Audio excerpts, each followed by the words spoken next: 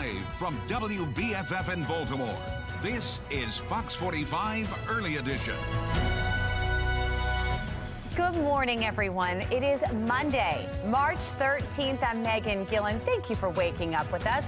Waiting to see what's going on as we start a new work week. We have meteorologist Justin Chambers joining us, and a little rainy out there right now. Yeah, exactly right, Meg. Good morning to you, and good morning, everyone. We're definitely seeing the wet roads as you head out here this morning, and temperatures that are chilly as well. You can kind of see some of those low clouds over the inner harbor right now, putting the HD radar into motion. Most of the rain is done temporarily. Still a few light showers. The heaviest rain down through Easton and Salisbury toward the eastern shore, and even a few snow showers here still rolling into parts of the mountain regions at this time. Numbers are mainly in the mid to upper 30s for Cockeysville and Towson to Baltimore at 39. You're at 38 in Brooklyn Park. A chilly Monday morning, off and on showers for us for today, and temperatures that do stay below average. So we'll stay on the cool side of things, and definitely want to watch out for those roads here with the morning commute staying wet over the next couple of hours. Temps in the 40s. Back with your full forecast in just a few minutes from right now. All right, Justin, thank you. Let's take a look at our Len Stoller traffic network. We've got some of our live cameras around the area pulled up, and you can see some of the roads are a little wet out there still this morning. Just be mindful of that. Otherwise, no issues to report. We do begin this morning in a city in crisis. 4 people hurt in 2 separate shootings this weekend. The latest happened around 4:30 yesterday afternoon near the Upton neighborhood. That scene is on the right-hand side of your screen. Police say a man and a woman were shot along Pennsylvania Avenue. Emergency responders brought the man to the hospital where he later died. The woman is in critical condition. No word on any suspects in either shooting. The other shooting injured 2 men and happened Saturday afternoon on Brighton Street and North Hilton Street. Well, tomorrow, the Senate Judicial Proceedings Committee will hold a hearing on the Violent Firearms Offender Act, and it is the same bill former Governor Larry Hogan pushed 2 years in a row. It would impose mandatory minimums for felony crimes using guns and impose stricter penalties for repeat violent offenders.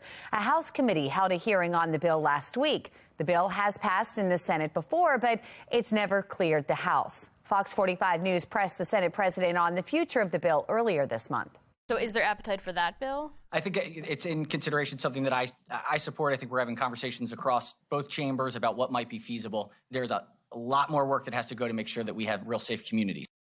Well, lawmakers have about a month left to decide what to do with the bill. The last day of the session is April 10th. Meanwhile, Baltimore City leaders are set to vote on Mayor Scott's pick for city administrator today. That vote comes days after a fiery committee hearing when Faith Leach's nomination was rejected 4-2. The city, it's in disarray. This vote is not about you. It is utterly unacceptable that we do not follow our own rules. Well, Mayor Scott voiced his frustration Friday morning, saying that he feels this is a political attack. Trust me, Baltimore, we are better with Faith Leach as our city administrator. Happened in the committee is not how we solve the problems we have in recruiting talented people to serve the people of Baltimore. The mayor says he is working with City Council President Nick Mosby to ensure Leach's confirmation, but others on the City Council aren't going to budge. Those who voted against Leach say that she's left them in the dark about city decisions in the past. Odette Ramos and James Torrance were the only council members who voted to confirm Leach. We have failed our constitutional duty to the citizens in the charter of this city. I am off and I'm tired. And I'm being frank, colleagues. While I may respect you in the sense of this chamber, you have violated the trust of this chamber and the people of Baltimore. Just ahead in our 5 o'clock hour, Taylor Stewart will join us live with a closer look at what we could expect from today's vote. 4:34 and happening today, Roy McGrath, the former chief of staff under Governor Larry Hogan, is set to begin his federal fraud trial today. Former Governor Hogan is expected to be called as a witness. Shannon Lilly will be live with details just ahead in about 30 minutes.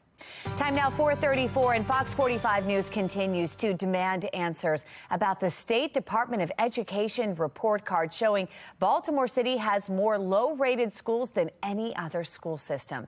It comes just weeks after a Project Baltimore report reveals 23 schools where 0 students among those tested are proficient in math. Now, some community leaders are saying school leaders need to be held accountable.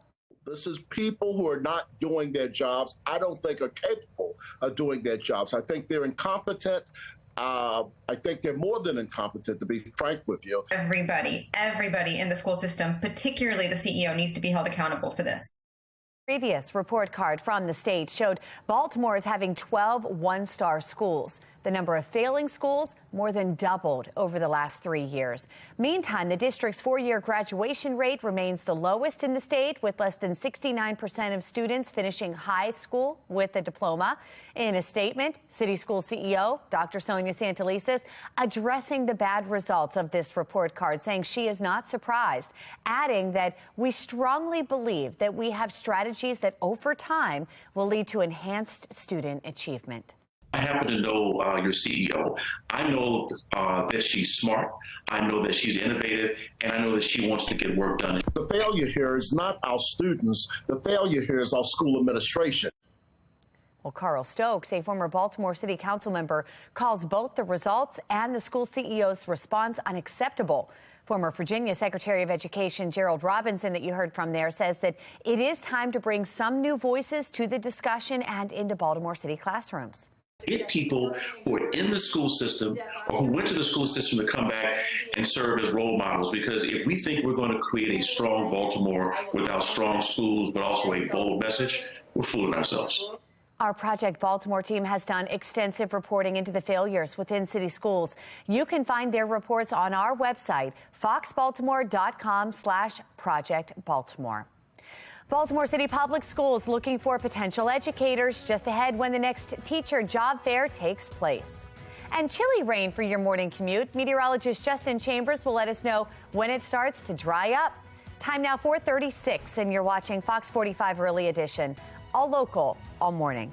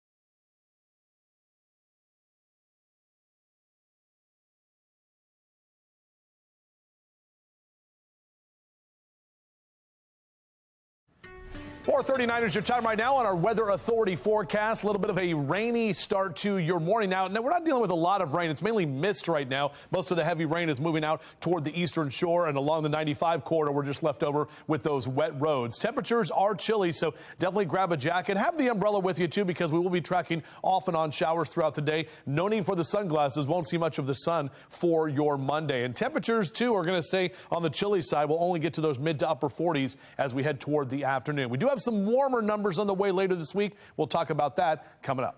All right, Justin, thank you. Well, Baltimore City Public Schools will be holding a couple of teacher job fairs in April and May. One took place this past weekend at Waverly Elementary and Middle School, and it brought in hundreds of potential educators who had the chance to speak to school principals and teachers. Organizers are hoping to streamline the application process. You can stay up to date with the events coming up in April and May on our website, foxbaltimore.com. An inmate sentenced to life for the attempted murder of a fellow prisoner. Just ahead, the kid's drink that led to the altercation. Is President Joe Biden swinging to the right, or are changes in policy simply him being the moderate he always was? I'm Christine Frizzau with a closer look. Here's what's ahead this morning on the National Desk. I'm Jan Jeffcoat. This morning on the National Desk, America's news now. It is the battle of the budgets. The leader of the House GOP joins us to lay out a roadmap for what's ahead. That's this morning on the National Desk. America's news now, weekday mornings. You can watch the National Desk on our sister station, the CW Baltimore, weekdays from 6 to 9 a.m.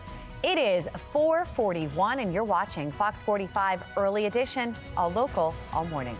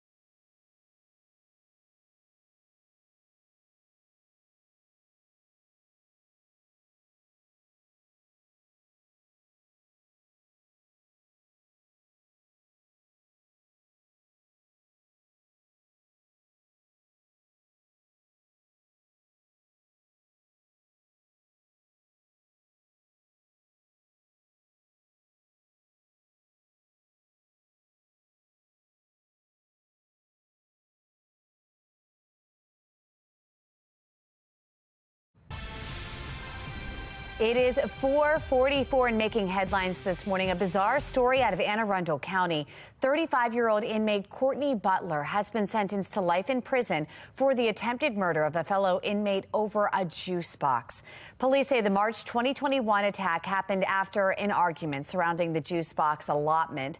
While the victim was taking a phone call, Butler stabbed him several times before throwing him to the ground, sending the victim to the hospital. Developing here this morning and making headlines, President Joe Biden heads into what could be a whirlwind of a week in Washington with so many uncertainties about the economy and other top issues. There has been a noticeable shift in multiple policies coming from the White House. National correspondent Christine Frizzell explains.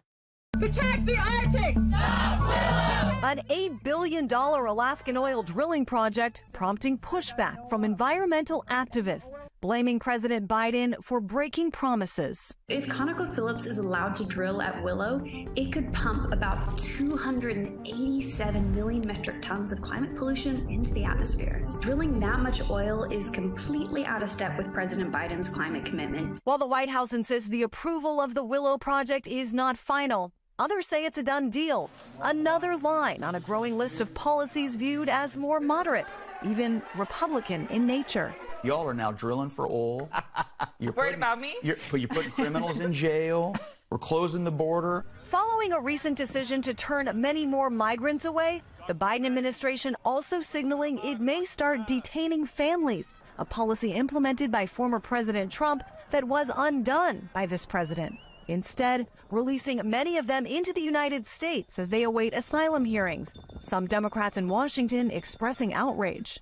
If the administration does go down this path, I am afraid that the president will become the asylum denier in chief. On responding to crime, President Biden also upset many in his party when he made clear he would not veto a Republican proposal to ban a law passed by the D.C. City Council that would lessen sentences for some violent offenders. Some arguing Joe Biden has always been a moderate. Crime, immigration, energy deficits. He's taken the center right away from the Republican Party. They don't seem to want it. They seem to want to be catering only to the most extreme people that didn't even think the riot was a riot. Remember, there have been some recent changes. The GOP now holds the majority in the House and has moved the needle on certain policy issues. And President Joe Biden could be trying to appeal to more middle-of-the-road voters as he gets closer to a potential announcement about re-election. I'm Christine Frizzell reporting. All right, Christine, thank you. 4:46 on a Monday morning. Let's check in with meteorologist Justin Chambers and see what's in store for us. Final week of winter. Crazy. Yeah, next Monday. Next Monday is spring. Yeah, I know. No kidding. Yesterday was just not fun to be outside. No. I tried to play golf. It didn't work out very well. We had a lacrosse tournament all day outside. And you probably were not excited about that. It was fun for the kids, but it was cold for the parents. I know. And cold for everybody, too. Yeah, just kind of that overcast conditions that are kind of hanging around. I mean, Saturday wasn't too bad. We did get some sunshine there. But overall, our temperatures have trended below average. And that's what we're seeing. Basically, we started off the year, January and February, very nice with those well above average temperatures, and now kind of paying for it here in March with numbers that are below average. Currently, we're at 39 at BWI Thurgood Marshall. A little easterly wind, about 6 to 10 miles an hour. We are seeing some misty conditions out there, but on our HD radar, really not picking up much. We are seeing a few showers in Hagerstown, just to the parts of into parts of Frederick and into Carroll County to the west. We're seeing a few of those light snow showers, even right there, just north of I-70, but it's not much. And overall, when you pull back a little bit further, most of the rain is out toward the eastern shore and even moving away from Easton out through Salisbury and down toward Ocean City at this time. This is all part of that larger system that is bringing a lot of these snowy conditions to parts of the Great Lakes region. And then you see this big old L down the bottom of the screen. That's a coastal low that's going to set up and become a pretty significant nor'easter over the next couple of days. That's going to impact our friends to the north. Let's talk about here at home, our hourly future scan. Notice what happens with our rain and where most of the rain is going to be today. We keep the clouds around. We'll see some off and on kind of scattered showers here and there. There's not much over the 95 corridor. Most of it is kind of east of 95. So the eastern shore counties, that's where you'll see more of that rain. But again, still off and on showers through about 5 o'clock this afternoon. Thankfully, not as much wind. And then that will start to move out of here. That moisture will by tomorrow. Overall, as you rise and shine with us, the next couple of hours showers, numbers staying mainly in the lower 40s here.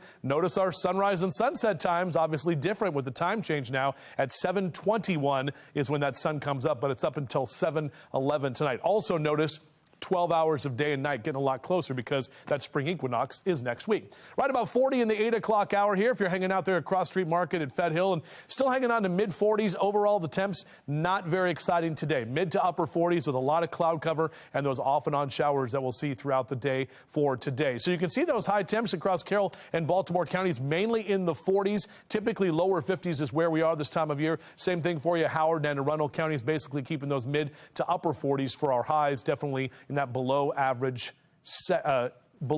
area. Now, 7-day forecast.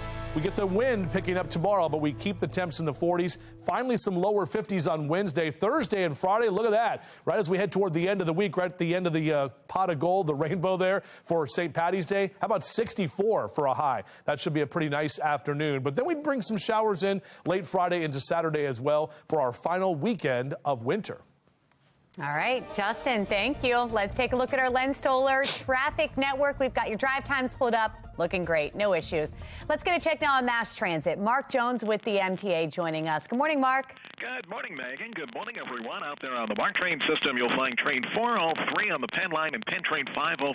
Both running about 5 minutes late. Light rail link still working with the service disruption between Falls Road and Timonium Fairgrounds. That's due to ongoing maintenance. Allow time for travel. A shuttle bus bridge remains in place there providing service. And Metro subway link on schedule from end to end. For the MTA Transit team, I'm Mark Jones. Thank you, Mark. I am off and I'm tired. The Baltimore City Council committee will have to vote again for the mayor's pick for city administrator, the council members who may be changing their votes. And a popular Maryland seafood restaurant jumps into a food fight. How another group's crabby billboards are pushing an iconic restaurant to fight back. It is 4:51 and you're watching Fox 45 Early Edition. All local, all morning.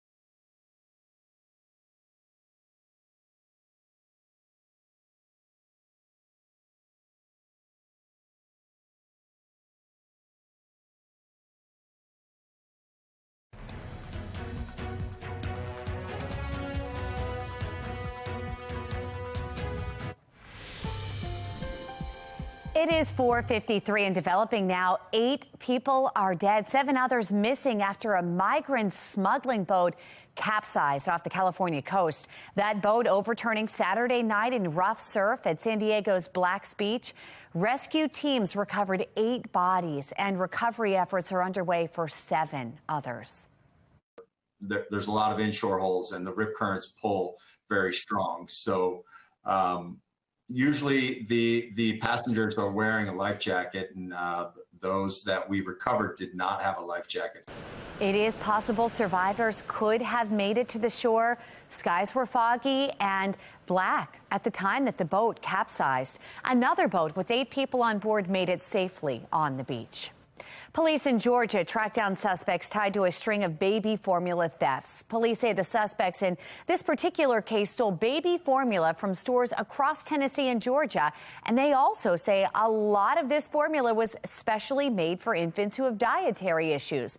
2 brothers from Texas and a 16-year-old juvenile were arrested after walking out of a supermarket with 12 cans of formula. Police say that they had just stolen. When officers searched their vehicle, they say they found an additional 662 cans of formula valued at $26,000. Authorities are now working to determine if anyone else is involved in this. We suspect that there's going to be more further up the food chain. People may be responsible for sending these people here, organizing it. And the suspects in this case are facing a list of charges, including 2 felony counts of theft each. Republicans and other critics of Dr. Anthony Fauci, including Twitter CEO Elon Musk, have called for him to be dragged before Congress and the courts for his role in the COVID-19 pandemic. Musk tweeting, "Prosecute Fauci," which the doctor says is ludicrous. There's no response to that craziness, Jim. I mean, prosecute me for what? What are they talking about? I mean, I wish I could figure out what the heck they were talking about. I think they're just going off the deep end. Well, Republicans accuse Fauci and the National Institutes of Health of funding gain-the-function research at the Wuhan Institute of Virology. Fauci has long maintained that NIH funding has neither irregular nor improper. The institute is a suspected source of a possible lab leak from which COVID escaped. There is no consensus in the scientific or intelligence communities, with many believing the virus occurred naturally. 3 congressional subcommittees are now investigating this. 4:56, and we have some new details this morning. Jimmy's Famous Seafood has a long legacy in Baltimore, but there's a little extra beef on the menu as a billboard battle is erupting on Baltimore's roadways. PETA has been looking to put them out of business for some time now, even bringing religion into the fight. Vincent Hill spoke to one of the owners of Jimmy's, who is turning up the heat and firing back. Hi guys. Inside Jimmy's Famous Seafood, About $3.80 tonight. the kitchen is busy filling hundreds of orders. 2 crab cake platters, 1 covered in imperial glaze, a couple of soft shell fried crabs. I've gone to a couple other places. Nobody does them like Jimmy's.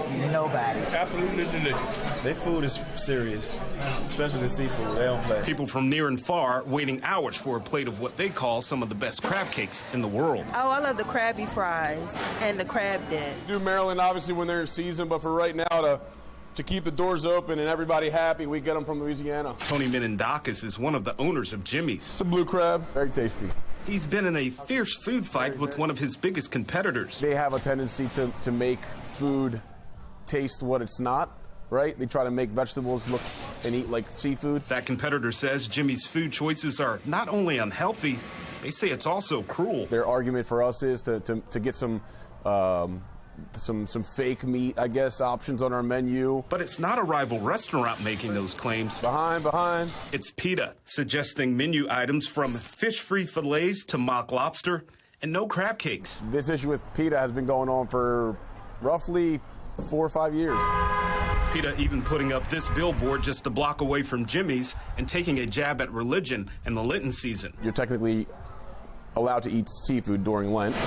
And it's not the first time PETA has put up a billboard in protest. Yep. Tony and his team firing back with their own billboards. And then once we saw the press release come out and we saw that it was actually directed to us, I think that's what my team enjoyed the most about coming up with the the comeback.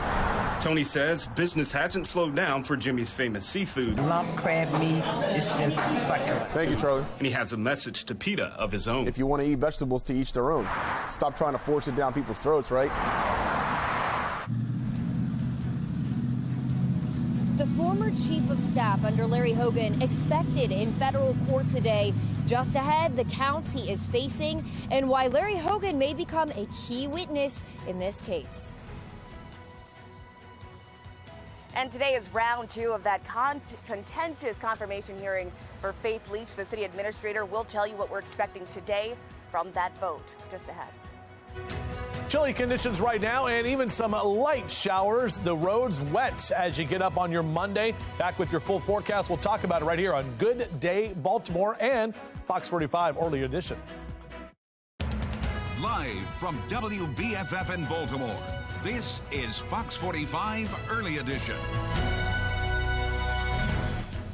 Good morning on this Monday, March 13th. I'm Patrice Sanders. I'm Tom Rogers, and we're going to find out if there's going to be any flurries mixed in with those freezing rain. I saw them yesterday. No. Yesterday There we had were them. flurries yesterday afternoon. Okay, cool. Did you guys get your snow shovels out? Oh, my. It's there. Well, see, there. there's no snow. No snow. But we said flurries. We didn't say snow. We said flurries. It's just crazy how this season has been so darn dry, right? Right. I'm thinking decaf today. You alone today. Yeah, Justin. decaf, man. Woo! Our temperatures right now mainly chilly, and we've got definitely have some of the wet roads out there. Our Towson camera right now, you can see those roads are a little bit on the slick side, but not slippery, just a little bit wet. And you can see our HD radar. Most of those showers moving out toward the eastern shore. Again, really not picking up much in the way of actual rain right now, but it is misty out there at this time. And our temps are chilly right now in the mid to upper 30s. Cockeysville and Towson and Baltimore City at 39, out through Dundalk. 40 your temp right now in Glen Burnie. So your weather story looks like this. A chilly Monday morning, off and on showers through the day, and those temperatures staying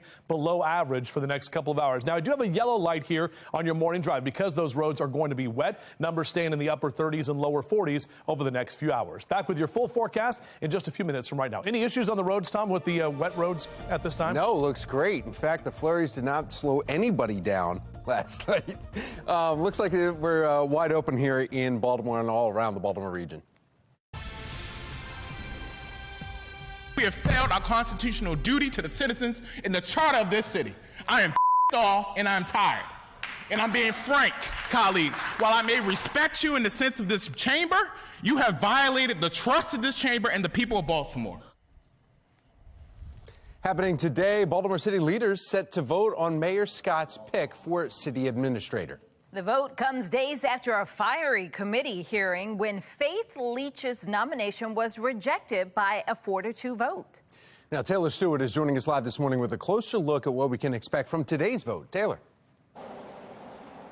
Well, that's right. Mayor Brendan Scott is standing by his nomination for City Administrator Faith Leach. And as you said, a 4-2 vote. She was rejected last week, but there was a change of tone from what at least one council member we're aware of this morning. And so this new confirmation hearing is scheduled to take place at City Hall here at 1 o'clock. And the mayor intends to get Leach confirmed as she's the most qualified for the job, he says. But those who oppose the nomination, like Sharon Green Middleton, address the constant lack of transparency from the mayor's office. Councilmember James Torrance and Odette Ramos were the only two council members to vote in favor, leading to this tense moment inside the chamber. We have failed our constitutional duty to the citizens in the charter of this city. I am off and I'm tired. And I'm being frank, colleagues. While I may respect you in the sense of this chamber, you have violated the trust of this chamber and the people of Baltimore. The president has now said to me that he and I will work with the council, with the committee, to make sure that that happens moving forward. Take a look at this. A statement sent to Fox 45 from Mosby's office says the council president has been in communication with the mayor regarding the city administrative officer role and looks forward to more conversations around this process for Ms. Leach. And just last night, Councilman Mark Conway tweeting this after initially opposing Leach's confirmation. He said this: after conversations with the community, business, and faith leaders over the weekend, I will be voting for Faith Leach to become the next CAO. I look forward to sharing my thoughts on how I plan to hold the mayor and our new CAO accountable to the citizens of Baltimore. Again, that hearing begins right here at City Hall at 1 o'clock. We'll keep you updated as this confirmation hearing possibly moves forward. We're live here in Baltimore. I'm Taylor Stewart, Fox 45 News, Early Edition. Thank you, Taylor. Now, the confirmation of Faith Leach is just the latest issue that's divided City Hall. Some members of City Council continue pushing back on a deal between Mayor Scott and BGE over the city's conduit system. Mayor is accused of not following proper protocol when approving the contract because two members of the Board of Estimates chose to boycott the vote. There are also concerns the mayor is not being transparent about that deal. Then Thursday, the council held a hearing on the mayor's Clean Core program, which would give a few nonprofit organizations $15 million to clean up Baltimore. Some of the council say the money would be better off going directly to the Department of Public Works. And then today, a committee will review legislation to bring the Baltimore Police Department under local control. Mayor Scott has supported a plan that would delay the process until next year, but some council members want it done immediately. You can find more on all of these issues right on our website, foxbaltimore.com. We want to know what you think. If elections were held today, would you vote to re-elect Mayor Scott?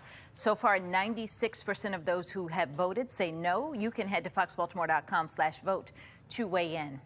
Also happening today, the former chief of staff under Governor Larry Hogan is set to begin his federal fraud trial today. Roy McGrath faces 8 counts, including wire fraud, embezzlement, and altering federal documents.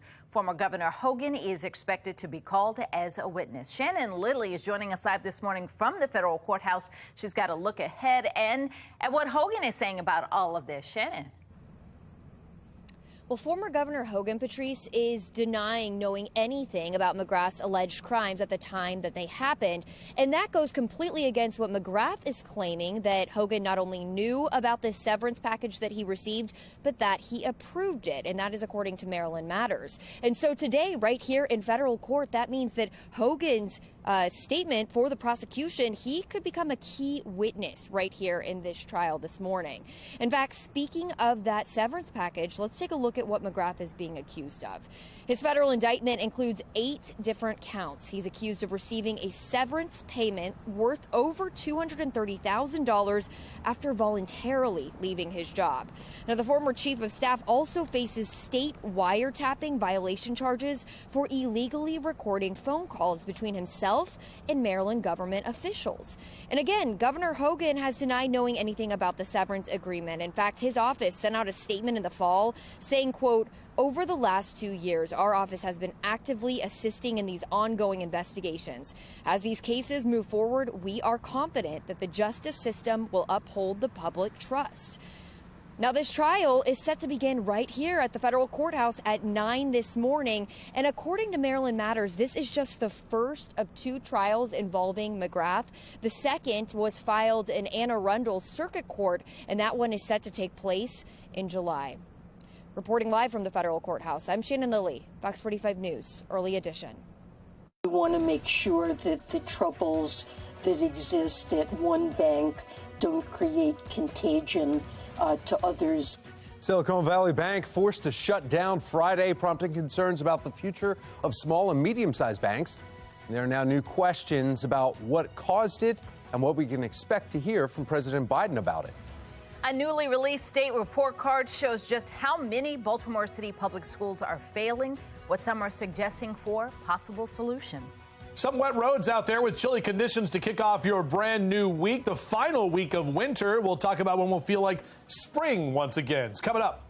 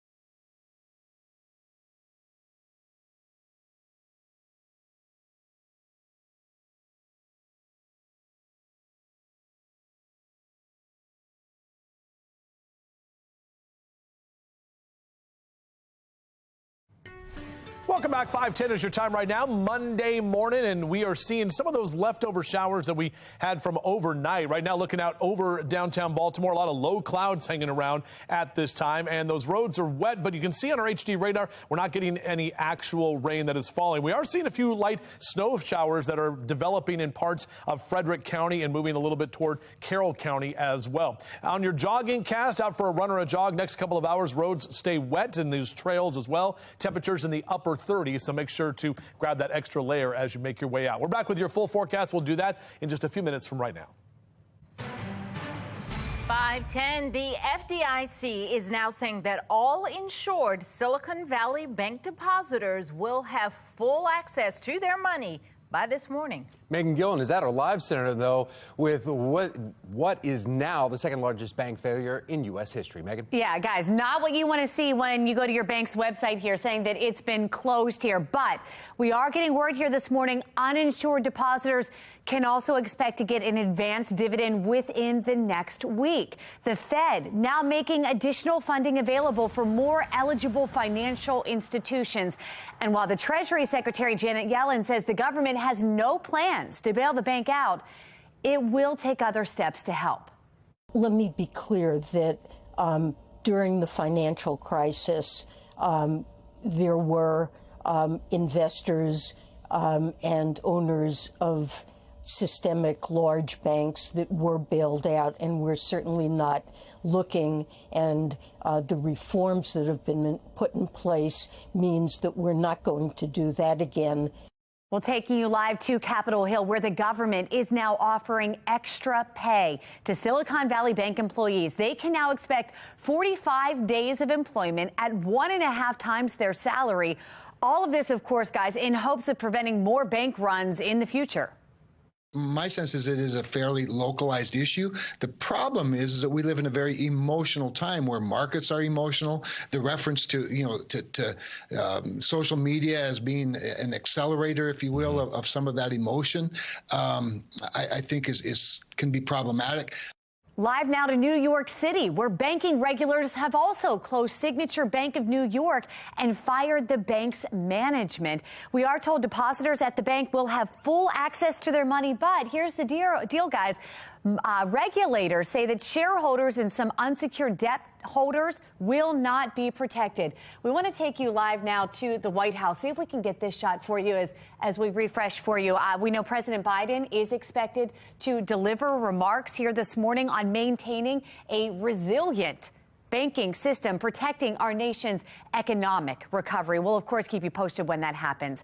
That's the latest from our live center. Gas prices could soon take a dip. Why it might not last long. We are feeling the luck of the Irish. Look at that. Just ahead, a look at the St. Patrick's Day festivities before the holiday. 5:13, you're watching Fox 45 Early Edition, all local, all morning.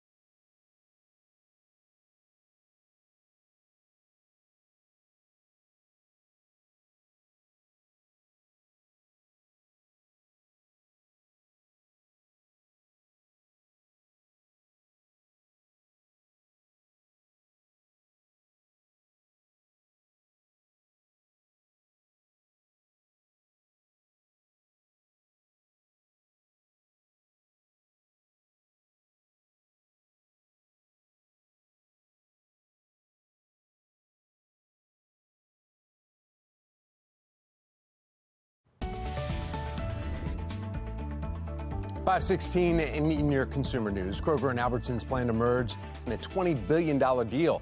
They want customers to be able to buy some coffee, patio furniture, and prescription medication all in one place. Sound familiar? Competing against Walmart. The planned merger is undergoing a Federal Trade Commission review. Kroger says it is cooperating with the review and hopes the deal with Albertsons will close in early 2024. Ford plans to resume production of its F-150 Lightning truck today, move following the automaker recalling 18 trucks due to a battery cell manufacturing defect. The company says it will replace the battery packs, and it is not aware of any fires or any injuries connected to this recall. Ford previously stopped production of the Lightning F-150s after an EV truck caught fire early last month during a quality inspection at the company holding lot in Michigan. Fire spread to 2 other trucks at the time. Gas prices continue to go up, but AAA questions if the trend could reverse. The nationwide average increased nearly a dime per gallon over the last week, but AAA notes that demand and the global cost of oil have fallen recently. Historic trends suggest prices might not be far behind. Now, the switch to summer blend gasoline is underway, and that typically adds 5 to 10 cents per gallon for the price. Now, in Maryland, gas is 12 cents below the national average, but it depends on the state taxes for that average. Take a look at your screen. Gas is at $3.35 for regular. Yesterday it was at $3.33. A year ago, average was $4.28. That's 81 cents more than the national average. 5:17 in your entertainment news. The 95th Academy Awards have come and gone.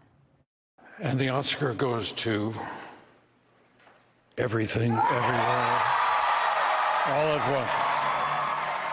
Oh, we heard that name a lot. On Hollywood's biggest night, Everything Everywhere All at Once reigned supreme, winning 7 Oscars, including Best Picture, Best Director, and Best Original Screenplay. It was nominated for 11 Oscars heading into the ceremony. In addition, Michelle Yeoh made history as the first Asian woman to win Best Actress. Now, Scream 6 setting a new record at the box office for opening weekend for that franchise. The movie earned nearly $45 million this weekend. Reports say actress Jenna Ortega may be providing a boost to the movie, as she also stars in the popular Wednesday series on Netflix.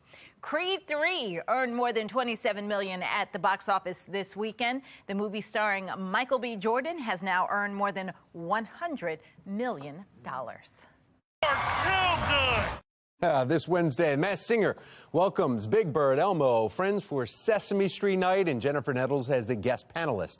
Of course, if you could watch this Masked Singer right here on Fox 45 Wednesday nights starting at 8. Very cool. All right, it's 5:19. We need to get a check of our forecast as we head into this new week. Yeah, exactly right. The last week of winter. This is it. Is it? Yeah, next Monday, is the spring equinox. So is this our last cold week?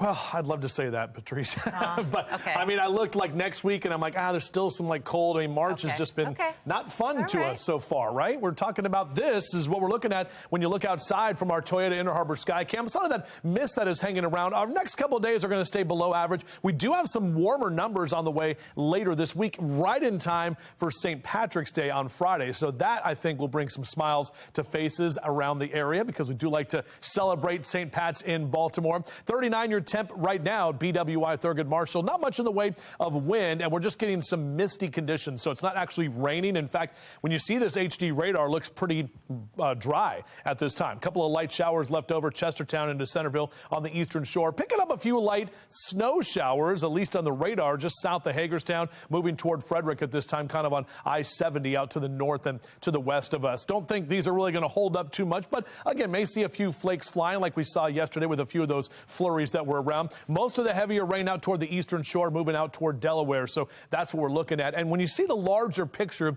we've got an area of low pressure over the Great Lakes, bringing a lot more of the snow showers there, even western PA and western New York. This guy right here, this area of low pressure that's south of Virginia Beach, this is going to be a coastal low that will move up the East Coast over the next 24 hours and become more of a nor'easter into Tuesday and Wednesday, especially for our friends north of here. That's going to impact us. I'll tell you how in just a moment. Meanwhile, our our hourly future scan looking like this. This is 8 o'clock this morning. Notice where most of the rain is being put, and that's mainly the eastern shore, with still a couple of showers off and on through most of the midday portion of your day. And even in the later part of the afternoon, 4 or 5 o'clock, a couple of scattered showers. So we're not tracking a lot of rain for today. It's mainly going to be overcast with a couple of those showers that will be hanging with us. So go ahead and make sure the kids have the umbrella at the bus stop. Beep, beep, and the rain gear ready to go. Temps in the 30s here through 7 a.m., mid-40s by noon, and into the upper 40s for that 2 and 3 o'clock hour this afternoon. So definitely a chilly day ahead with those showers hanging around. Typically lower 50s is where we are for March 13th, but we're going to stay mainly in the 40s across central Maryland and up and down the 95 corridor for Philly and Baltimore down into D.C. as well. Checking your temperature tracker. Here comes a warmer week after we get to about Wednesday, Thursday, and Friday. Nice little spike in those numbers with upper 50s and even low to mid 60s by Friday. But there's that dip I talked about on the second half of the weekend as we get into early next week. So here's what's going on with our future scan. Again, we'll keep those showers off and on throughout the day today. A few more upslope snow showers for the mountains. That area of low pressure tracking up to the north and east. Look at what's going on tomorrow afternoon and evening. A lot of snow expected. Boston up into Albany into Scranton, PA. That area of low pressure, what it's going to do for us is pick up our wind. We'll have some very strong wind to deal with tomorrow afternoon and evening, but we're not looking at any major snow as that's going to be too far to the north and to the east. And even on Wednesday, that wind's kind of left over as that area of low pressure exits to the east. So just be aware of that. The wind definitely picking up on Tuesday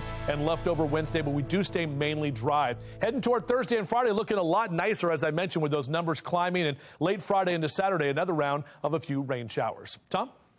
Thank you, Justin. Let's take a look now at your Lynn Stoller Traffic Network, and everyone is moving along just fine right now. In fact, some of the roadways look like they're starting to dry out already. So no issues there. Now let's get a check of your mass transit. We have Mark Jones with the MTA. Good Monday morning, Mark. Good Monday morning, Tom. Good morning, everyone. Out there on the MARC train system, you'll find Penn Train 505 and Camden Train 841, both running about 5 minutes late, so allow time for travel in those instances. The other trains of MARC are on time for your Monday start. Out there on Light Rail Link, still working with a service disruption between Falls Road and the Timonium Fairground stops. That's due to maintenance ongoing. Shuttle buses remain in place, bridging the gap, and you'll allow yourself a little extra time there. Perhaps you'll find Metro Subway Link adhering to schedule in both directions. No delays between Owings Mills and Hopkins Station. For the MTA Transit Team, I'm Mark Jones. Thank you, Mark. You voted for it, but it still has not happened yet. Just ahead, the hearing happening today regarding getting the Baltimore Police Department under local control.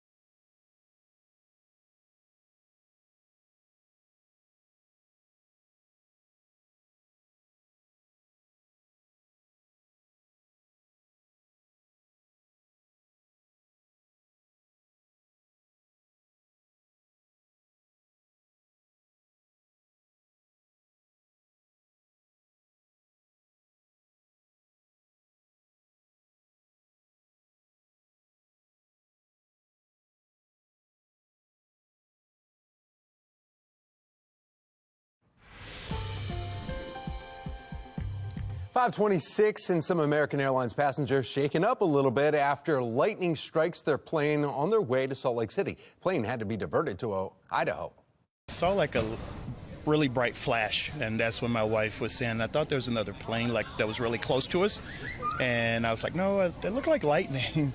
So that's shortly after that he did announce that it was lightning. That's a husband saying that he was right, his wife was wrong, right? Did you catch that? No injuries were reported, thankfully. American Airlines says the plane was carefully inspected after the emergency stop and was deemed safe to fly. Chilly rain for your morning commute. Meteorologist Justin Chambers letting us know when it will all start to dry out.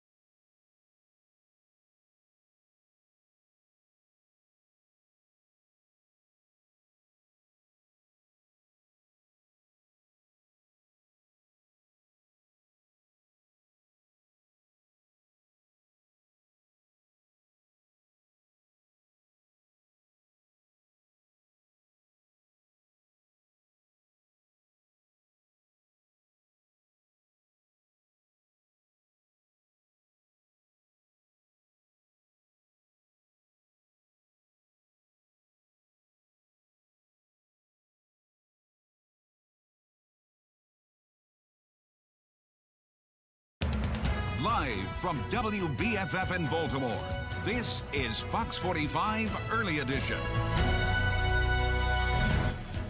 Welcome back on this Monday morning. Coming up on 5:30, I'm Patrice Sanders.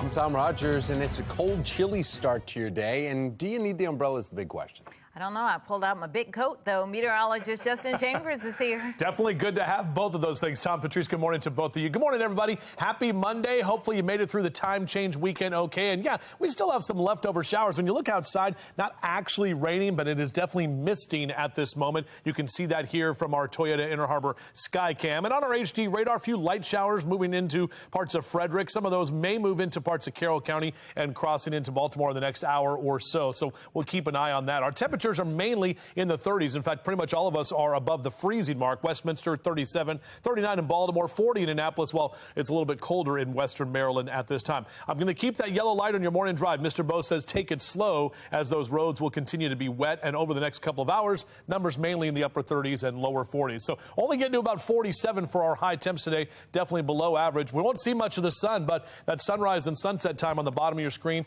definitely different as that time change now shows us that we are in that 7 o'clock hour for the sun coming up, but going to bed later too. Back with your full forecast. We'll do that in just a few. Tom. Thank you, Justin. And speaking of definitely different right now, Lens Solar Traffic Network, no issues to report at 5:31 on a kind of a rainy start to your Monday morning commute. Some great news there.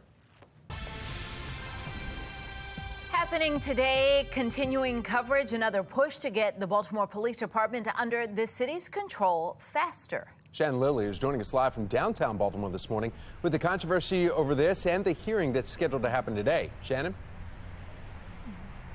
Yeah, despite overwhelming approval for this back in November from voters, Tom, Baltimore still does not have control over the city police department. So that is something that leaders are going to continue to dig into today. In fact, we want to pull up the details right here for their legislative oversight hearing that they're holding this evening. It's going to start at 5:30. Now, in this hearing, they're going to go over legislation that is currently before the local control board in Annapolis regarding this transfer of control from the Baltimore Police Department from state to local control. Now, this meeting will also be an opportunity for the community to weigh in and get an update on what's going on in the process moving forward, because voters have already been waiting for months for this transfer of control to happen.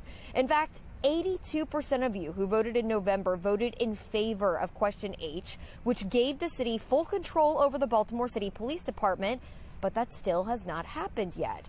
Well, just about 2 weeks ago, you'll remember that council members gave unanimous approval to a resolution calling on the state to transfer control sooner rather than later.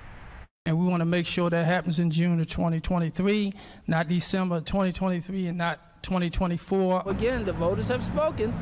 We need to make that happen June. Local control of BPD is about racial justice, it's about police accountability, and it's about representative democracy. And that's something that the mayor has long promised to make happen. But at a hearing last month, he angered activists when he announced it could be late this year before that control is finally implemented. And now we're learning it could be even longer than that, because right now there are 2 bills in Annapolis regarding this transfer of control.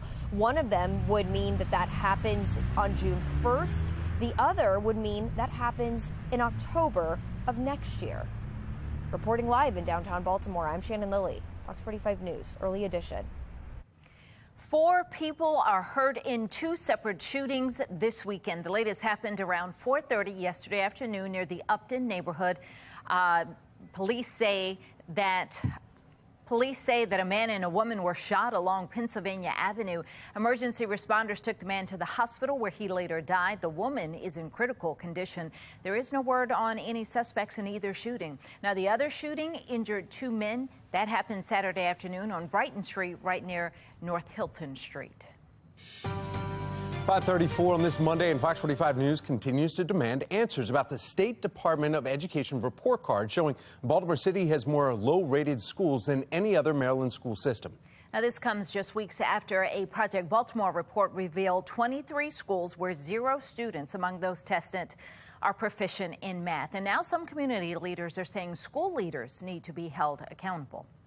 This is people who are not doing their jobs. I don't think are capable of doing their jobs. I think they're incompetent.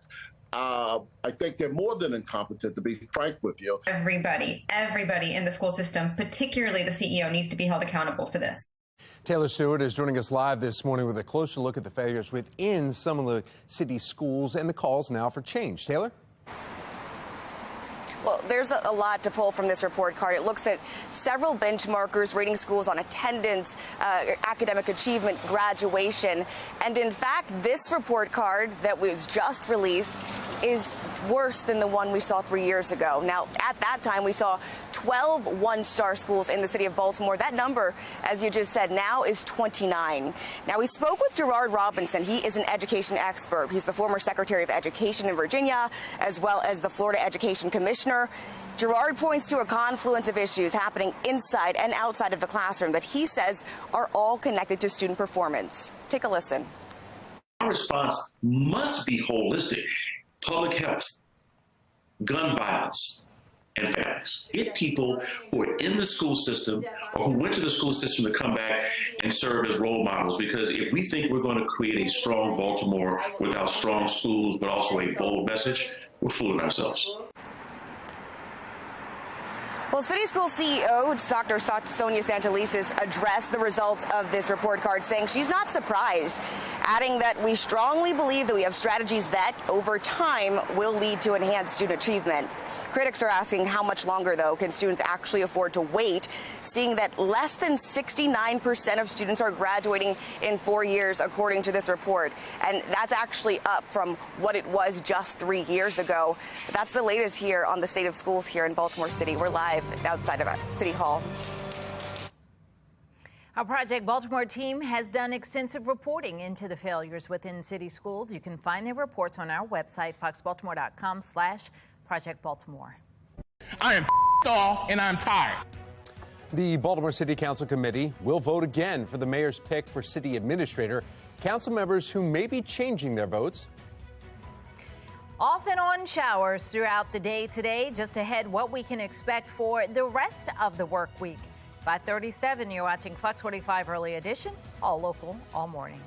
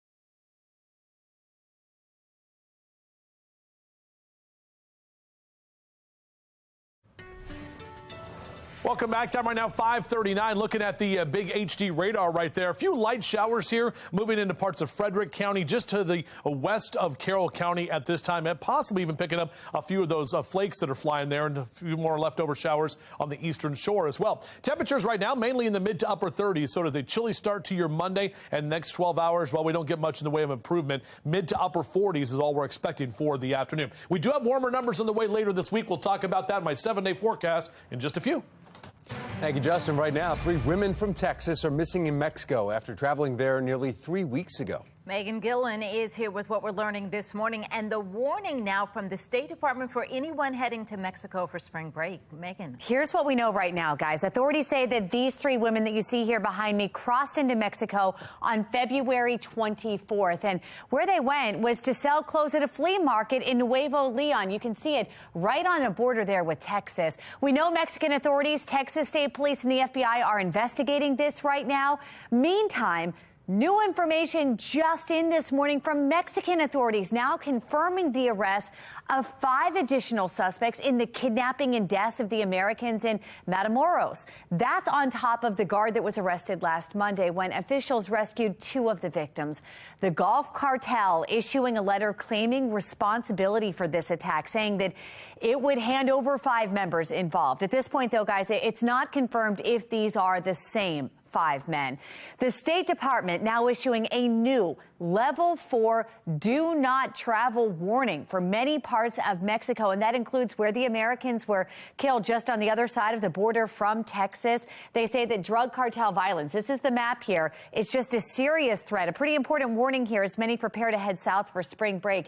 This is the places not to go, that whole country there highlighted as possibly do not travel to reconsider travel. That's the latest from our live center. Tom.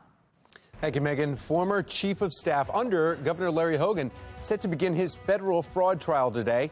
What Hogan is saying about this case. 5:42 is the time. You're watching Fox 45's Early Edition, all local, all morning. Fox 45 News, winner of 17 2022 Regional Emmy Awards, more than all other Baltimore news stations combined.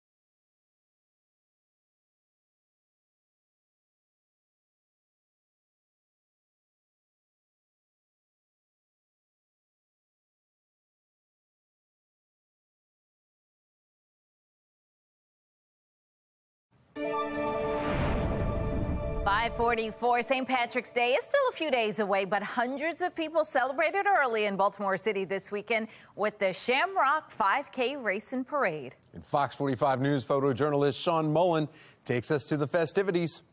Runners ready, go! Yeah, this is great. We were a little worried about whether we were going to get some decent weather or not, but it looks like it's going to hold out. 3, 2, 1. Gotta get the bagpipes. This is our first time in Baltimore. Technically, I guess you could say I wasn't invited to the parade, but I figured I'm just going to come along and get in. The group I was riding around with, they said it was fine for me to be with them, but it flaked out on me a little bit, which it does sometimes, so I had to kind of pull off. I was playing the Chumbawamba song, you know, I get knocked down. But that was the most, I don't even know that that's an Irish song, but it was like, I just had to, it's something I came up with last night. Loving it.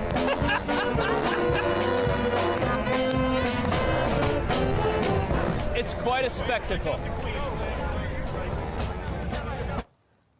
Well, we want to see how you're planning on celebrating St. Patrick's Day. Just scan the QR code right there on your screen. Share your photos and pictures and videos with us. You can also use your Fox 45 News mobile app, or you can head over to our website, foxbaltimore.com/chime in.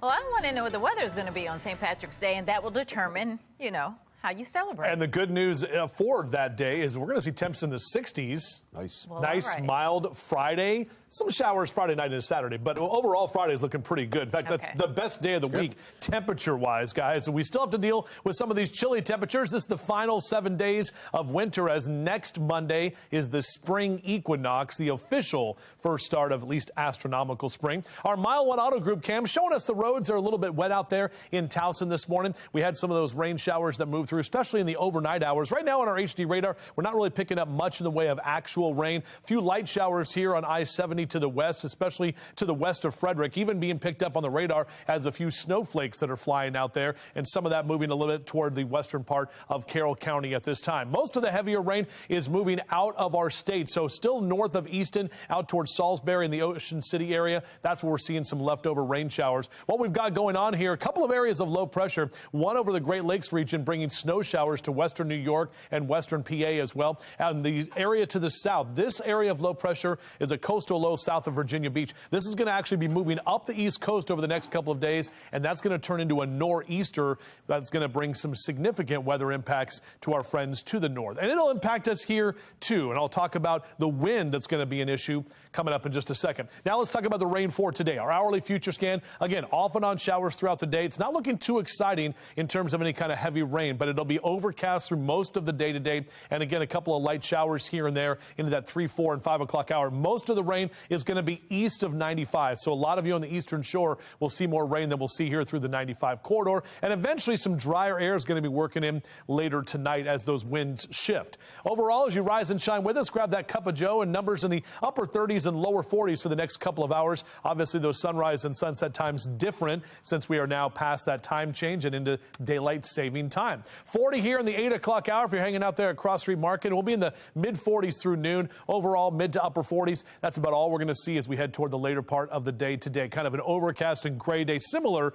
to how things ended up yesterday. Most of us across Carroll and Baltimore counties will stay in the 40s for your afternoon highs, and that's going to continue up and down the East Coast as well. Let's talk about that next weather maker. So we've seen some showers here again through the afternoon, and even a few upslope snow showers for the mountains. We still have winter weather advisories posted for Garrett and Allegheny counties, and those go through Wednesday morning. Meanwhile, on our future scan, let's show you what's going on. This is tomorrow. So remember that coastal low I talked about? That's going to be shifting up to the northeast and will be a pretty strong nor'easter, bringing snow north of Boston all the way through parts of the northeast as well. Some heavy snow at times. We're not going to get the snow here, but that area of low pressure wrapping around, really going to pick up our wind as we get into tomorrow afternoon. Let me show you what's going on with our future wind gusts. Now, today, not much of an issue with the wind. Watch what happens as we go forward into Tuesday. Look at how this wind is really going to pick up. All of those areas in orange and red, some very strong windy conditions here through tomorrow afternoon, mainly from the north and the northwest. 40 and possibly even some 50-mile-an-hour wind gusts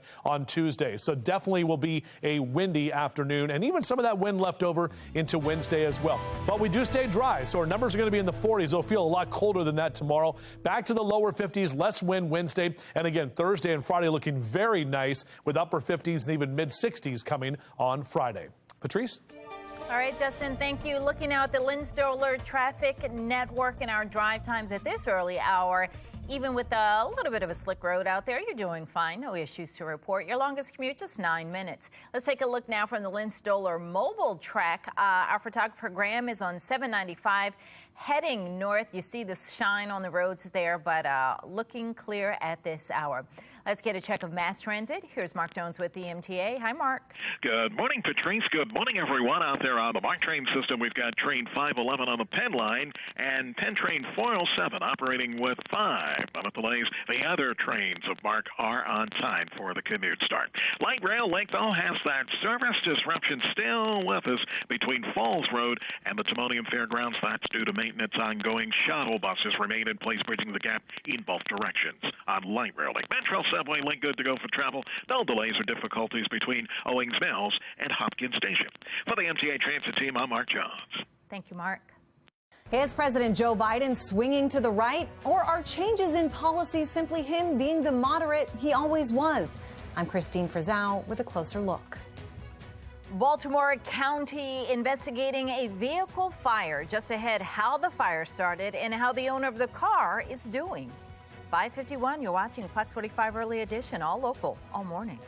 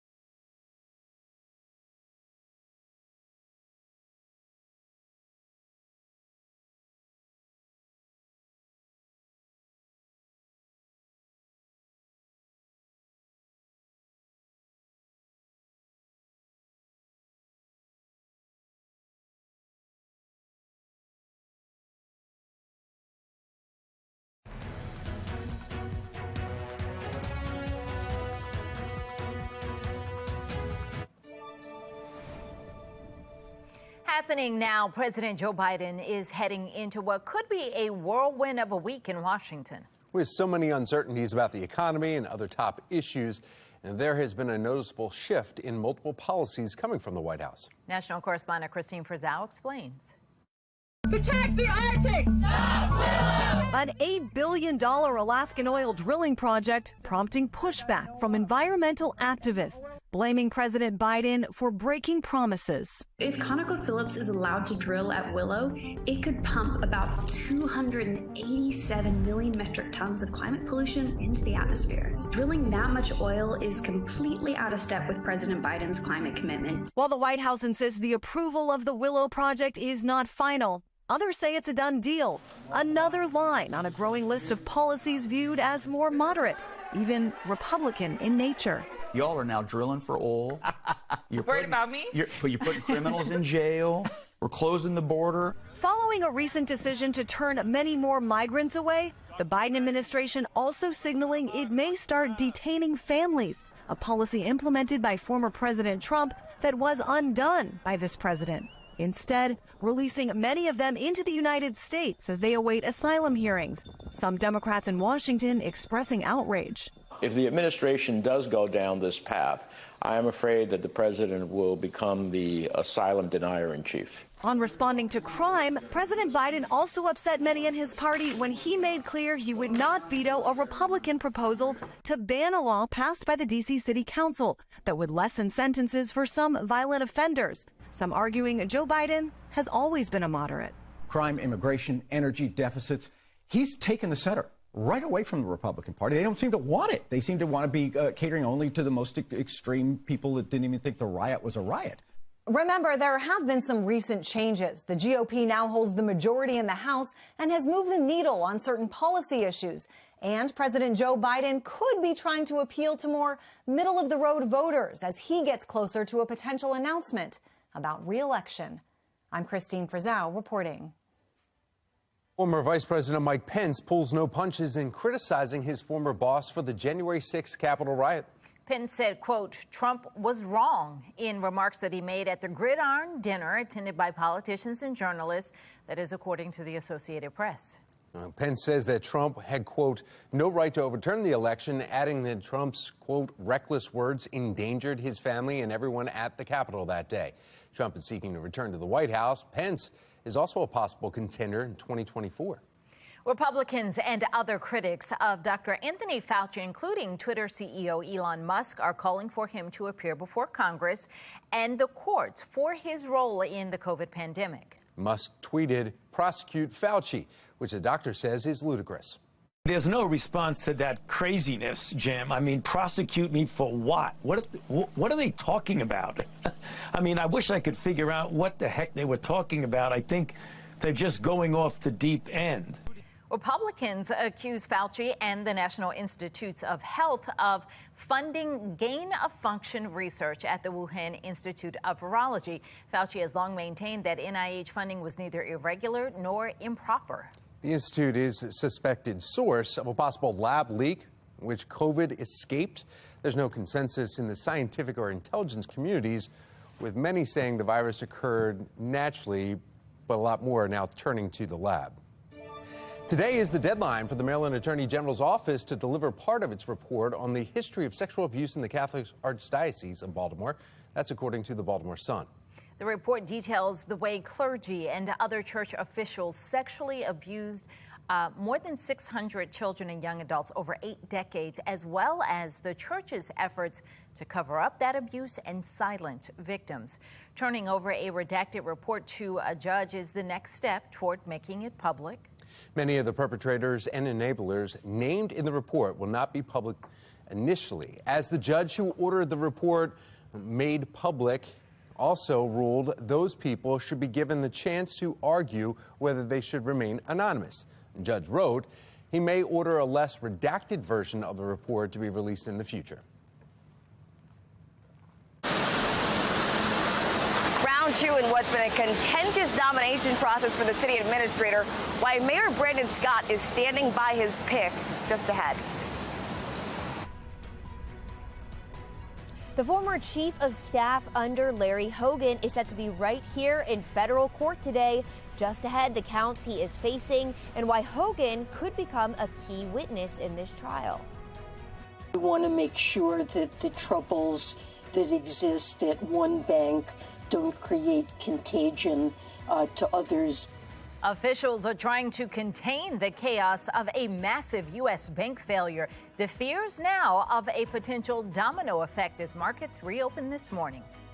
Tracking a few light showers here for you today. Chilly temperatures to kick off your Monday. We'll talk about when we actually warm up. It's all coming up on Fox 45 Morning News. Let's go. Live from WBFF in Baltimore, this is Fox 45 Morning News. Good morning on this Monday, March 13th. I'm Patrice Sanders. I'm Tom Rogers. In fact, speaking of numbers, 031323. 031323. Well, I like that. You like that? I figured you would. For sure. Yeah. But you know what? Today it's National Napping Day because it's like the Monday after. There's Tom's done. Listen.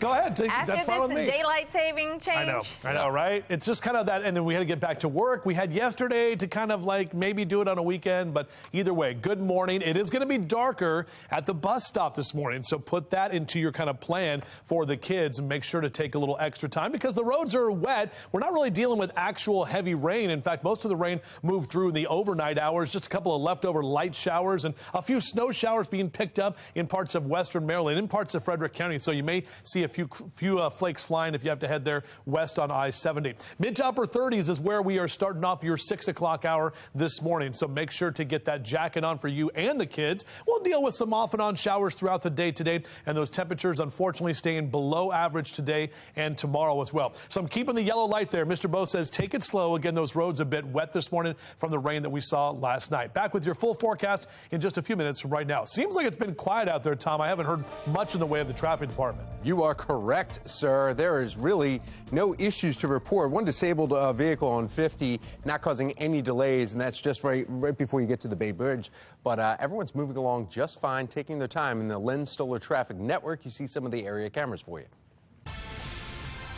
6:01 and happening today, Baltimore City leaders are set to vote on Mayor Scott's pick for city administrator. Now, the vote comes days after a fiery committee hearing when Faith Leach's nomination was rejected by a 4-2 vote. Taylor Stewart joins us live with a closer look at what we can expect today. Taylor. Yeah, that's right. Mayor Brendan Scott is standing by his nomination for city administrator, Faith Leach. And as you said, a 4-2 vote. She did not get the necessary votes last week, but we've seen a change of tone this weekend on the internet from at least one council member. Now, as we said, Mayor Brendan Scott intends to stand by Faith Leach today. He wants to see her get confirmed. He says she's the most qualified for this job. But we already know there are council members who are against this. For example, Sharon Green Middleton said last week that the constant lack of transparency from the mayor's office halted her vote.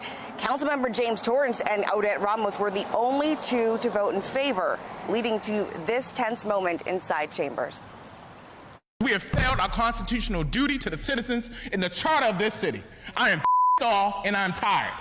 And I'm being frank, colleagues. While I may respect you in the sense of this chamber, you have violated the trust of this chamber and the people of Baltimore. The president has now said to me that he and I will work with the council, with the committee, to make sure that happens moving forward. And Mosby's office says that they have been in communication with Mayor Scott regarding the administrative officer role, and they're looking forward to more conversations about the process of confirming Ms. Leach. Now, just last night, Councilman Mark Conway tweeted this after initially opposing Leach's confirmation. He says, after conversations with community, business, and faith leaders over the weekend, I will be voting for Faith Leach to become the next CAO. I look forward to sharing my thoughts on how I plan to hold the mayor and our new CAO accountable to the citizens of Baltimore. Now, again, that hearing is set to begin at 1 o'clock here at City Hall. That's the latest here in front of City Hall. Taylor Stewart, Fox 45 News. Well, we want to know what you think. If elections were held today, would you vote to re-elect Mayor Scott? So far, 96% of those who have voted say no. You can head to foxbaltimore.com/vote to weigh in. Also happening today, the former chief of staff under Governor Larry Hogan is set to begin his federal fraud trial today. Roy McGrath faces 8 counts, including wire fraud, embezzlement, and altering federal documents. Former Governor Hogan expected to be called as a witness. Shannon Lilly is joining us live this morning from the federal courthouse. She's got a look ahead and more at what Hogan is saying about the case. Shannon. Well, former Governor Larry Hogan, Patrice, has denied knowing anything about McGrath's alleged crimes at the time that they happened, which goes against what McGrath is claiming. He says that Hogan not only knew about his severance package, was aware of it, but also approved it, among other things, according to Maryland Matters. And so right here at the federal courthouse this morning, Hogan may become a key witness for the prosecution. In fact, speaking of that severance package, let's take a look at what McGrath is being accused of. His federal indictment includes 8 different counts. So he is accused of receiving a severance payment worth over $230,000 after voluntarily leaving his job. The former chief of staff also faces state wiretapping violation charges for for illegally recording phone calls between himself and Maryland government officials. And again, Governor Hogan has denied knowing anything about the severance agreement. In fact, his office sent out a statement in the fall saying this right here, quote, "Over the last 2 years, our office has been actively assisting in these ongoing investigations. As these cases move forward, we are confident that the justice system will uphold the public trust." So we'll see how this all plays out in this trial that is set to begin at 9 this morning right here in federal court. Now, according to Maryland Matters, this is the first of 2 trials that are involving McGrath. In fact, the next trial was filed under Anne Arundel Circuit Court, and it is set to take place in July. Reporting live from the federal courthouse, I'm Shannon Lilly, Fox 45 Morning News. The FDIC is now saying that all insured Silicon Valley Bank depositors will have full access to their money by this morning. Megan Gillen is at our live center with what this is now the second largest bank failure in U.S. history. Not great, guys, and not what you want to see when you go to your bank's website here, that it has been closed here. We are getting word, though, this morning that uninsured depositors can also expect to get an advanced dividend within the next week. The Fed now making additional funding available for more eligible financial institutions. And while Treasury Secretary Janet Yellen says the government has no plans to bail the bank out, it will take other steps to help. Listen in.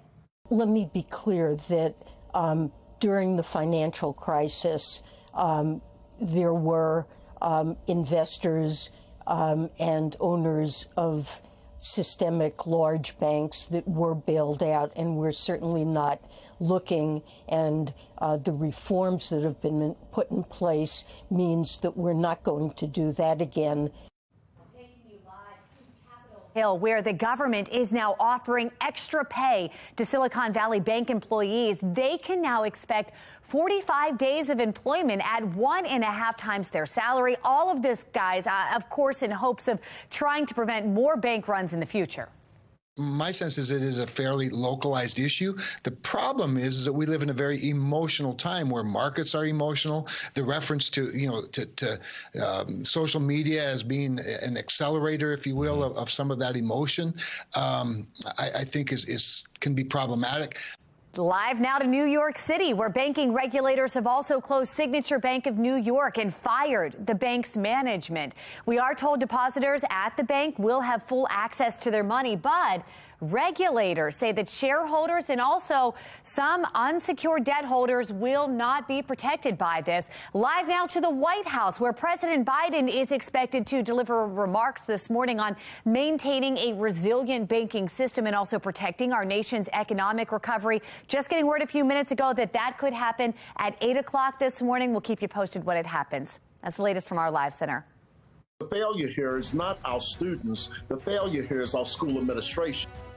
Calls for change after the newly released state report card shows just how many Baltimore City schools are failing. Still ahead, what school leaders are offering up as a possible solution. And no change when it comes to local control over the Baltimore Police Department. Still ahead this morning. The plan's in place now to speed up the process. We're dealing with some wet roads out there, but not really raining at this time. We'll have off and on showers throughout the day today. Breaking down your full forecast coming up on Fox 45 Morning News. All local, all morning.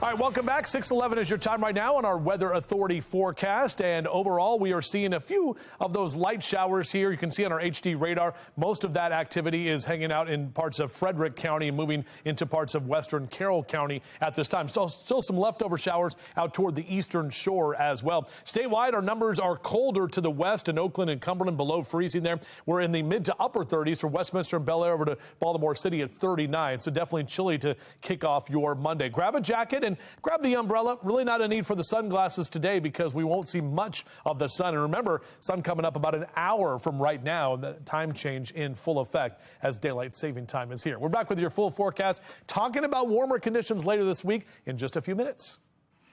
History is made at the Oscars. Still ahead, the movie that dominated the categories. Treasury Secretary Janet Yellen defending President Biden's new budget proposal as it comes under fire. I'm Kayla Gaskins in Washington.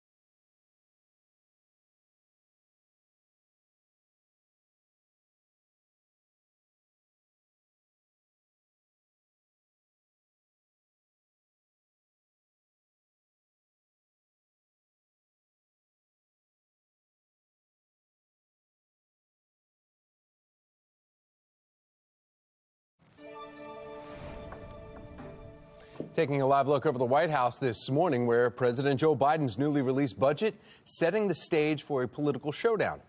National correspondent Kayla Gaskins joins us from Washington, where Biden's cabinet members are defending the proposal. Kayla. Hey, folks. A government watchdog group exposing holes in President Biden's new $6.8 trillion budget proposal. It's not going to do nearly enough to fix the fiscal challenges that we face. An analysis by the Committee for a Responsible Federal Budget predicting the national debt would be at a record 106% of GDP by 2027 if Biden's budget is passed. Biden's proposal features a laundry list of Democratic policy priorities and is largely seen as a blueprint for his 2024 campaign platform. Republicans immediately speaking out against what they say are ideas that would be harmful to the average American. For example, they're criticizing Biden's wish to give billions of dollars more to the IRS on top of the massive increases granted in last year's Inflation Reduction Act. Republicans pressing Treasury Secretary Janet Yellen on Friday. You already got $80 billion for the IRS. Now you want $43.2 billion more. Will there be increased audits on working class families with this new appropriations? I have directed already that IRA resources will not be used to increase the share of households or small businesses earning less than $400,000. The plan also sets aside billions for progressive priorities like climate research. And while it gives some reassurances for Medicare, Folks, my budget also invests in elder care and home care. the plan doesn't address Social Security issues. If we do nothing, there will be across-the-board benefit cuts for all retirees who are collecting benefits, and that's just not fair, and that's going to harm a lot of people. Biden's budget reveal comes as negotiations with Republicans on the looming debt crisis stall, an issue critics argue needs to be addressed before negotiations on any new spending begin. In Washington, I'm Kayla Gaskins. 6:17. We need to get another check of our forecast as we head into this new week. Meteorologist Justin Chambers joining us right now. Yeah, windy Tuesday ahead. Decided, very windy Tuesday. I've decided now I've become a Maryland wimp because here's the deal. Because I was out playing golf yesterday, or trying to play golf, and I got over it after about the 13th hole because it was just too cold, and I was just like, I don't want to be out here anymore. Did the flurries come down on you? No, we did not see any flurries. No flurries? No, really? All right. Not at Rocky Point. How are you shooting? Because not good. Okay. Not good. Because that adds to it a little bit. Blame it on the cold. Just blame it on the cold. That's what I did, Patrice. Yeah. I was like, you know what? It's my hand hurts, my back hurts. I'm like, plus it's like cold, and it's not fun to be outside. Got to play with Alabama Jim there from Cockeysville, and my buddy Nick as well. And yeah, I mean, Rocky Point, I love the golf course. And Kathy, shout out to Kathy in the clubhouse there. She's great. Was just not the best day to be out there. But don't worry, no soaking rain for Jim today. As we see here, your HD radar is mainly clear. In fact, just a couple of light showers here and there that we're seeing, and picking up a few showers as well west of Frederick over toward Hagerstown. Some of those showers may hold up and move into parts of Carroll County over the next couple of hours, but really most of the rain has been out toward the eastern shore for Easton and Cambridge down through Salisbury. That rain moving out of here, and we'll still have to deal with at least some off and on showers throughout the day today. 2 areas of low pressure. There's 3 on the map, but basically this large area of low pressure over parts of the Great Lakes. That's bringing that snow to that part of the country, but this coastal low to the south of us, that's going to track up the east coast over the next couple of days and will bring some wintry precipitation to the east coast and the northeast. Not for us, but it is going to be a northeaster that is going to impact us with that wind that Tom mentioned for tomorrow. Here's a look at our hourly future scan. A couple of light showers here toward the eastern shore through 8 a.m. And again, you see throughout the day today, there's not much in the way of actual rainfall that we're talking about. Just a couple of spotty showers here and there through most of your Monday afternoon. Definitely staying cloudy and cool as well. We really don't dry out until Monday night. Now, as the kids head out to the bus stop, beep, beep, know that it is still dark out there. Remember, with the time change, so you got to be aware of that. The sun doesn't come up till after 7 o'clock. Upper 30s here next hour, mid 40s through noontime. Go ahead and send them with the umbrella and the rain gear just in case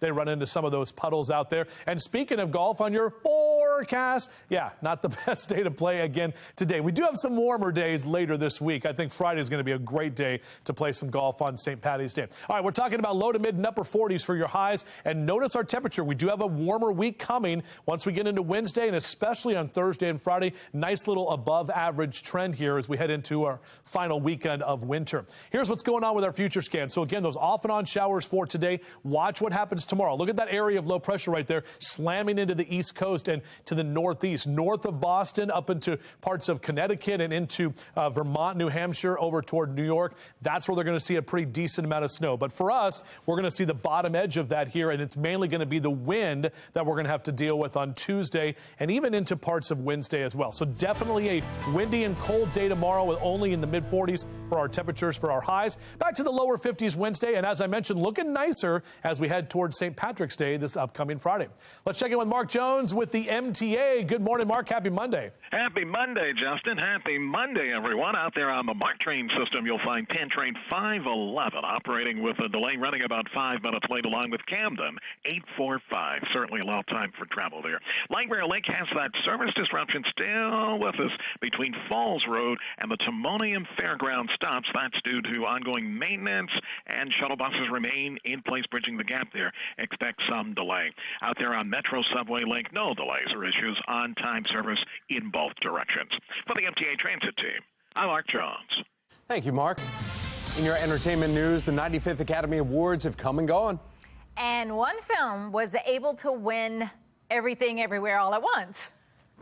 And the Oscar goes to Everything Everywhere All at Once. I'll say it again. Everything Everywhere All at Once reigned supreme, winning 7 Oscars, including Best Picture, Best Director, Best Original Screenplay, nominated for 11 Oscars heading into the ceremony. In addition, Michelle Yeoh made history as the first Asian woman to win Best Actress. Now from the best to the worst, another Hollywood award show also took place this weekend. The 43rd annual Razzie Awards were Saturday. The Razzie celebrated the worst actors and movies. The controversial Marilyn Monroe film Blonde received the top dishonor, taking home the award for Worst Picture as well as Worst Screenplay. Tom Hanks took home 2 Razzies for his role in Elvis. He won Worst Supporting Actor and Worst Screen Combo. Hanks now joins a list of those who won both a Razzie and an Oscar, including Eddie Redmayne, Halle Berry, Jared Leto, and Nicole Kidman. Well, spring break is almost here, and there is a warning for you just ahead from our live center, the concerns about traveling to Mexico. Keep your children safe on the road by using the right car seat. How one safety innovation could significantly cut down the risk of head injuries. 6:23. You're watching Fox 45 Morning News, all local, all morning.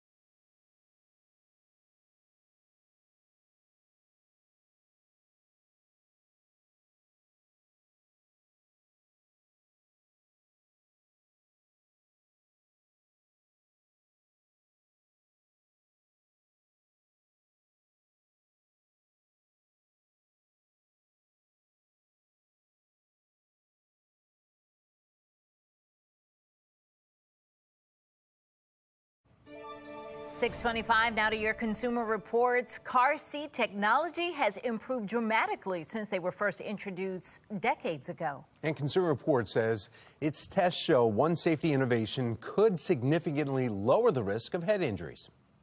With a 1-year-old and another one on the way, Natalie Gerstein knows her top priority when looking for a car seat: safety. Baby stuff is always innovating and changing at a miraculous rate, so they're always coming out with new and better. Just look at how car seats have changed over the years. Today's seats are no doubt safer, like in the case of Load Legs. That's a clever feature originally from Europe that gives car seats extra support by extending a leg from the car seat base to the floor of the car.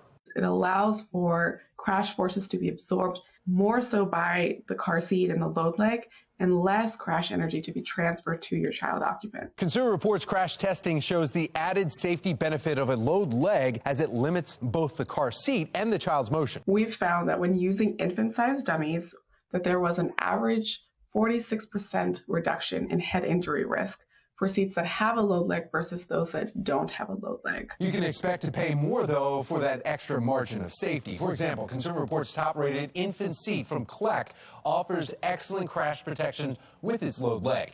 A more reasonable price seat that also scored best for crash protection is the Evenflow Light Max DLX. Now, before shopping for a seat with a load leg, make sure you check your car's manual for capability. Consumer Reports says also pairing lower anchors and a load leg for a car seat can offer an even greater level of safety. You voted for it, but it still has not happened yet. Just ahead, the hearing happening later today regarding getting Baltimore police under city control. Baltimore City schools ranking the lowest in the state. What education advocates are saying needs to change right now in order for students to be able to graduate. We're live in Baltimore. You're watching Fox 45 Morning News, all morning, all local.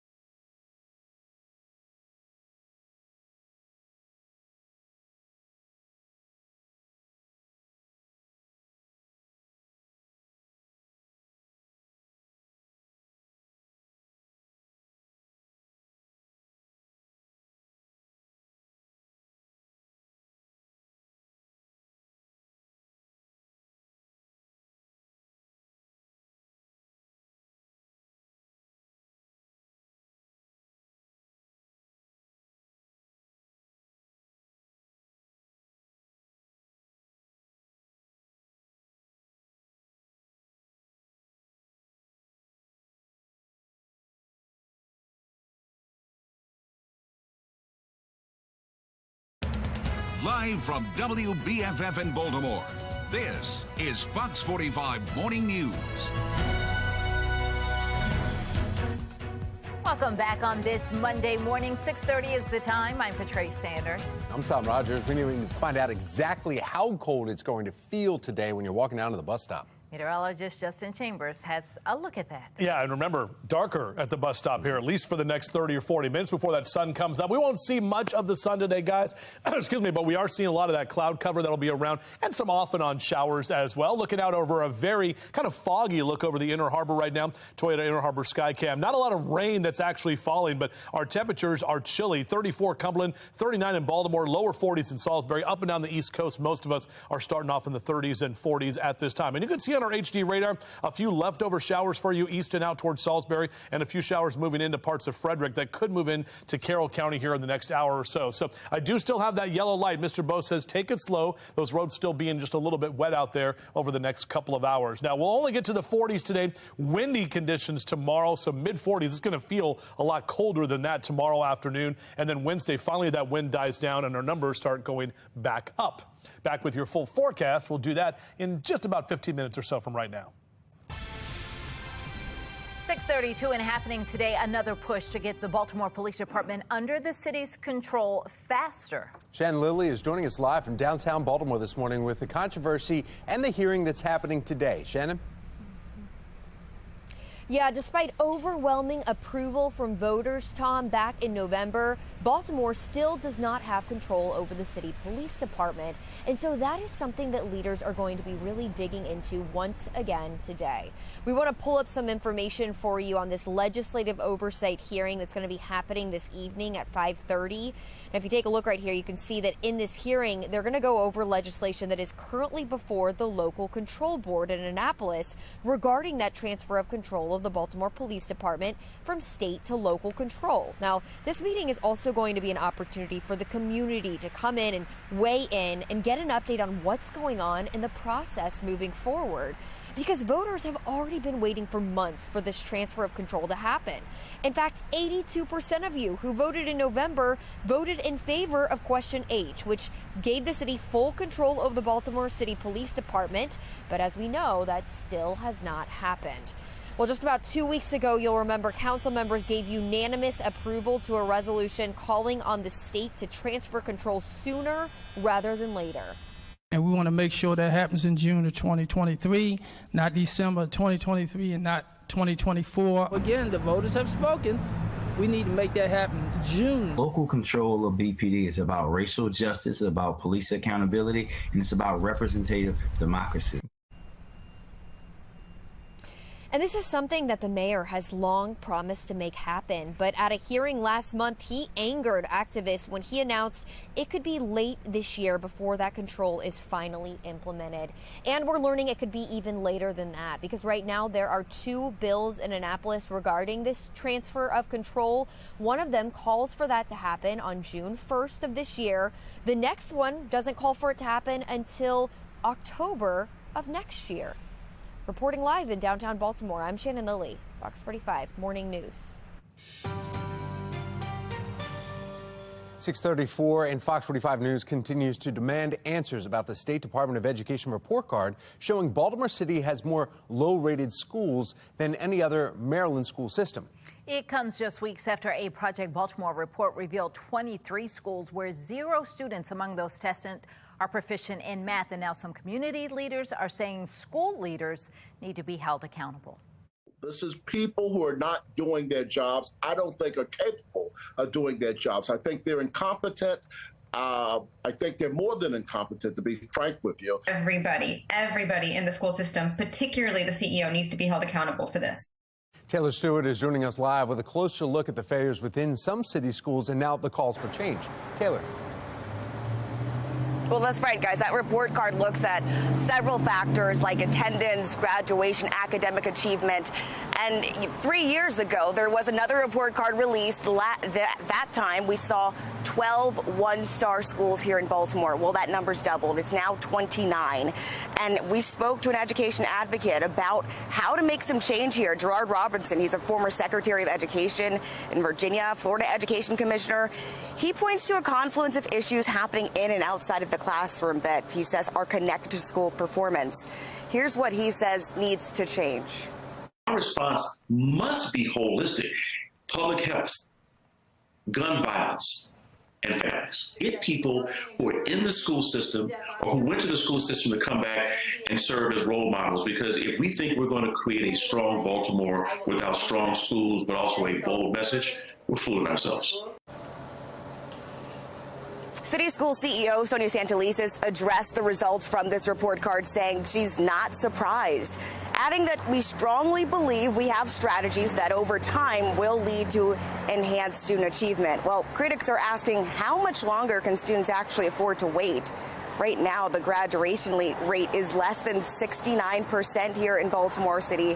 That's a 4-year period they're looking at. That's actually a little bit higher than it was in the previous report, but still under 70%. We're live in Baltimore. I'm Taylor Stewart, Fox 45 Morning News. Days after a city council committee voted to reject the mayor's pick for a city administrator in an emotionally charged hearing, another vote is scheduled for today. What to expect and what it could all mean for Baltimore. Chilly for your morning commute, and meteorologist Justin Chambers will be letting us know how long the cold weather is going to stick around in his full Weather Authority forecast. 6:37, you're watching Fox 45 Morning News, all local, all morning. Weather Window, presented by the National Weather Desk. 30 years ago, a chunk of the nation was bogged down under a massive, damaging, and deadly snowstorm that spanned from the Gulf of Mexico and clear up the East Coast. Now to the present day in Fresno, California. During the weekend, an intense hailstorm damaged almost all planes left outdoors at this executive airport. Some pellets that fell Saturday afternoon were roughly 3/4 of an inch around. For more content like this, like the National Weather Desk on Facebook.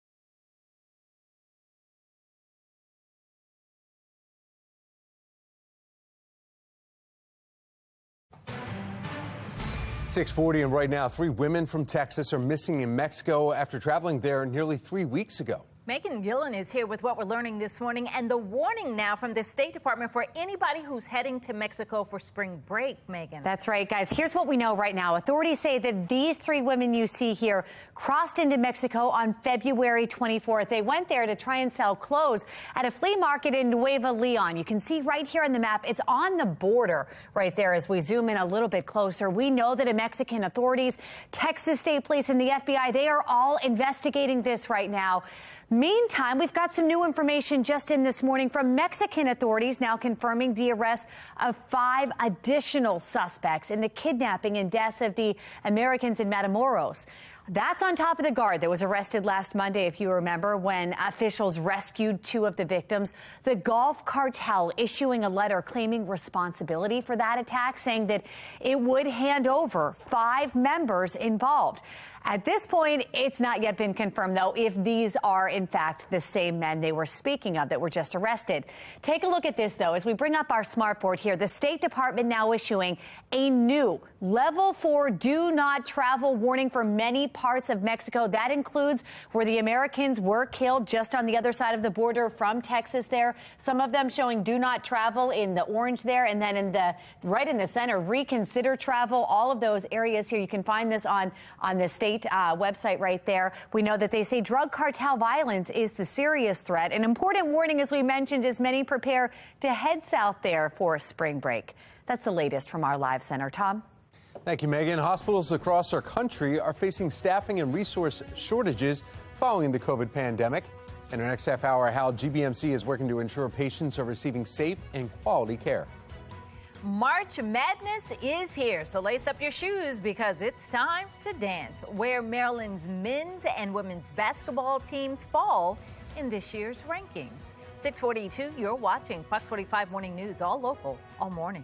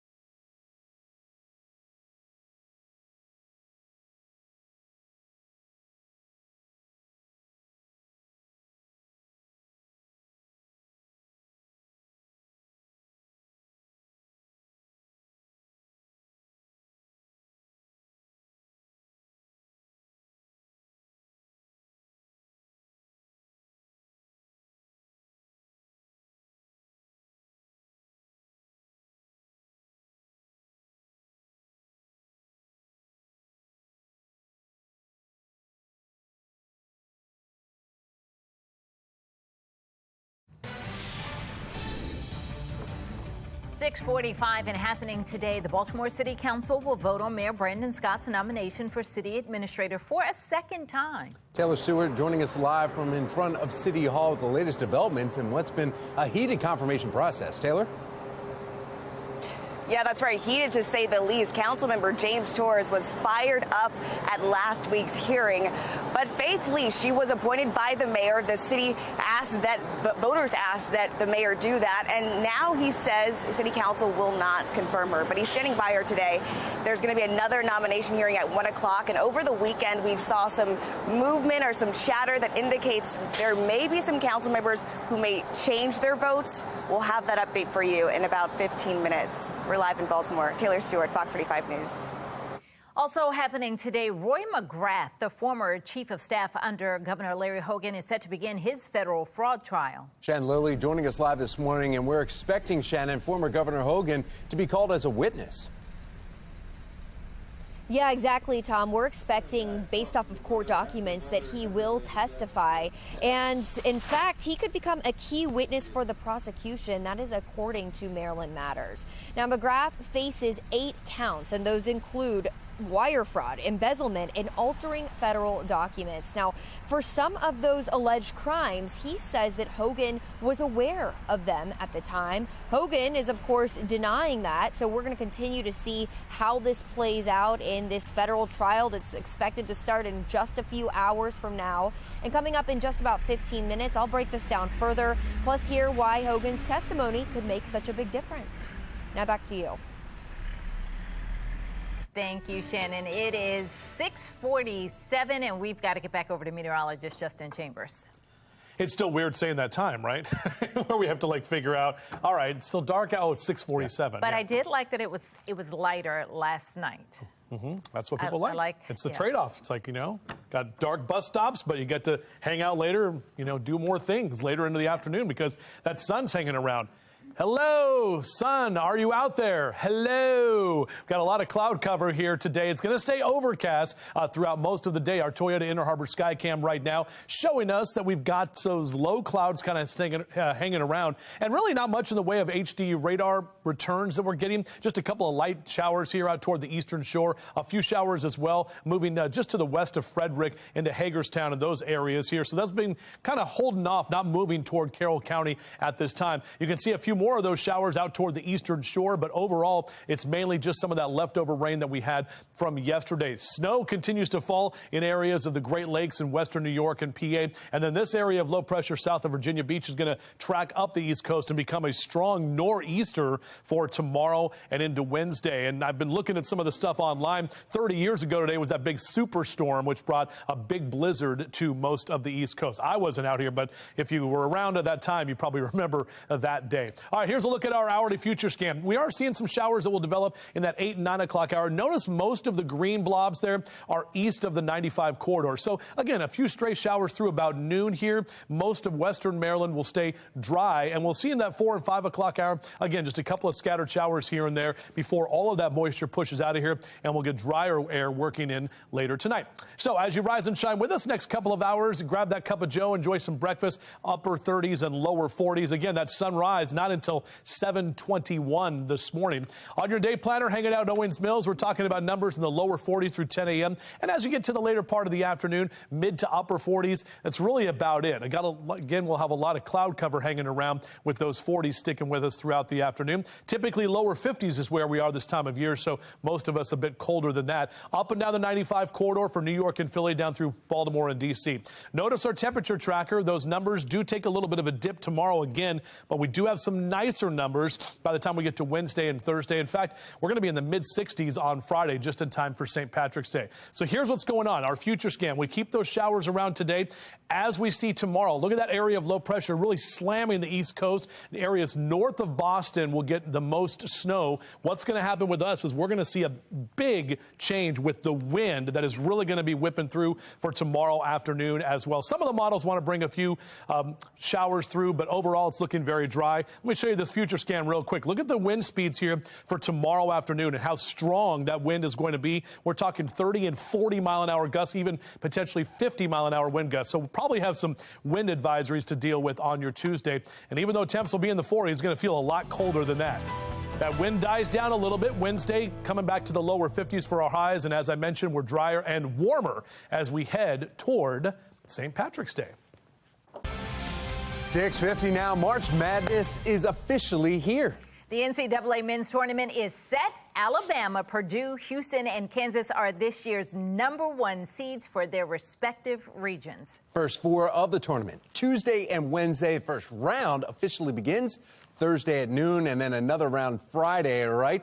Well, don't forget to fill out your bracket in the meantime and get them in before lots of places noon Thursday. Got to get them in. Yes, I'm going to do one. Well, you know, and mine is always just made up. So both squads in College Park are dancing as at-large bids. On the men's side, the Terps have a rough road in their first trip under Kevin Willard. They got the 8 seed and face 9 seed West Virginia Thursday in Birmingham from the South region. Winner of that game will face the number 1 overall seed, Alabama. Now, on the women's side, Maryland is seed 2. Terps will be hosting number 15 Holy Cross. That's Friday, coming out of the Greenville region from College Park for 2 rounds, where South Carolina earned the tournament's overall 1 seed. All right, so what do you think about the matchups, and have you started looking at your brackets? I was watching the Big Ten tournament all weekend, and I think, Purdue is they've got a guy who's 7'4", Eddie on their team. He's unstoppable. So Eddie. I'm rooting for the Big Ten. Obviously, I think Maryland can win their first game, but I think it could be a tough road for them. Does he even have to get off of his feet to dunk? It's amazing. You just watch him. It's crazy. So that's my thoughts. Well, I think Purdue. It's not guaranteed that if the Terps win that they play Alabama. Alabama has to win against their first 4 team, which is, probably going to happen. My bracket has them going out in the first. You haven't gone out. See? And that could be, that could be. You never know. You remember UMBC a few years ago? Remember that 16-1? I mean, we all remember that. Oh, yeah. So, anyway. All right, brackets, though. It's a fun time. Their social media was awesome during that run. Oh, my when gosh. they did that. Good times. All right, well, still ahead in the next hour, bank failure. Silicon Valley Bank customers should be gaining back access to their funds today. The rush now coming from regulators to restore consumer confidence in the president's speech coming up this morning. And in our next half hour, the battle of the billboards in Baltimore. Why one Baltimore seafood staple is now going back and forth with a prominent animal rights group. Well, no matter which bracket you're going with, there's one way that we could fill out a bracket. What do you put in your coffee? Cream. That's it? Cream versus black versus what? Sugar? It depends. Versus half and half? on, I try black during the week. A little the whipped weekend, cream. I get cream. It's a treat. All right. It's time for a coffee break, no matter how you drink it. Or a coffee bracket.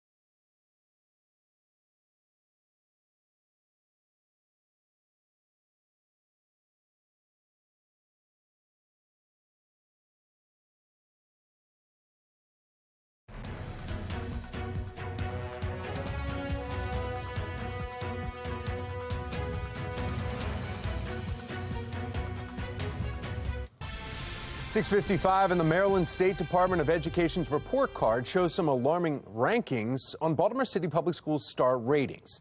Just one Baltimore City public school earned the highest 5 stars, yet that school has a glaring issue. Joining us now, political commentator Armstrong Williams. Good morning, Armstrong. Good morning, Tom. The school we're talking about, 5 stars, Baltimore School for the Arts, the only one in Baltimore City public school system to get that 5-star. Yet Project Baltimore has it on its list of schools with 0 students proficient in math. You know, you have to ask yourself who's actually doing the ratings and what is the criteria and whether there's manipulation, because obviously, Tom, it really makes no sense. And to think for the entire state of Maryland, Baltimore City and County is the worst. I mean, 1 and 2 ratings, no proficiency in math, little in English, and you know what's sad about it? I think this has become the standard. This is what the administrators, the education board, and the city has come to expect. These dismal numbers. Well, and that's interesting you bring that up, Armstrong, because, I mean, it seems like this has been a trend for quite some time now. A lot of people are looking at this. You can look back at our Project Baltimore reports. Yet, this is what Dr. Sonia Santalisa says. She says the Maryland School Report Card and star ratings provide clarity for our schools related to state accountability and clear understanding of how our recovery strategies are impacting learning and achievement. I think it provides clarity that she needs to go, along with her board members. I think it provides clarity that she's a complete failure. I think it provides clarity that you're making almost $300,000 or $400,000 a year, and you have little or nothing to show for it. $455 million. Yeah, $455,000. Yeah. I think it provides clarity to the fact that unless this change is made immediately, these numbers are only going to get worse. And her clarity should be, after these numbers, is that she should resign. Should have the courageous thing to do to say, look, I'm not serving and doing the best job for your children. You need somebody else. Let me resign immediately. That's the clarity that I think we need. She went on, while the immediate results are not surprising, we strongly believe that we have strategies that over time will lead to enhanced student achievement. So again, pushing it further on, how many years does it take to turn the school system around? That's the big question. Tom, she can't turn it around.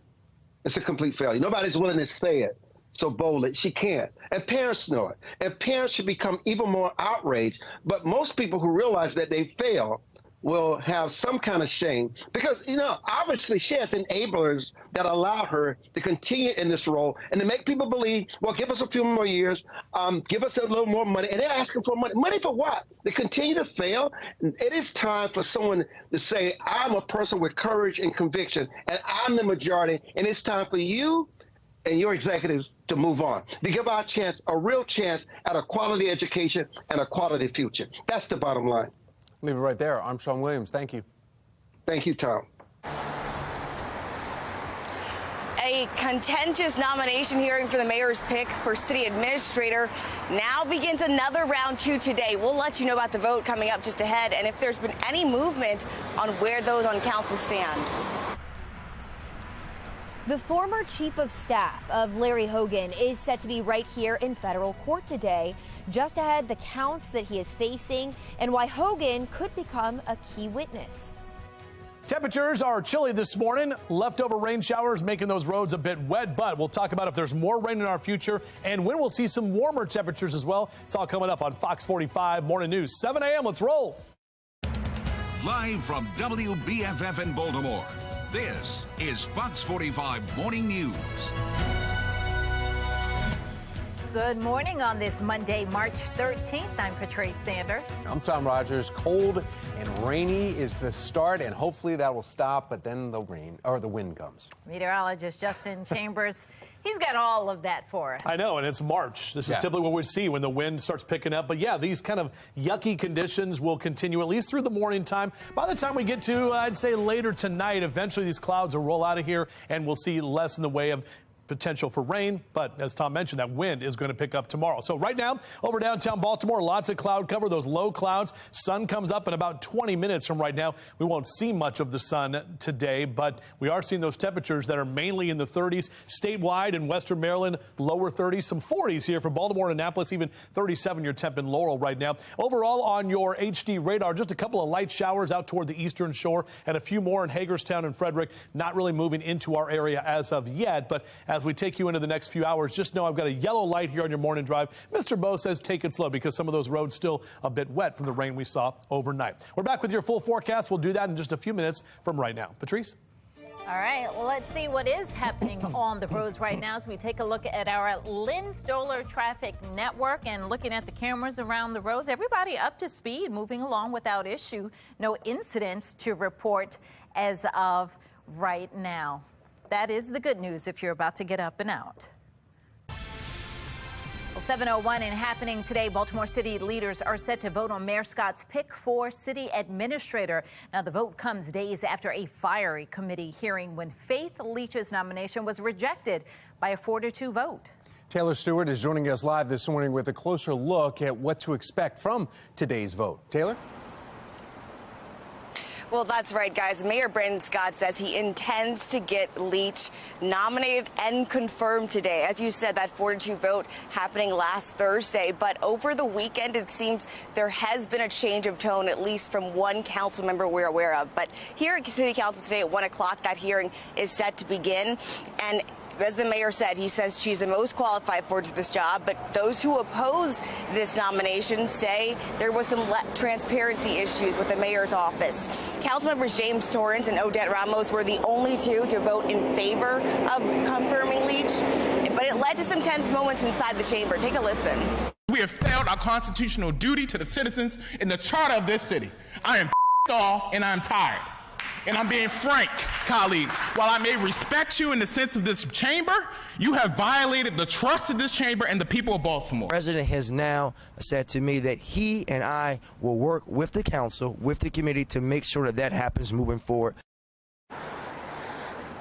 That's right. So Mosby's office sent us a statement that says they've been in communication and they're now looking forward to more conversation around the confirmation process for Ms. Leach. And then just this last night, Councilman Mark Conway tweeted this after initially opposing Leach's confirmation. He says, after conversations with community, business, and faith leaders over the weekend, I will be voting for Faith Leach to become the next CAO. I look forward to sharing my thoughts on how I plan to hold the mayor and the new CAO accountable to the citizens of Baltimore. Now, again, that hearing is set to begin here at 1 o'clock right here in City Council. We'll keep our eyes on it and keep you updated. We're live right now in downtown Baltimore. I'm Taylor Stewart, Fox 45 Morning News. Thank you, Taylor. The confirmation of Faith Leach is just the latest issue dividing City Hall. Some members of the City Council continue pushing back on a deal between Mayor Scott and BGE over the city's conduit system. The mayor is accused of not following proper protocol when approving that contract because two members of the Board of Estimates chose to boycott the vote. And there are also concerns the mayor is not being transparent about that deal. Thursday, the council held a hearing on the mayor's Clean Core program, which would give a few nonprofit organizations $15 million to clean up Baltimore. Some of the councils say the money would be better spent going directly to the Department of Public Works. Today, a committee will review legislation to bring the Baltimore Police Department under local control. Mayor Scott has supported a plan that would delay the process until next year, but some council members want it done immediately. You can find more on all of these issues that I just mentioned on our website, foxbaltimore.com. We want to know what you think. If elections were held today, would you vote to re-elect Mayor Scott? So far, 96% of those who voted say no. You can head to foxbaltimore.com/vote to weigh in. Also happening today, the former chief of staff under Governor Larry Hogan is set to begin his federal fraud trial today. Roy McGrath faces 8 counts, including wire fraud, embezzlement, and altering federal documents. Former Governor Hogan is expected to be called as a witness. Shannon Lilly is joining us live this morning from the federal courthouse with a look ahead and what Hogan is saying about this. Shannon. Yeah, Patrice, former Governor Hogan has denied knowing anything about McGrath's alleged crimes at the time that they happened. McGrath, though, he is saying just the opposite, that Hogan not only knew about his severance package, but that he actually approved it, among other things, and that is according to Maryland Matters. So this morning, right here at the federal courthouse, Hogan could potentially become a key witness for the prosecution. In fact, speaking of that severance package, let's take a look at what McGrath is being accused of. His federal indictment includes 8 different counts. So he is accused of receiving a severance payment worth over $230,000 after voluntarily leaving his job. The former chief of staff also faces state wiretapping violation charges for illegally recording phone calls between himself and Maryland government officials. And again, Governor Hogan has denied knowing anything about the severance agreement. In fact, his office sent out this statement in the fall saying, quote, "Over the last 2 years, our office has been actively assisting in these ongoing investigations. As these cases move forward, we are confident that the justice system will uphold the public trust." So back here live at the federal courthouse, this trial is set to begin at 9 this morning. Of course, we are going to be monitoring it. And according to Maryland Matters, this is the first of 2 trials involving McGrath. In fact, the second one was filed in Anne Arundel Circuit Court, and it is set to take place in July. Reporting live from the federal courthouse, I'm Shannon Lilly, Fox 45 Morning News. Thank you, Shannon. 7:06, and today is the deadline for the Maryland Attorney General's office to deliver part of its report on the history of sexual abuse in the Catholic Archdiocese of Baltimore. This, according to the Baltimore Sun. The report details the way clergy and other church officials sexually abused more than 600 children and young adults over 8 decades, as well as the church's efforts to cover up the abuse and silence victims. Now, turning over a redacted report to a judge is the next step towards making it public, and many of the perpetrators and enablers named in the report will not be public initially, as the judge who ordered the report be made public also ruled they should be given the chance to argue whether they should remain anonymous. The judge wrote he may order a less redacted version of the report to be released in the future. 7:07 are making your headlines this morning. Bizarre story coming out of Anne Arundel County. 35-year-old inmate Courtney Butler has been sentenced to life in prison for attempted murder of a fellow inmate over a juice box. Police say the March 2021 attack happened after an argument surrounding juice box allotment. While the victim was taking a call, Butler stabbed him several times, throwing him to the ground, sending the victim to the hospital.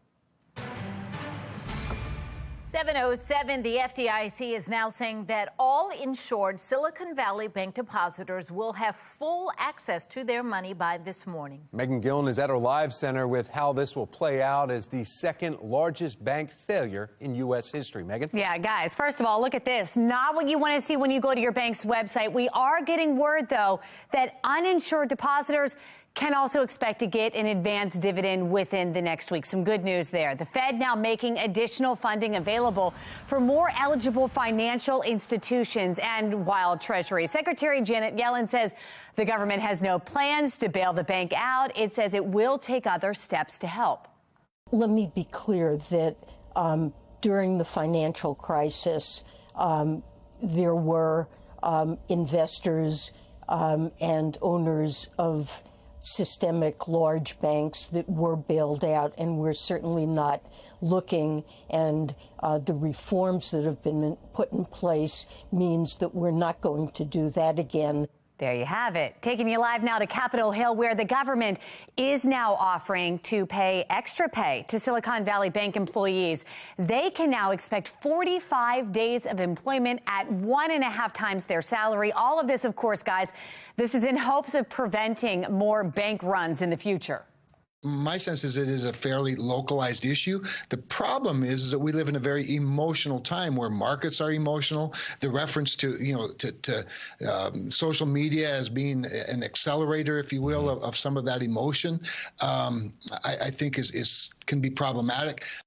Live now to New York City, where banking regulators have also closed Signature Bank of New York, a second bank, and also fired the bank's management. We are told depositors at the bank will have full access to their money, but regulators say shareholders and some unsecured debt holders will not be protected in this. Live now to the White House, where President Biden is expected to deliver remarks here this morning on maintaining a resilient banking system and protecting our nation's economic recovery. We are now expecting that to happen at 8 o'clock this morning, less than an hour from now. We're going to keep you posted on when it happens. That's the latest from our live center. Patricia. A powerful winter storm is prepared to blanket the Northeast in snow. Up to 2 inches of snow could fall every hour in areas starting tonight, with some areas receiving 2 feet by Tuesday. The storm will cover much of New York, Vermont, New Hampshire, Massachusetts, and Maine. And that nor'easter will have some impacts on us here. In fact, meteorologist Justin Chambers explains. Is that why we can't get out of the cold we're in? Yeah, well, kind of. Yeah, Patrice, Tom, good morning to both of you. I mean, we had a coastal low yesterday, and the last couple of days have just been kind of banking all of that cloud cover right over the top of us. This is why we still have a few leftover showers. There's one area of low pressure over the Great Lakes already bringing snow to that portion of the country and into western New York and PA. But it's this guy right here that's south of Virginia Beach. This is a coastal low. This thing is going to track up the East Coast over the next 24 hours, and it's going to slam into parts of Boston and areas to the north where they are expected to get a good amount of snow from that first big winter storm of the season. I guess you could say technically second, but first big nor'easter. But for tomorrow, for us, we're going to have the wind on the bottom half of that low, and it's going to be a very windy and cold Tuesday afternoon. For us today, chilly Monday morning, off and on rain showers throughout the day for us. Our temperatures do stay below average. You can see these numbers, not very excited. Mid to upper 40s over the next couple of hours heading into the afternoon. So we keep the clouds around. Finally getting some warmer numbers later this week. We'll talk about that in my 7-day forecast, and we'll talk about just how much wind we get tomorrow as well. That's coming up in a few. All right, let's take a look at your Lens Solar Traffic Network here. Looking at your drive times this morning, 795 to 95, 1 minute slower than usual. It's in the yellow, but just barely. Everybody else is in the green around the Baltimore region. Here's a look at the stories making your headlines, though, this hour. Baltimore Police Department coming back under local control, but speed bumps remain. What city leaders need to hash out to make this change. But first, healthcare providers are facing major staffing challenges. How one local hospital is working to overcome those issues. 7:12, you're watching Fox 45 Morning News, all local, all morning.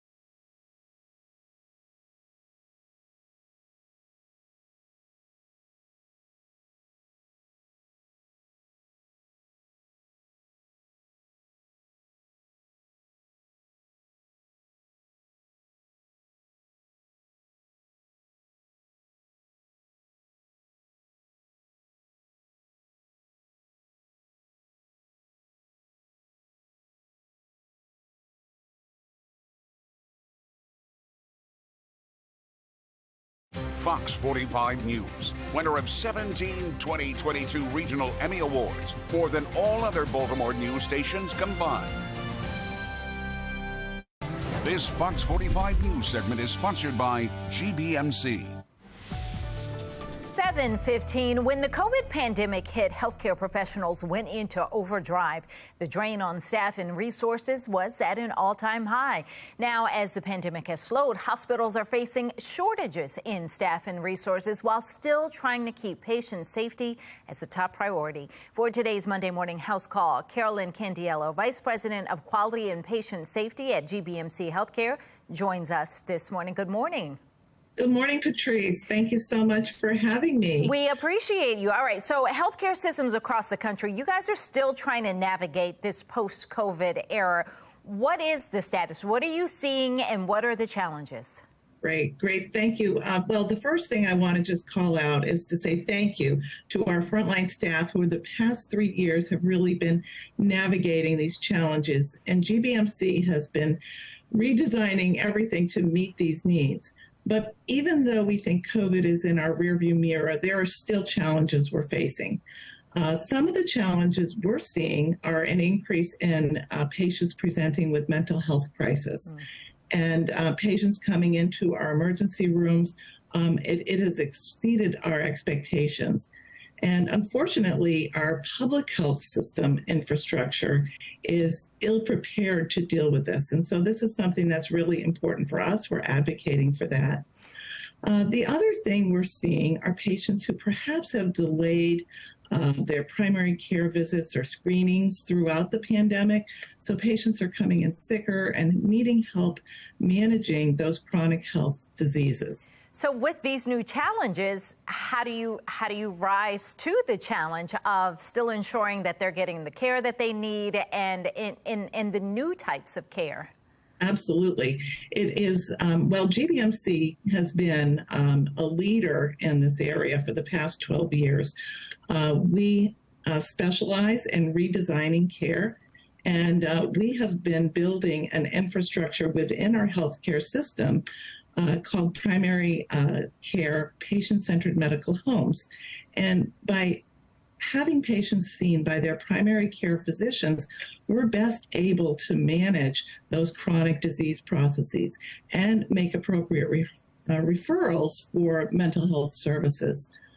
In addition, other things that we are doing to address the staffing crisis and to address building our skills to deal with some of the new challenges, GBMC has invested in a sim lab, which has really been phenomenal in helping our staff be ready to manage different patient care scenarios and to build their confidence. Let me ask you, we're about to run out of time. Let me just ask you, what's the patient's role in this new era of healthcare? How do they advocate for themselves? How are they empowered as patients? Well, first of all, and my first answer might surprise you, is to get out and vote and to understand each candidate's position on healthcare. It's important that our healthcare infrastructure supports safe and equitable care for all. But secondly, each patient should, if you work with a physician or a hospital, use the phone app that's available to you because it provides that immediate ability to reach out to your provider and has your medical information at your fingertips. And finally, I always say, use the rule of, can I explain it to my family? So if you are meeting with your physician and you're getting new information, it's really important that you as a patient understand what the physician is saying. And if you can't explain it to your physician, make sure you've asked questions. Physicians love to make sure you understand that. All right. All good information. Thank you so much. We thank you. Appreciate your time this morning. Well, make sure you guys send us your healthcare questions and suggested topics to news@foxbaltimore.com with the subject line, Monday Morning House Call. 7:19 now. We need to find out exactly how cold it's going to feel today. Meteorologist Justin Chambers is here with that forecast. I want to find out how you fix a hurt back from playing golf when it's cold outside. I don't know if it's just me being old, probably old and out of shape, right? Yeah. I'm not a doctor, but I'm not weighing in on that. Don't even have to say anything. I'll weigh in. I know you will. Good morning to both of you. Good morning, everybody. I hope you're enjoying your Monday. This is the final week of winter. Yeah, next Monday is the spring equinox, and before you know it, they're going to be playing baseball right there at Camden Yards over at Hank the Bird Field there. Should be exciting to see how the O's do this season. 40-year temperature right now, BWI Thurgood Marshall. Easterly wind about 5 to 7 miles an hour, so not much wind out there. Way different story tomorrow. That wind is really going to be kicking up. So our HD radar looking like this. We do have a couple of leftover showers for you on parts of the eastern shore, also in Hagerstown out toward Frederick, but really not seeing much here along the 95 corridor. And you pull back a little bit further, see some of those snow showers to the north and to the west of us up in the Great Lakes region. We talked about this a moment ago, but this is going to be the northeaster, nor'easter, this area of low pressure moving up the east coast over the next 24 hours and will bring a bunch of snow to parts of the northeast for tomorrow. Now, we're not getting in on that. We're definitely getting in on the wind on the bottom half of that low. But what we're going to see with that low being hanging around the coastal area is the rain mainly east of 95. So notice this is our hourly future scan. Elkton out to Chestertown down to Stevensville. That's going to be your best chance to see some of those showers. And they kind of track from the south to the north as we take you through the afternoon. Still, we'll see a few showers here and there in Baltimore City and County, but overall, most of our western areas will not see much. Maybe by about 5, 6 o'clock, you can see a few more showers developing around the Carroll and Baltimore County lines before all of that moisture pushes out of here and we deal with the wind for tomorrow. As the kids head out to the bus stop, beep, beep, remember that sun coming up here right about now, even though we won't see much of the sun today. Numbers staying mainly in the mid to upper 40s. Definitely seeing a few of those showers off and on into the afternoon. So send them to the bus stop with at least that rain gear just in case. Numbers today in the low to mid and upper 40s. Those numbers definitely below average, and we keep that trend going tomorrow. Finally, by Wednesday, starting to see some improvement. And Thursday and Friday look like a couple of banner days, upper 50s and even mid 60s just in time for St. Patty's Day. So here's a look at our future scan. A few of those showers moving out throughout the afternoon. Here comes that coastal low of that nor'easter tomorrow. Look at all that blue up there where they're seeing a pretty decent amount of snow. We are not going to see much in the way of precipitation. Maybe a few of those flurries trying to move down into some of that windy time, the windy conditions that we'll see by tomorrow afternoon. That's really what we're going to be talking about. Windy and cold. Even though we're in the 40s, it's going to feel colder than that, but a lot calmer later this week and warmer as we head toward this upcoming weekend. Baltimore City schools ranking the lowest in the state. What education experts are saying needs to change to help students graduate. And with the Stepping Stone Farm Museum and Havre de Grace, we'll tell you about, spring break's coming up with a great staycation idea. We'll tell you about it coming up next on Fox 45 Morning News, all local, all morning long.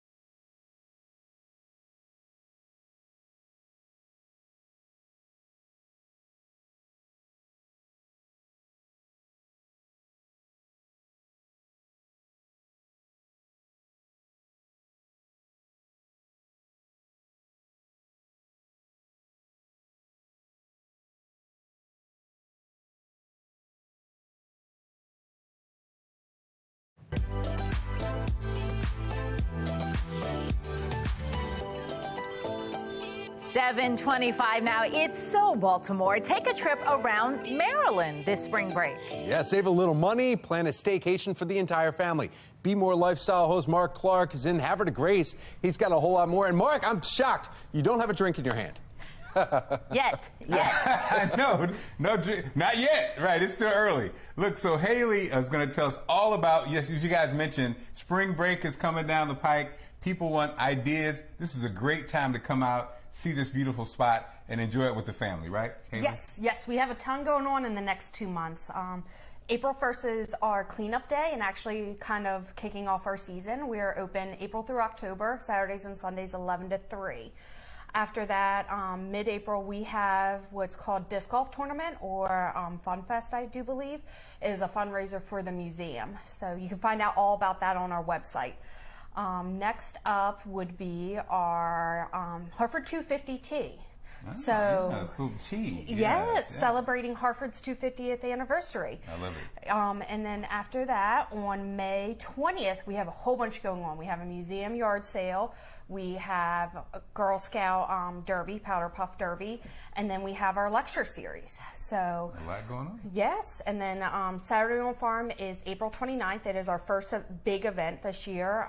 The museum will be open, docents, lectures, a whole bunch of stuff going on. We are very family oriented, so everything we do is geared towards families. And that's right. This is an interesting space, a curious space. You might even have a few friends. Yes. Oh, boy. Maybe he has been drinking. Maybe he has been. All right. Thanks, For more Mark. information, you can go to foxbaltimore.com/newslinks. Chilly for your morning commute. Meteorologist Justin Chambers letting us know when the weather improves. He'll be back in just a little bit. You voted for it, but it still has not happened yet.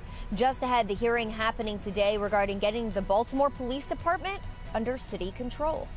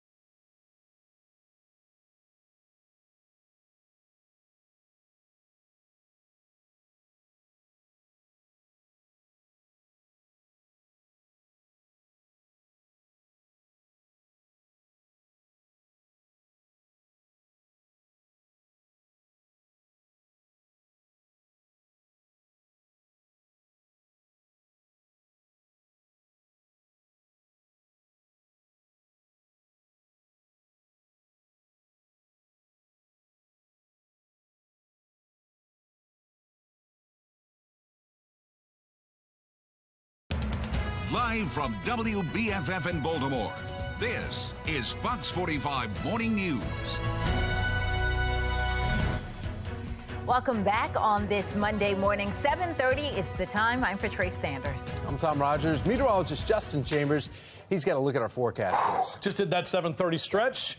Feeling good. Yeah, getting the blood moving on this Monday, our final Monday of winter, as next Monday will be the spring equinox. Looking outside right now, definitely chilly and feels like winter, right? 36 in Owings Mills, 39 in Woodlawn, right about 40 in Baltimore City, 39 as well in Brooklyn Park. So a chilly Monday morning, off and on rain showers and temperatures that do stay below average. Next couple of hours, not doing much. Mid to upper 40s is about all we'll see. Typically lower 50s is where we are for March 13th, but going to stay in that below average category through the afternoon. Not only here, but up and down the Chesapeake and throughout most of central Maryland, staying in the 40s. We will have a few off and on showers. We're not tracking a lot of rain for today, but the wind tomorrow is really going to be an issue. We'll be taking a closer look at that coming up in just a few minutes from right now.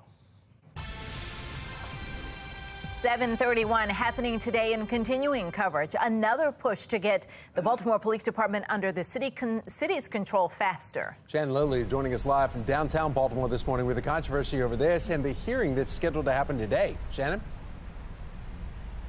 Yeah, despite overwhelming approval from voters back in November, Tom, Baltimore still does not have control over the city police department. And so that is something that leaders are really going to once again dig into today. In fact, we want to pull up some details about this meeting happening a little bit later on this evening. Baltimore City Council is holding this legislative oversight hearing. It's set for 5:30. And in this hearing, they're going to go over legislation that is currently before the local control board in Annapolis regarding that transfer of control of the Baltimore Police Department from state to local control. Now, this meeting is also going to be an opportunity for the community to weigh in and really get an update on what's going on and the process moving forward. Voters have already been waiting for months for this transfer of control to happen. In fact, 82% of you who voted in November voted in favor of Question H, which gave the city full control over the Baltimore City Police Department. But as we know, that still hasn't happened yet. Well, just about 2 weeks ago, you'll remember, council members gave unanimous approval to a resolution calling on the state to transfer control sooner rather than later. And we want to make sure that happens in June of 2023, not December 2023 and not 2024. Again, the voters have spoken. We need to make that happen June. Local control of BPD is about racial justice, about police accountability, and it's about representative democracy. Yeah, and this is something that the mayor has long promised to make happen. But at a hearing last month, he angered activists when he announced it could be late this year before that control is finally implemented. And we're actually learning it could be even later than that. In fact, right now, there are 2 bills in Annapolis that discuss this transfer of control. And one of them calls for that transfer of control to happen by June 1st of this year. The other one doesn't call for it to happen until October of next year. Reporting live in downtown Baltimore, I'm Shannon Lilly, Fox 45 Morning News. 7:34 now. 4 people are hurt in 2 separate shootings this weekend. The latest happened around 4:30 yesterday afternoon near the Upton neighborhood, the scene there on the right of your screen. Police say a man and a woman were shot along Pennsylvania Avenue. Emergency responders took the man to the hospital where he later died. The woman is in critical condition. There is no word on any suspects in either shooting. Now, the other shooting injured 2 men. That happened Saturday afternoon on Brighton Street at North Milton Street. 7:34, and Fox 45 News continues to demand answers about the State Department of Education's report card showing Baltimore City has more low-rated schools than any other school system in the state. This comes just weeks after a Project Baltimore report revealed that 23 schools where 0 students among those tested are proficient in math. And now some community leaders are saying that school leaders need to be held accountable. This is people who are not doing their jobs. I don't think are capable of doing their jobs. I think they're incompetent. I think they're more than incompetent, to be frank with you. Everybody in the school system, particularly the CEO, needs to be held accountable for this. Taylor Stewart joining us live with a closer look at the failures within some city schools and now the calls for change. Taylor? Well, there's a lot in this report card. It grades each school and every district across the state on several factors like attendance, graduation rates, academic achievement. In fact, if you look back 3 years ago to when this last report card was released in Baltimore, the number of one-star schools has more than doubled. Now, back then, it was just 12. Now the city has 29 one-star schools, which is the lowest rating. Now, we spoke with a former education expert. He was the Secretary of Education in Virginia, Florida Education Commissioner, and his name is Gerard Robinson. He points to a confluence of issues that happen in and outside of the classroom here in Baltimore that he says are connected to school performance. Take a listen to what he says is the solution. Our response must be holistic. Public health, gun violence, and families. Get people who are in the school system or who went to the school system to come back and serve as role models. Because if we think we're going to create a strong Baltimore without strong schools, but also a bold message, we're fooling ourselves. City School CEO Sonia Santelises addressed the results of this report, saying she's not surprised, adding that we strongly believe that we have strategies that over time will lead to enhanced student achievement. But critics are asking, how much longer can students actually wait? Now, right now, the graduation rate is less than 69%. That's according to this new report in a 4-year time span, but that's actually slightly higher, just a few percent points higher than it was 3 years ago. So we'll keep our eyes out for the latest that develops here outside of city schools and the update from administration. We're live here in Baltimore. I'm Taylor Stewart, Fox 45 Morning News. Our Project Baltimore team has done extensive reporting on the failures within city schools. You can find their reports on our website, foxbaltimore.com/Project Baltimore. 7:37, and right now, 3 women from Texas are missing in Mexico after traveling there nearly 3 weeks ago. Megan Gillen is here with what we are learning this morning and the warning now from the State Department for anybody who was heading to Mexico for spring break, Megan. Yeah, that's right, guys. So here's what we know right now. We know authorities say that these women that you see here, all 3 of them crossed into Mexico on February 24th, and they went there to try and sell clothes in Nuevo Leon. And as we zoom in closer, you can see it's right on the border there. We know Mexican authorities, Texas State Police, and the FBI are all investigating where they might be right now. Meantime, we have some new information just in this morning from Mexican authorities, now confirming the arrest of 5 additional suspects in that kidnapping and the deaths of the Americans in Matamoros. That's on top of the guard that was arrested last Monday when officials rescued 2 of the victims. The Gulf Cartel now issuing a letter claiming responsibility for the attack, saying that it would hand over 5 members involved. At this point, guys, it's not confirmed, though, if these 5 men are the same men that they said they would be turning over. I want you to take a look at this here. This is coming from the State Department. We mentioned the warning they're issuing. We're talking about a new level 4 do not travel warning for many parts of Mexico. As you take a look at a map here, some of them say do not travel, exercise caution, reconsider travel in some of those areas where the Americans were killed just on the other side of the border from Texas, also highlighted in that area there. They say the drug cartel violence is a serious threat right now in Mexico. And of course, a very important warning, as we mentioned, as many are preparing to head south for spring break. Again, this is the State Department, travel.state.gov, if you want to take a closer look at this map. That's the latest from our live center. We'll send it back to you, Patrice. A battle between the city council and the mayor's office. Why confirming a city administrator has become contentious. Well, back on Earth, we're chilly for our commute. Meteorologist Justin Chambers will let us know when we warm back up. 7:39, you're watching Fox 45 Morning News, all local, all morning.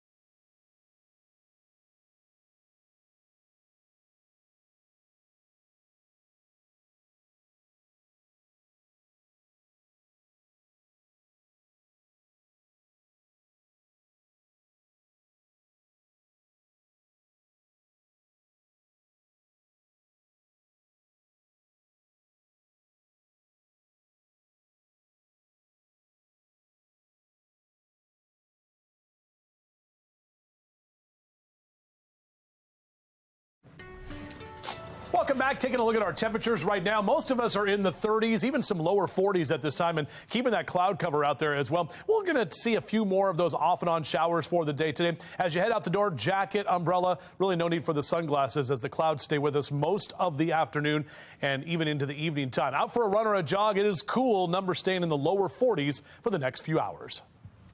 All right, lifting off into space now. In just a few weeks, NASA will announce which astronauts are going to orbit the moon. The Artemis II crew will be announced Monday, April 3rd. Their mission set to take course for establishing a long-term presence on the moon's surface. 10-day mission is slated for November of next year. The Maryland Terrapin women are headed to the big dance. Coming up, who the Terps must prepare to face in March Madness. But first, preventing drug overdose deaths in children. How one legislator is working to keep kids safe during a growing crisis. 7:43, you're watching Fox 45 Morning News, all local, all morning.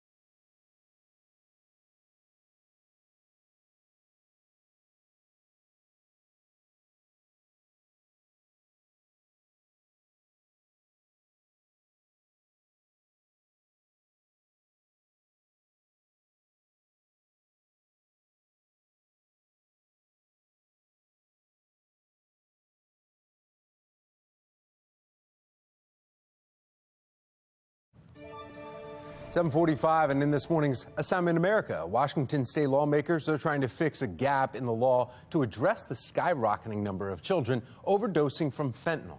Prosecutors and law enforcement are pushing for felony child endangerment to include exposing children to the deadly drug. The law was last updated in 2005 when meth was the main problem. Well, right now, those putting children in danger with fentanyl can only be charged with a gross misdemeanor unless that child dies. Lynn Ann Gwynn from our Sinclair sister station in Seattle takes a look at the proposed change. With the explosion of fentanyl in recent years, prosecutors in King County are seeing a dangerously growing problem, the deadly drug taking more and more lives of children. Last year, 2022, was a record year for toddlers overdosing on fentanyl. King County had its first criminal case of a child dying from fentanyl overdose in 2019. By 2020, it had tripled. We had 3 confirmed fentanyl overdose deaths of toddlers in 2022, which was an unheard of and shocking number. The number of children dying from synthetic opioids like fentanyl has also been rising statewide. According to the Washington State Department of Health, 11 kids died from synthetic opioid drug overdoses in 2019. And in just 4 years, that number jumped up to 31 kids in 2022. Most of those deaths were from fentanyl, with King, Snohomish, and Pierce counties seeing the highest numbers. But prosecutors and law enforcement say current laws on felony child endangerment don't yet address fentanyl. Currently, if you knowingly or intentionally permit a child to ingest fentanyl, as long as the child does not die, you would get a citation. We've had children ingest fentanyl and suffer, brain damage, need to be revived, and have pretty serious long-term effects. State lawmakers say the current law was updated in 2005 to address meth and hasn't been updated since. We thought that this was kind of a obvious fix to address the, real-world dangers that we were seeing, whereas, when the bill was crafted 20 plus years ago, the concern was for kids being exposed to meth labs and methamphetamine. Senate Bill 5010 aims to expand felony child endangerment to include fentanyl and synthetic opioids, as well as smoke from those drugs. Do you feel like this is long overdue? Oh, very long overdue. I mean, particularly, if we'd have, as soon as it started happening in 2021, when it was a pretty high number, we should have probably addressed it then. And while there are those who don't believe this is the answer to the problem, creating new felonies with substantial prison time for what is, at its core, a substance use disorder is not the way to go. Prosecutors see this as a much-needed tool and a fix to the law that can't wait. The need is urgent. It's overdue, and I think that this is something that was possible. We're behind the ball already. It would allow us to charge more cases, and it can be used as a mechanism to help parents get the help that they need. 7:49 now. Check out this video of wicked weather in California. Residents in Monterey County have been dealing with massive flooding after a levee was breached. In that state, millions are now bracing for another atmospheric river event. It's expected to take aim at the state on Monday. For now, California officials are reminding residents to avoid travel and to stay clear of several waterways there, and used to live there. Yeah, you think with all the snow they had, too. Some areas in 15 feet in California getting it, but that's not snow melt. That's something That's just rain, yeah, and they just can't catch a break. I mean, this next storm is going to be here through Tuesday and Wednesday for the Golden State.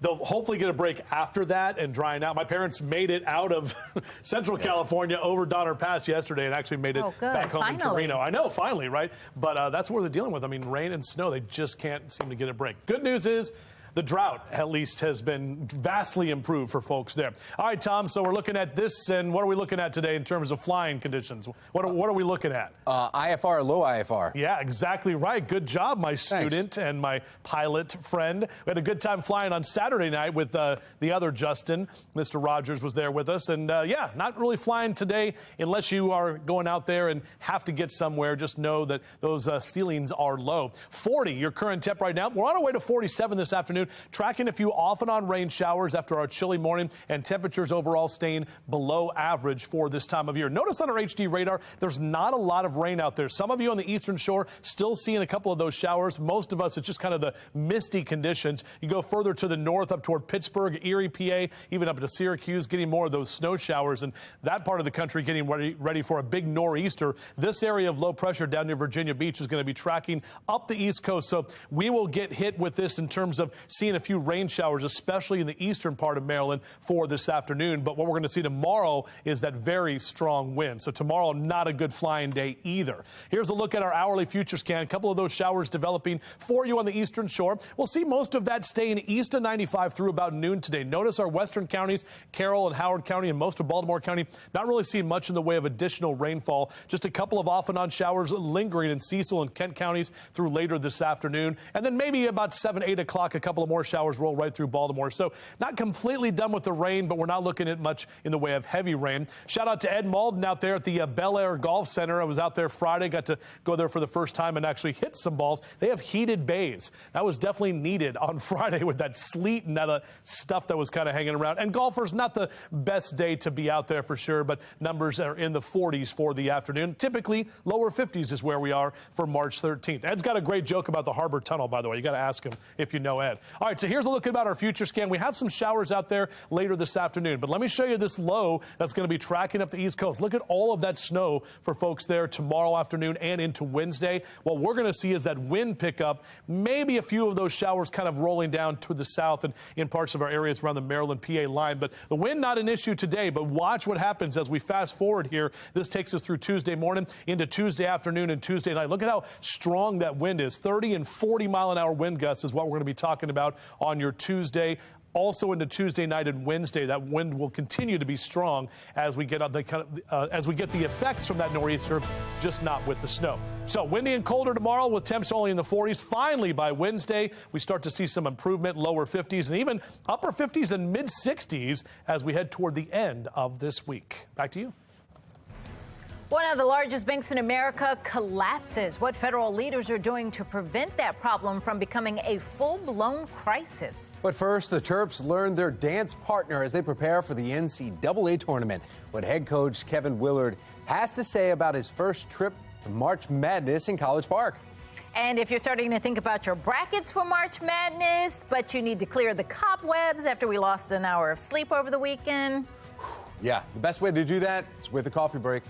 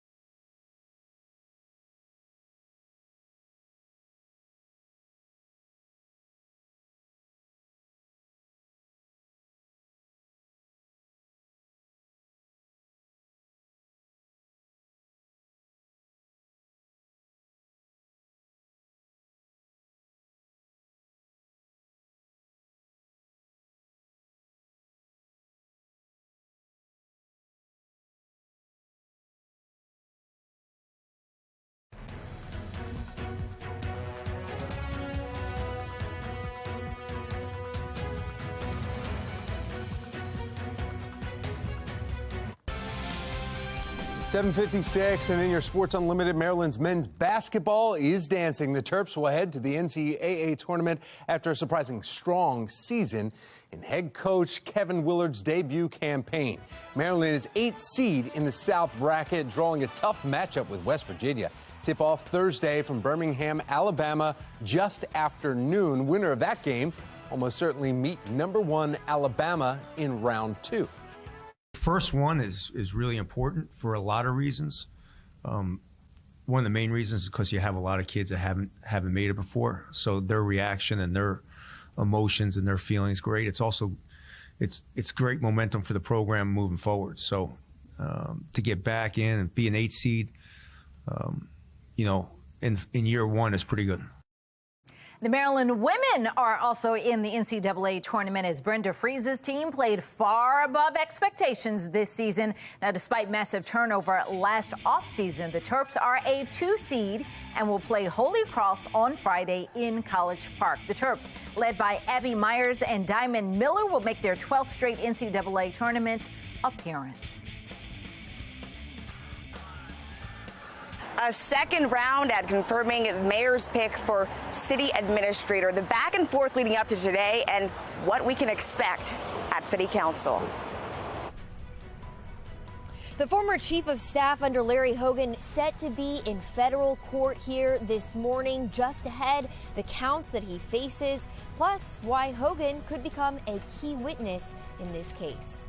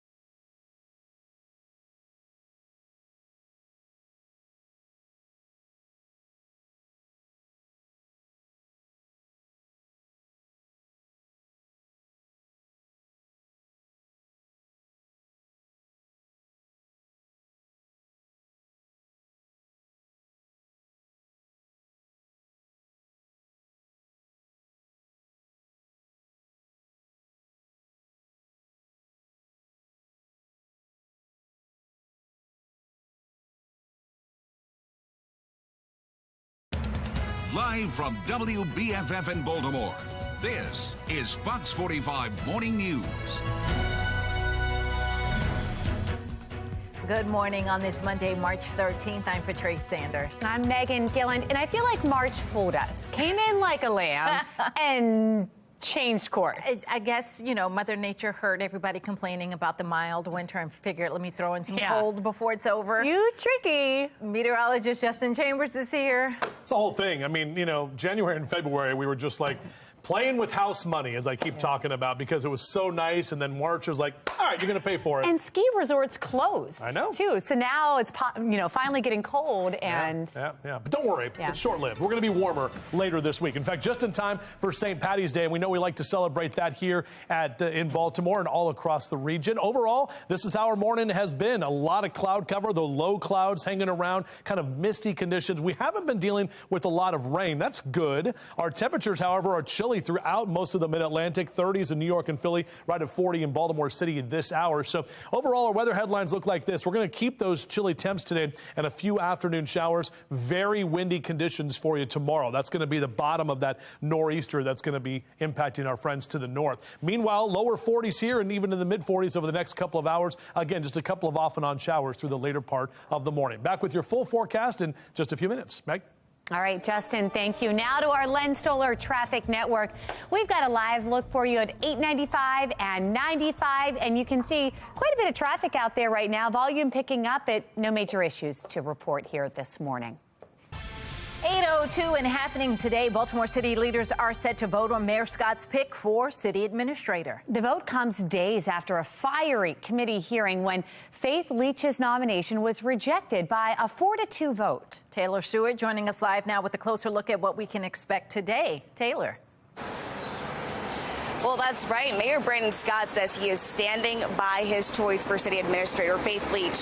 She did not get that confirmation last week in a 4-2 vote, but over the weekend, we've been monitoring some chatter online that seems to indicate at least one council member has seemed to change his vote. Now, Mayor Brandon Scott says Ms. Leach is the most qualified for this job, and when voters asked for a city administrator, that's exactly what he did. He appointed her. We do know 2 council members that voted in favor of her, James Torrance, as well as Odette Ramos. They were behind her, but take a listen to how heated it got inside the chamber as that vote was underway. We have failed our constitutional duty to the citizens in the charter of this city. I am off and I'm tired. And I'm being frank, colleagues. While I may respect you in the sense of this chamber, you have violated the trust of this chamber and the people of Baltimore. The president has now said to me that he and I will work with the council, with the committee, to make sure that that happens moving forward. In fact, Mosby's office sent us this statement saying they have been in communication with Mayor Brandon Scott's office regarding the city administrative officer role, and they're looking forward to more conversations regarding the process of confirming Ms. Leach. Now, just last night, Councilman Mark Conaway tweeted this after initially opposing Leach's confirmation. He says, after conversations with community, business, and faith leaders over the weekend, I will be voting for Faith Leach to become the next CAO. I look forward to sharing my thoughts on how I plan to hold the mayor and our new CAO accountable to the citizens of Baltimore. Again, that confirmation hearing is happening at 1 o'clock. We'll have to see if Ms. Leach gets the necessary votes, but she's been the acting administrator for some time now. We'll keep our eyes on it and keep you updated. We're live in Baltimore. I'm Taylor Stewart, Fox 45 Morning News. We want to know what you think. If elections were held today, would you vote to re-elect Mayor Scott? So far, 96% who have voted say no. Head to foxbaltimore.com/vote to weigh in. Also happening today, the former chief of staff under Governor Larry Hogan is set to begin his federal fraud trial today. Roy McGrath facing 8 counts, including wire fraud, embezzlement, and altering federal documents. Former Governor Hogan is expected to be called as a witness. Shannon Lilly is joining us this morning from the federal courthouse. She's got a look ahead and what Hogan is saying about this. Shannon. Well, former Governor Hogan, Patrice, is denying knowing about any of McGrath's alleged crimes that he committed during the time. But McGrath is saying just the opposite, that Hogan not only knew about his severance package, but actually was the one to approve it, among other things. And that is according to Maryland Matters. So right here at the federal courthouse this morning, we do expect that we could see Hogan, and he could be a key witness for the prosecution. In fact, speaking of that severance package, let's take a look at what McGrath is being accused of.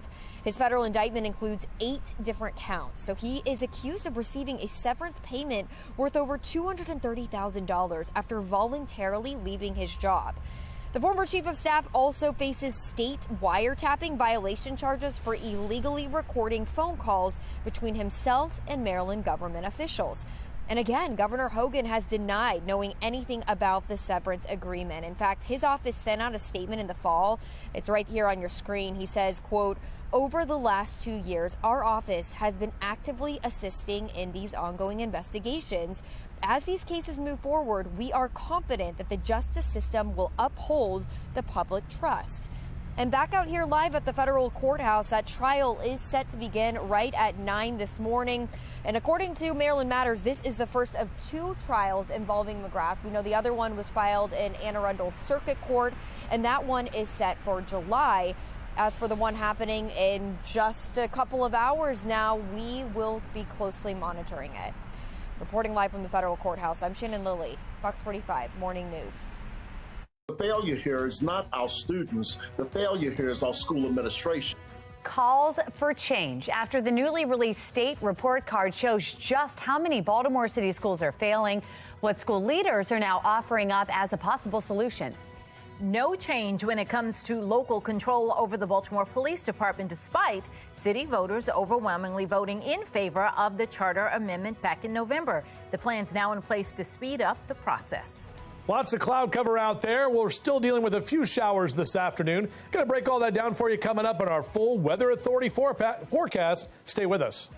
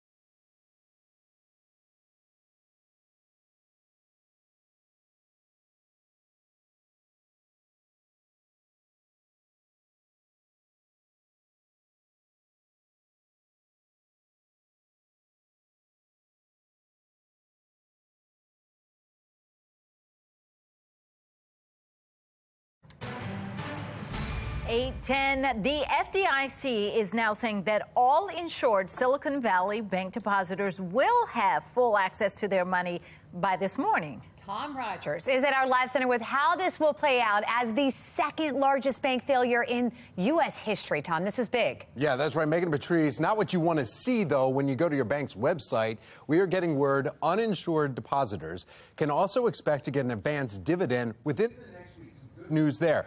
The Fed now making additional funding available for more eligible financial institutions. And while Treasury Secretary Janet Yellen says the government has no plans to bail out this bank, it will take other steps to help.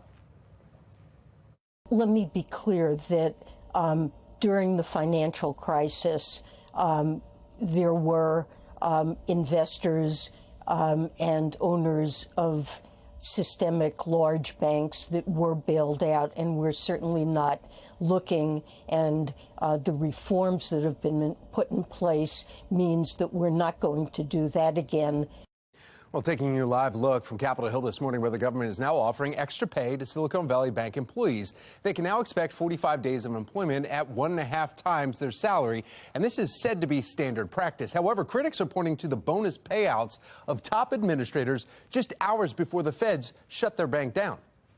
My sense is it is a fairly localized issue. The problem is that we live in a very emotional time where markets are emotional. The reference to, social media as being an accelerator, if you will, of some of that emotion, I think can be problematic.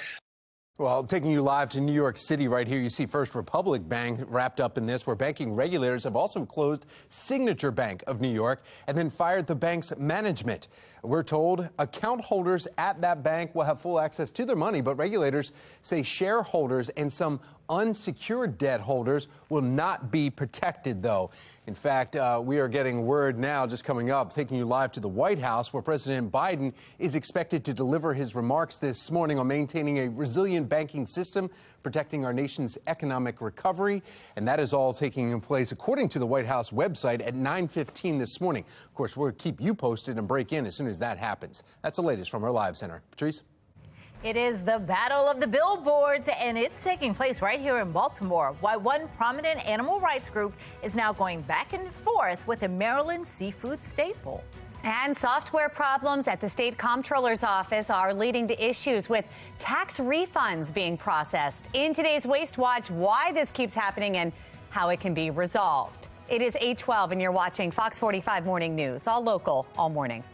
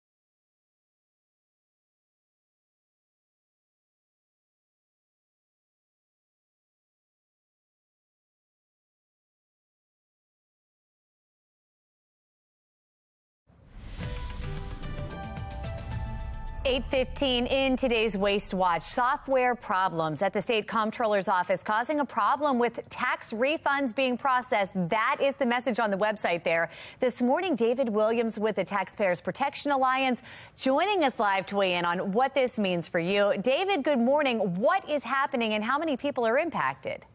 Good morning, Megan. And what a Monday morning, right? Is waking up and hearing that tax refunds are being delayed. And here's the problem is that millions of people in Maryland are going to be affected by this. And what the comptroller is saying, and we're not getting a lot of information out of the comptroller, what they're saying is that they're receiving the tax information. They're just not processing them, and the refunds may be delayed. And what we're going to see here is, I think, a ripple effect, right? Because once you start delaying, I think it's going to have this problem well into the end of March and probably April. It's going to affect tax day, and people are nervous enough and they're on edge enough about taxes. And we see this, and this isn't the first time Maryland has had software and hardware problems. And that's my concern, is that we saw the Beacon system a couple of years ago, the unemployment system pretty much went down and people couldn't get their extended or enhanced unemployment benefits. We saw the Department of Human Services, they had a problem with refunds, in that case. So I think that there's a really big problem that Maryland has with software and hardware. So I think that leads to the question, David, why? Why is this happening? Why isn't there the investment in the software to upgrade it?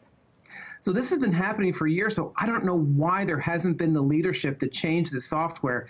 Now, we all have phones in our hands that do so many great things, and yet the state of Maryland can't create a software program. And, some of them are still using mainframes. I mean, everyone's using the cloud now, right? But Maryland is still using mainframes that are decades old. We're talking about 20, 30, even 40 years old, these mainframes using languages like COBOL, which practically nobody uses anymore. And, to give Maryland a little bit of credit, they did hire someone to, look into this, but that doesn't help folks that are having these tax problems now. And Megan, someone reached out to me last week because they saw the Waste Watch and they said, hey, I tried to get my refund and I contacted the comptroller and I'm hearing nothing from them. So there has to be some sort of communication from the comptroller about when this is going to be fixed. You mentioned the ripple effect of how long this could be impacted. Does this impact more than just refunds? Does this impact, when you file? Should you still be filing? I think is what people want to know. Absolutely, yes, you should be filing because there will be penalties if you don't file. Now, I am concerned that in about 2 or 3 weeks, we're going to hear from Maryland that, well, refunds are going to take a little longer this year. And I think that's what's going to ultimately happen is that people are going to be delayed in getting their refunds. So the short-term solution is they need to figure this out ASAP right now so people get their refunds. And long term, there needs to be a strategy in place to update software and hardware because we can't keep on talking about this. I really like talking to you, Megan, but I don't want to talk about these issues because it impacts people. All right. David, thanks for weighing in on it. We appreciate it. Thank you. It's 8:18 now. We want to get back over to a check of our forecast as we start this new week. Meteorologist Justin Chambers is here. What's going on? Well, we're talking about temperatures that are still going to be chilly, unfortunately. A lot of cloud cover sticking around. Very similar to yesterday, ladies. We're not seeing much in the way of rain. We had the rain that was overnight, and those low clouds continue to persist right now. This is from our Toyota Inner Harbor Sky Cam, looking out over the stadiums. A couple of weeks away from opening day there at Camden Yards. Very excited about that. Our right now temperature, well, 40 degrees at BWI. You can always see your temperatures right there on the right side of your screen, even forecast info on the bottom of your screen. That way you know exactly what's going to be taking place today and what it's like as you step outside. This is how it looks on our HD radar. It's been pretty paltry at best. We've had a few light showers. Eastern Shore getting more of the rain than we really have seen it along the 95 corridor over the course of the last few hours this morning. Most of the snow showers up in Altoona, up in Pittsburgh, Erie, PA, up towards Syracuse, New York as well. We are tracking our next weather maker, this area of low pressure that's south of Virginia Beach.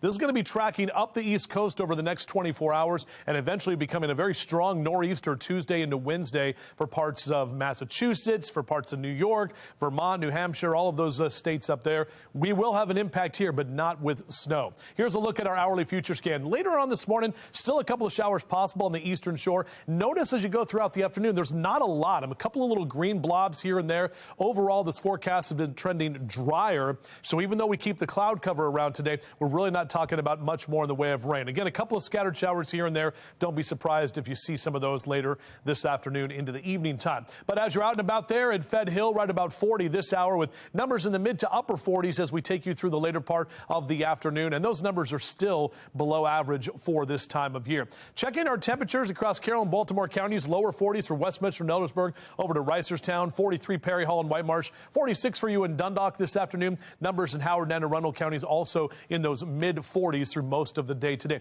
Now, notice on our temperature tracker, we've got some improving numbers. Wednesday, Thursday, Friday looking pretty good, and even Saturday not too bad. We do take a little bit of a dip on Sunday before we rebound again next week, heading into that first week of spring. Here's our future scan. A couple of showers left over this afternoon. Overall, there's the low. There's the nor'easter tomorrow. Look at all of that snow that's going to be in that part of the country. We are going to get a lot of that wind on the back side of that low. So we've got tightening pressure gradients. And basically what that means is that wind is really going to kick up tomorrow afternoon and into Wednesday as well. Let me show you the future scan. This is today. Notice not much in the way of wind, but watch what happens tomorrow. All of those arrows really start to get going, and check out some of those wind gusts. 30 and 40 mile an hour gusts are going to be possible, possibly even 50 mile an hour gusts tomorrow afternoon into Wednesday. And probably going to need wind advisories here. National Weather Service will update us on that a little bit later today with some of that wind left over into Wednesday. But by the time we get to Wednesday afternoon, less wind. Thursday and Friday look great, even though we'll see a little bit of that cloud cover late Friday into Saturday for St. Pat's. But check out that number of 64. That's what I'm targeting for the best day of the week, and it comes just in time to celebrate the holiday. Meg? All right, Justin, thank you. Hollywood's biggest night is going down in history. In our next half hour, the movie that took home 7 awards. And with McGregor's this morning, a lot of activities here in, in the county. We'll tell you about it coming up. And, of course, got to have my drinks with me. That's all coming up on FOX45 Morning News. All local, all morning long.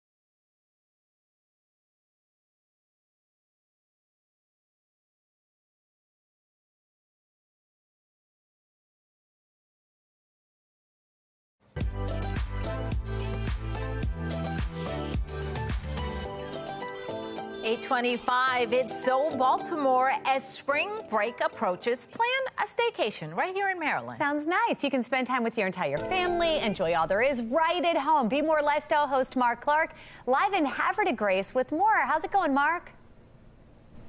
Guys, it's wonderful with McGregor's. It's Women's History Month, so we got to shout out Steph, who owns the joint. But she started off, guys, at the very bottom and worked her way all the way to the top, and now this is her baby. So tell us about all your wonderful food and drinks, and congratulations, Steph. Thank you very much. Thank you. At McGregor's, we pride ourselves on our water view, which is the Susquehanna, and where it meets the Chesapeake Bay. So, of course, we do offer seafood items. To show you what we have here, I have a crab dip with pita. This is one of our most popular dishes. I also have the huli huli salmon, which is also one of our very, very popular dishes. Our chef actually trained in Hawaii, and that's his special sauce. Over there, we have a Chincoteague oysters. We have a soft shell crab, which is locally sourced from B&B Seafood. They catch them themselves. Over here is our Maryland staple, the Maryland crab cake. Crab cake, Gotta baby. have that, definitely. Come on now. Then over here we have our stuffed flounder, and that is with a crab imperial, and then our famous tuna tartare. Definitely one to try. I'm sorry, guys. Are you hungry yet? And you mentioned I didn't have a drink earlier, but of course. You've gotten several right now. Nothing more beautiful. That food looked amazing, Patrice, it's too. 5 o'clock somewhere. Hey, I'm not. Do you? I'm all for it. All right, Mark, thank you. Oh, well, I didn't mean literally, maybe. Hey, he's ready. We're going to put more information on our website, foxbaltimore.com/newslinks. Well, we have a cold day ahead with highs in the 40s. Look at that out there. Yuck. Meteorologist Justin Chambers will let us know when it will start to feel like spring again. That's in his full Weather Authority forecast. You voted for it, but it still has not happened yet. Just ahead, the hearing happening today regarding getting the Baltimore Police Department under local control. You're watching Fox 45 Morning News, all local, all morning.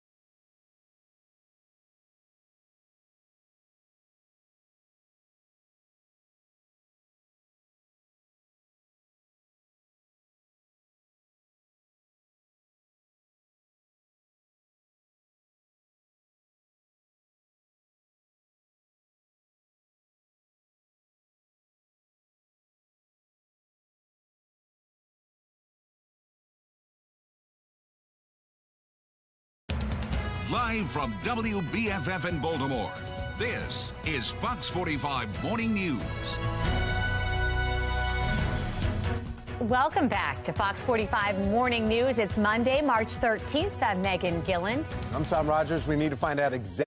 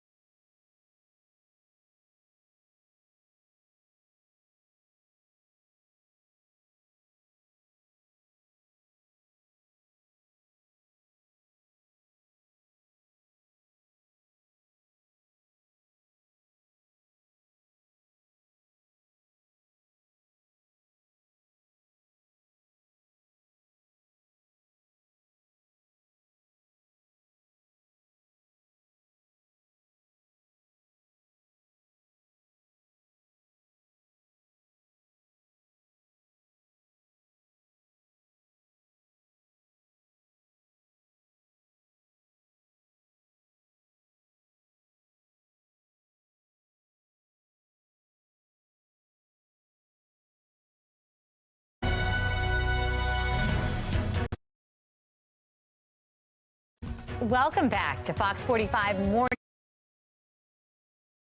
News. It's Monday, March 13th. I'm Megan Gilland. I'm Tom Rogers. We need to find out exactly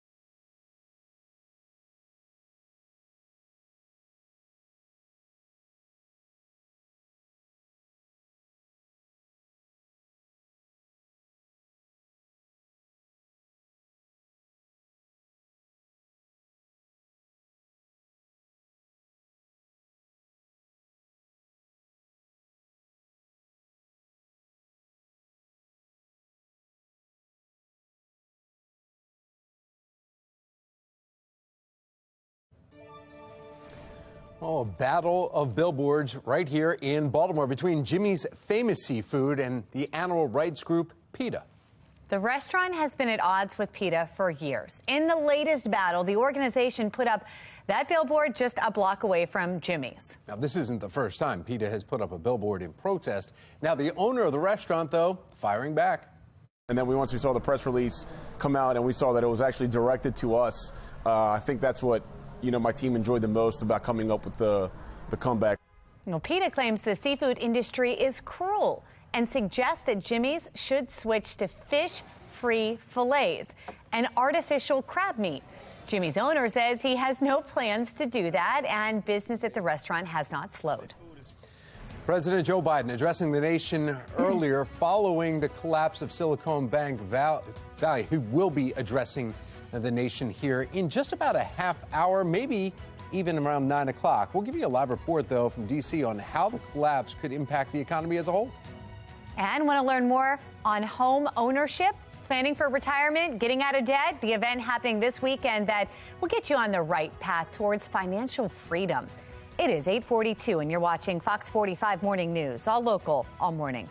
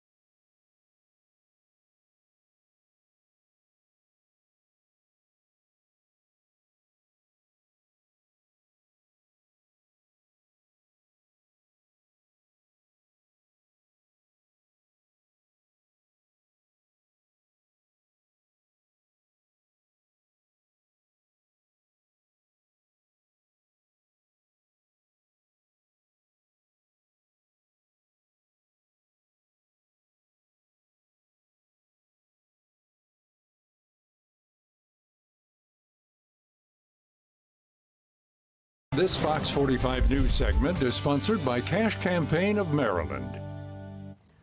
Well, it is called Money Power Day, and if you have not seen the advertisements yet, the event offers $1,500 worth of free financial services to get you on the path to financial freedom. And the day is geared for the entire family. In fact, joining us right now with all the details, COO and co-founder of Cash Campaign of Maryland, Sarah Johnson. Sarah, good morning.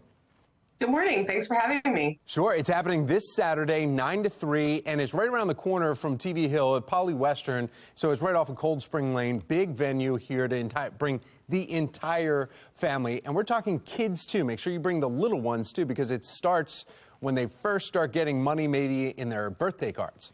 That's right. That's right. Yeah, Money Power Day is back in person. We've done this 16 times, believe it or not, but we've been on pause. So we're so excited to be back this Saturday at Poly Western High School. Like you said, 1400 West Cold Spring Lane.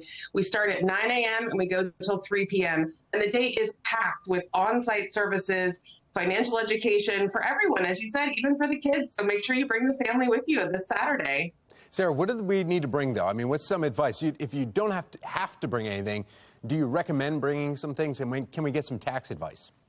So I would say make sure you bring your walking shoes because this is a big venue. We've got over 50 different exhibitors on site, and these are all vetted, no shady zone. We will have a lot of tax advice on site actually this year. We'll have tax clinics. We'll have our comptroller staff will be there.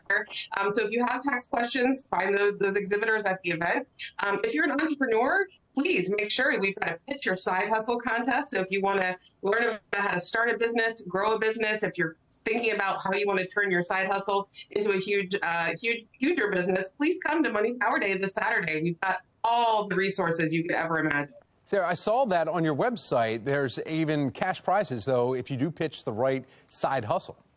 That's right. We've got a $500 cash prize and a second prize of $250. You have to be present to win. You can enter in advance or you can enter this Saturday at Money Power Day. You can go to our small business zone. So we have a whole bunch of exhibitors that are just there to talk to people about how to start a business and how to grow their business. Right next door is the Credit Cafe. So if you're curious about your credit report, you want to pull your free credit report and get your score for free and meet with a credit counselor, we've got those folks too. Right next door are financial planners that are giving their time to just review people's finances and talk about their future and answer their questions in a one-on-one way. So there's everything you can imagine while the kids are having fun at the Kids Zone. This Saturday, it's Money Power Day, and it's going to be so much fun. I'm glad you threw the kids' play zone there, too, so they can actually be interacting, leave the adults to kind of go through some things. A lot of banks will be out there, too. Sarah Johnson, thank you so much. We appreciate it. Look forward to this Saturday. Yeah, if anyone has questions, please check out moneypowerday.org. We look forward to seeing Lady T at our kickoff. Sounds good. Thank you.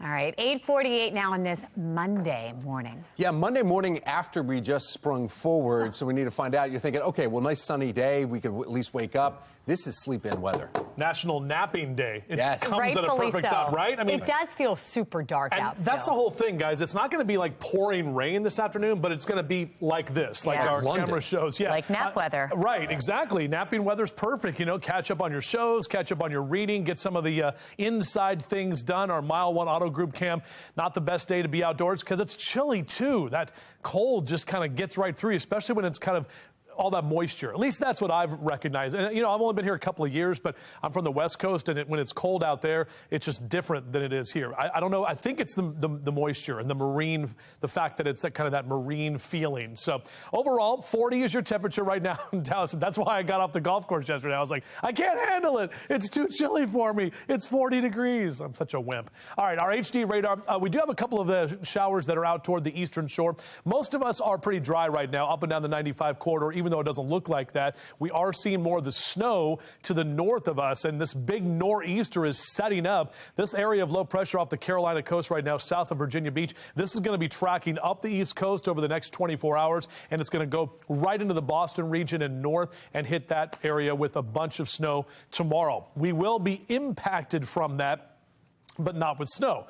So that's a good thing. Looking at our hourly future scan, taking you through the next couple of hours. This is what I was talking about. Some of you from Annapolis, Stevensville, right up the Chesapeake into parts of Kent County will see a few showers right around noontime, and then kind of off and on showers. Look how much we are not seeing those big green blobs around. So we keep the cloud cover with us. And again, a couple of scattered showers here and there. We finally will get some drier air in later tonight. That's going to set us up for a very windy day tomorrow. We'll talk about that more in just a second. So our next 12 hours, numbers into the mid to upper 40s, those average highs in the lower 50s. So nowhere near that number. In fact, low to mid 40s across most of central Maryland for the afternoon. Even up and down the mid-Atlantic, we're seeing those temps in the 40s for New York and Philly, down through Baltimore and D.C. Not much better down the ocean, only 46 there at Ocean City. So our future scan, we see those showers that are kind of off and on throughout the day today. Check out this low. Look at this thing going right toward the Boston region and areas to the north. All of that area will be hit with snow tomorrow. The bottom of that area of low pressure, that's really going to be us right here. And that's going to pick up the wind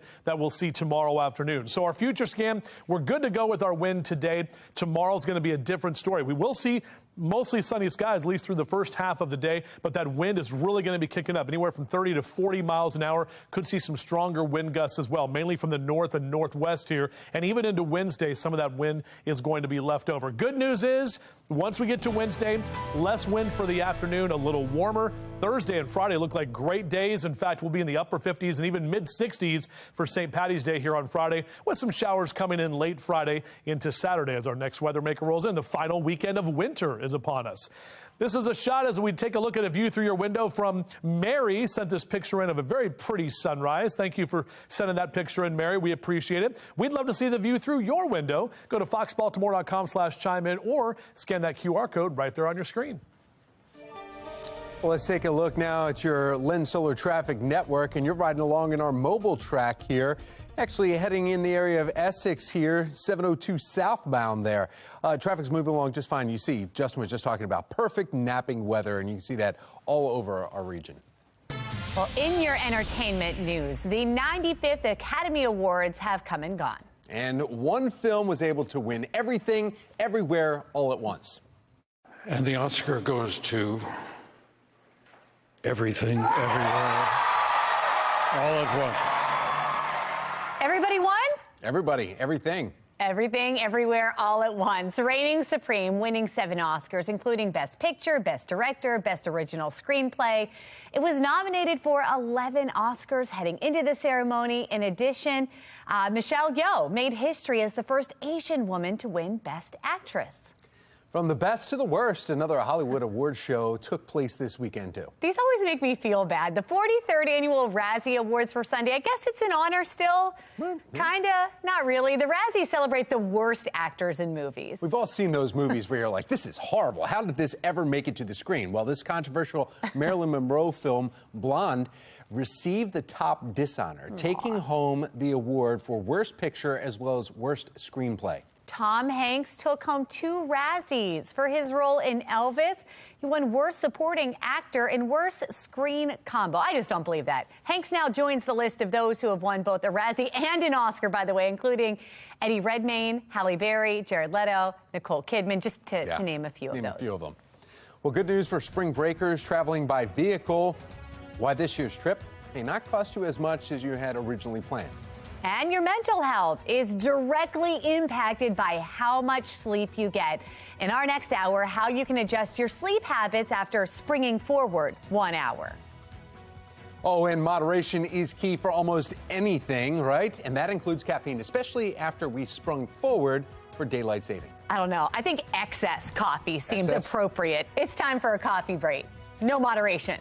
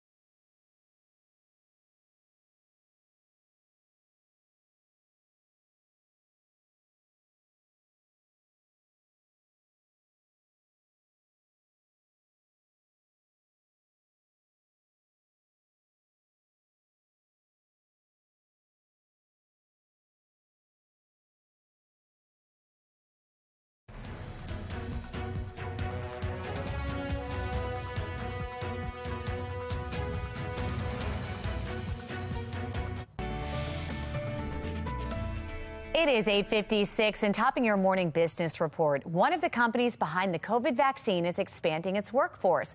Moderna says it will be adding 2,000 workers to its global payroll. The new hire comes at a time when many other corporations have been letting people go. Facebook's parent company is looking into a social networking app to rival Twitter. A report from moneycontrol.com says the potential app could be called P92. The app is meant to support a social networking protocol used by other apps called ActivityPub. P92 would have Instagram branding, allowing users to log in with the same account information. Bad news for Peloton users. The company, along with iFit, is facing an important ban over its streaming technology. A judge ruled the companies infringed on the Dish Network's patents. The initial complaint from the television provider in 2021 stated Peloton and iFit infringed on 4 patents with its at-home streaming products. The Biden administration now has 60 days to review the import ban before it goes into effect. And you could soon be catching a break at the gas pump. AAA says both the demand for gas and global oil prices are falling, and more interest rate hikes by the Federal Reserve could cause lower oil demand and less economic activity. Are you one of the millions of people who live their life on their phone? Well, then you know what a hassle it can be to keep it charged. Nick Calderon from America's Steals and Deals is here with a way to keep you powered up without any inconvenience. The following segment is sponsored by Knocking. Are you a scroller, gamer, texter, always on your phoner? Yeah, me too. Look, our phones are indispensable in our daily lives. And when that dead battery warning starts flashing, I start getting nervous. I don't want to be out of touch with my family and friends, and you don't either. So let me show you the Rush Charge Comet. What makes this little phone charger a real lifesaver is you don't need any cables. See, it's got the Lightning, Type-C, and micro USB adapter built in. No more fumbling for wires. No matter the type of phone or device you've got in your pocket, keeping a Rush Charge Comet in the other pocket will keep you from getting that dead battery panic. The pass-through technology lets you charge the phone and the Rush Charge at the same time. Cool feature. I took this with me on a recent flight, and I didn't worry about how many movies I watched on the flight because I had this in my pocket. Peace of mind. It's the best way to keep your friends and family connected. They come in 5 fun colors, so there's one for everyone. Right now, we're offering 25% off the Rush Charge Comet. Head to asadeals.com for this exclusive offer.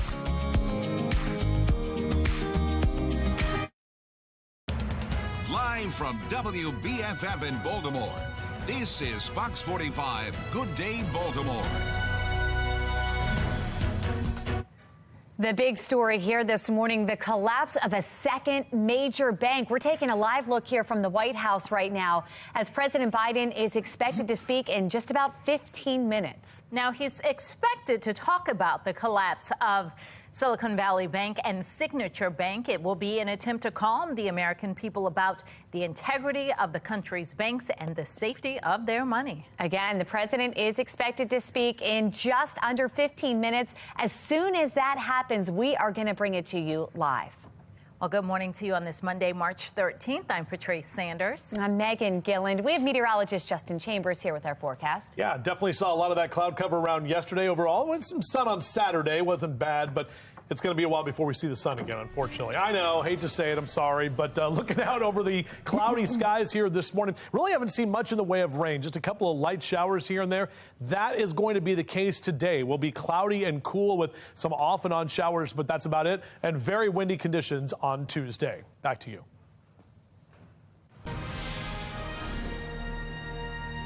All right, we're going to go back out to President Biden right now, delivering remarks on maintaining a resilient banking system. He just stepped up to the podium. Let's go ahead and take a live look there and go live. The deposit accounts at these banks can breathe easier knowing they'll be able to pay their workers and pay their bills. And their hardworking employees can breathe easier as well. Last week, when we learned of the problems of the banks, and the impact they could have on jobs of small businesses and banking system overall, I instructed my team to act quickly to protect these interests. They've done that. They've done that. On Friday, the government regulator in charge, the FDIC, took control of Silicon Valley Bank's assets. And over the weekend, it took control of Signature Bank's assets. Treasury Secretary Yellen and a team of banking regulators have taken action, immediate action. And here are the highlights. First, all customers who had deposits in these banks can rest assured, they'll be protected and they'll have access to their money as of today. That includes small businesses across the country that bank there and need to make payroll, pay their bills, and stay open for business.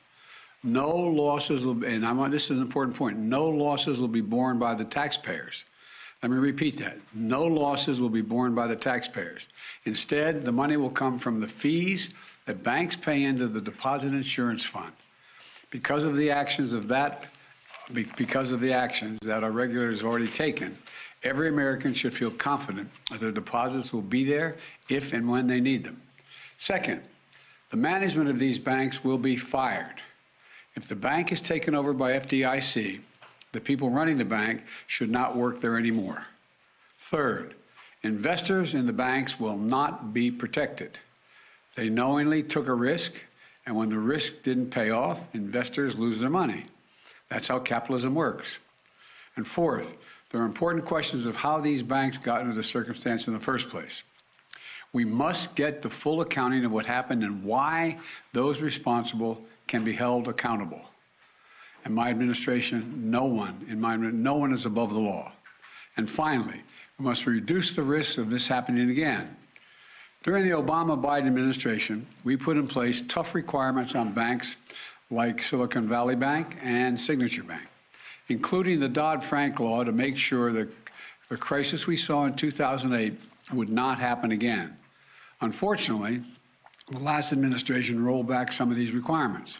I'm going to ask Congress and the banking regulators to strengthen the rules for banks to make it less likely this kind of bank failure would happen again, and to protect American jobs and small businesses. Look, the bottom line is this. Americans can rest assured that our banking system is safe.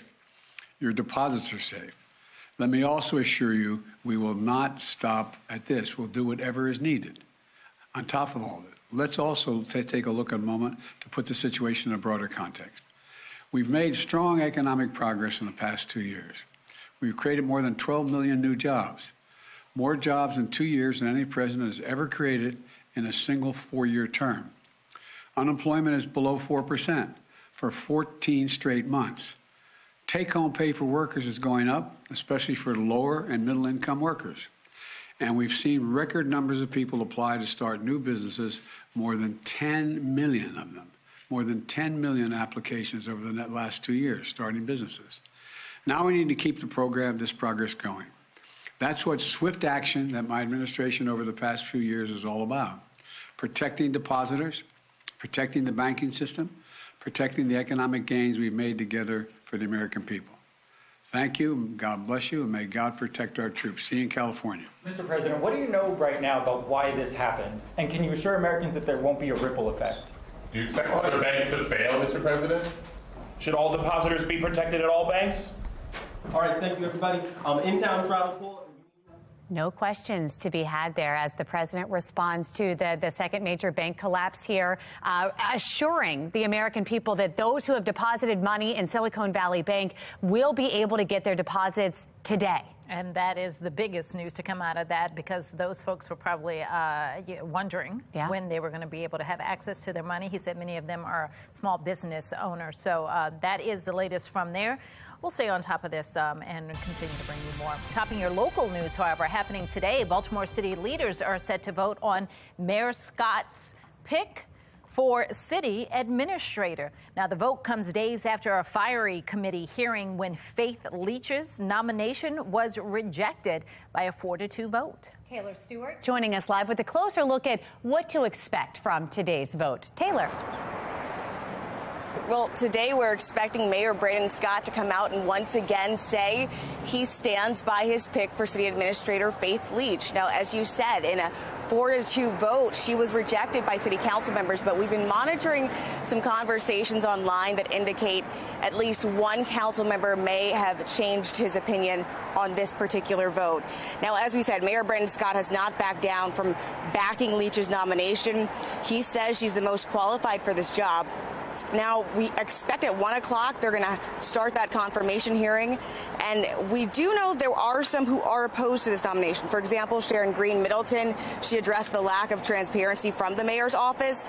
But Councilmember James Torrance and Odette Ramos were the only two to vote in favor of her. It led to some tense moments inside the chamber. Take a listen. We have failed our constitutional duty to the citizens in the charter of this city. I am off and I'm tired. And I'm being frank, colleagues. While I may respect you in the sense of this chamber, you have violated the trust of this chamber and the people of Baltimore. The president has now said to me that he and I will work with the council, with the committee, to make sure that that happens moving forward. In a statement to Fox 45 News, Mosby's office says the council president has been in communication with Mayor Scott regarding the city administrative officer role, and they're looking forward to more conversations around the confirmation process for Ms. Leach. Well, just last night, Councilman Mark Conway tweeted this. Initially, he opposed Leach's confirmation, but he says after conversations with community business and faith leaders over the weekend, I will be voting for Faith Leach to become the next CAO. He's looking forward to sharing his thoughts on how he plans to hold the mayor and the new CAO accountable to the citizens of Baltimore. Again, that hearing is set to begin here at 1 o'clock at City Hall, and we'll keep you updated with the outcome of that. For now, we're live in Baltimore. Taylor Stewart, Fox 45 News. All right, Taylor, thank you. And we want to know what you think. If elections were held today, would you vote to re-elect Mayor Scott? So far, of those who have responded, 96% say no. You can head to foxbaltimore.com/vote to weigh in. Also happening today, the former chief of staff under Governor Larry Hogan is set to begin his fraud trial today. Roy McGrath is facing 8 federal counts, including wire fraud, embezzlement, and altering federal documents. Former Governor Hogan is expected to be called as a witness. Shannon Lilly is joining us now live this morning from the federal courthouse. She's got a look at the day ahead and what Hogan is saying about the case. Shannon. Well, former Governor Hogan Patrice has denied knowing anything about these alleged crimes that McGrath committed. In fact, that goes against what McGrath claims, that Hogan not only knew about the severance package, but that he actually approved it, among other things, according to Maryland Matters. And so that means that Hogan could become a key witness here in federal court. In fact, speaking of that severance package, let's take a look at what McGrath is being accused of. His federal indictment includes 8 different counts. He is accused of receiving a severance payment worth over $230,000 after voluntarily leaving his job. The former chief of staff also faces state wiretapping violation charges for illegally recording phone calls between himself and Maryland government officials. And again, Governor Hogan has denied knowing anything about the severance agreement. In fact, his office sent out a statement back in the fall. You can see that statement right here. They say, quote, over the last 2 years, our office has been actively assisting in these ongoing investigations. As these cases move forward, we are confident that the justice system will uphold the public trust. And back out here live at the federal courthouse, this trial was set to begin at 9 o'clock. Now, we have been out here all morning long. There's other media gathered around as well. We have yet to see McGrath enter the courthouse, and so we are waiting to find out what's going on, but he is scheduled to be here in court today at 9 a.m., so we're going to continue to follow this. We also know, according to Maryland Matters, that this is the first of 2 trials that include McGrath, and the next trial was filed in Anne Arundel Circuit Court and is scheduled to go to trial in July. Reporting live from the federal courthouse, I'm Shannon Lilly, Fox 45 News. Good day, Baltimore. All right, Shannon, thank you. Time now to get another check of our forecast. Meteorologist Justin Chambers is here. Lots of cloud cover out there, foggy conditions as well, and chilly temperatures looking out in our Towson region right now from our Mile 1 Auto Group cam. We're not really getting much in the way of rain, and that's going to be the case throughout the day today. Lots of those low clouds hanging around, maybe a sprinkle or two, but numbers in the upper 30s and lower 40s is where we are right now. Not going to get too much warmer either. So as you head out the door, grab the jacket. No need for the shades today, and have that umbrella handy just in case you encounter a few of those showers that will be later into the day as well. If you're out for a run or a jog, next few hours, we're talking about lower 40s and definitely staying on the cool side. So grab an extra layer, probably a little wet on those roads and trails too from the rain we had last night. Back with your full forecast. We'll take a look at some warmer numbers as we head toward the end of this week. Back to you. Thank you, Justin. Still ahead, is your tax return in jeopardy? How software problems at the state comptroller's office are causing problems. But first, a new warning about spring break travel. We're going to take a look at what's happening in Mexico that has U.S. authorities telling Americans to rethink their plans. It is 9:12 now on Fox 45. Good day, Baltimore.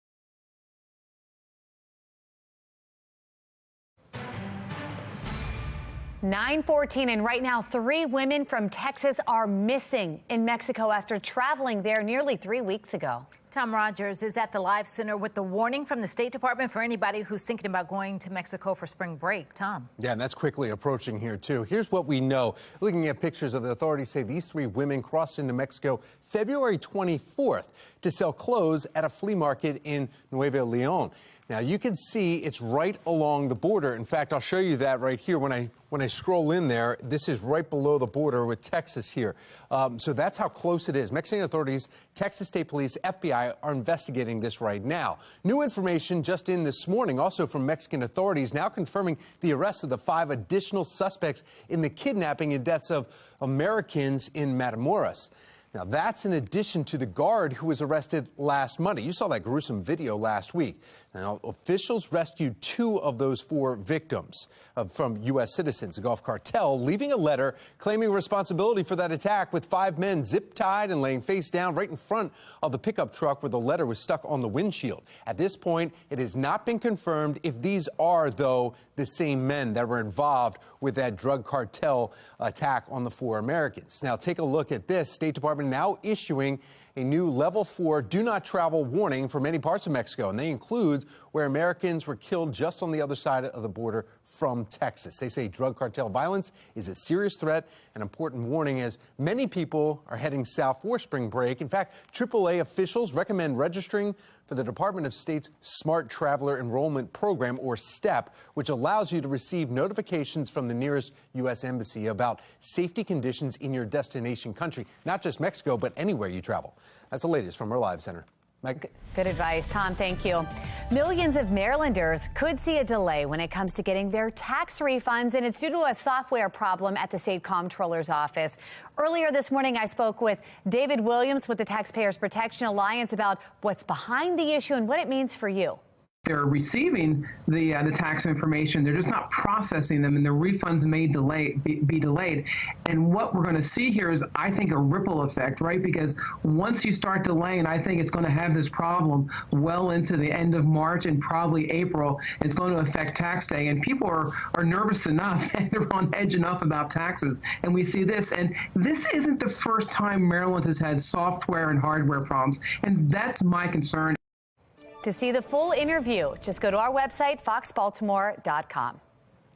It is 9:17. Let's get back to meteorologist Justin Chambers. As we start this new work week, we came off of a cold weekend. Yep. And looks like heading into a cold week. I know, unfortunately. Warm up would be nice. Huh? Warm up would be nice. Well, if you can wait till Thursday. Okay. Thursday looks good. Friday looks great. At actually. least it's promising. Yeah. There's something to look forward to. That's the whole Exactly. thing. And that's what I got a big old circle around those 2 days as like those are the days we can get out Was and do that a some heart? stuff. But the wind tomorrow is crazy. Oh, yeah, tomorrow and even Wednesday, too, guys. And that's going to be the, bottom end of that nor'easter that's going to be bringing snow, wind, and a lot of bad conditions or cold conditions to our friends in the Northeast. We're not going to get the snow, but yes, the wind will definitely be here with us tomorrow. So even though we get some more sunshine, we have to deal with the wind. It's like you can't just catch a break. Don't worry. By the time we get to Wednesday, Thursday, Friday, we're looking good. Our weather headlines, though, for today, lower 40s now, mid 40s for the afternoon. We're tracking a few afternoon showers. Really not a lot of rain left over. A couple of scattered showers here and there. And then, yes, very windy conditions for us on Tuesday. So our HD radar showing we just have a couple of leftover showers for you in the eastern shore. A few showers west of Hagerstown that we've been tracking throughout the morning, but really not a lot of rain out there. You can see where some of that snow is, and that continues from Syracuse over to Erie into parts of Pittsburgh. Again, areas in parts of Massachusetts, New Hampshire, Vermont, all going to get hit with this nor'easter. So that's the big L right there. You see that off the coast. Now, if you remember, if you lived here 30 years ago, there was that big superstorm that caused a lot of problems. It was a deadly storm and a lot of snow here in the D.C. and Baltimore area and up to the Northeast. Tomorrow, this nor'easter will be bringing snow to that region. So we'll see the wind from that on your Tuesday. But as for today, next couple of hours, lower 40s there, hanging out there in Owings Mills, and numbers in the mid 40s by the time we get to about 2 o'clock this afternoon. That's all we'll be able to about squeeze out here with the cloud cover that stays around and the chilly conditions even into that 5 o'clock hour.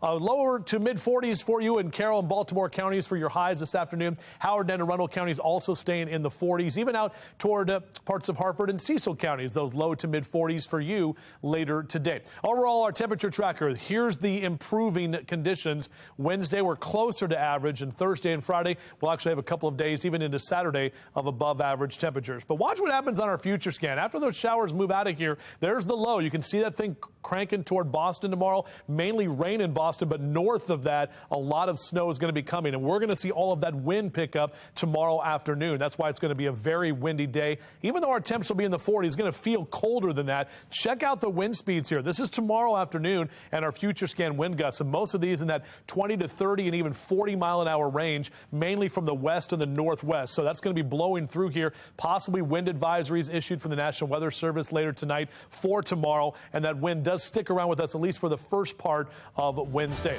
7-day forecast. Yeah, you see that green hat right there on Friday. I'm excited. St. Patty's Day. We like to do it big here in Baltimore. 64 for a high. Yep, looking good. Even Saturday with a few showers around, our temperatures stay above average. A little cooler Sunday for the final full day of winter as spring arrives next Monday. Patrice? Thank you, Justin. Still ahead, it is getting dark later thanks to the time change. Coming up, we're going to chat with a sleep expert about how much sleep you actually need and how to get a better night's rest. And we're at Joe Retro. It takes you back in time. For instance, Pyrex Fest is coming. All the cookware you might remember, grandma, great-grandma from the 40s. This is from the 50s. If you love Pyrex, we're going to tell you about the Pyrex Vintage Fest coming up right here on Fox 45 Morning News. All local, all morning long.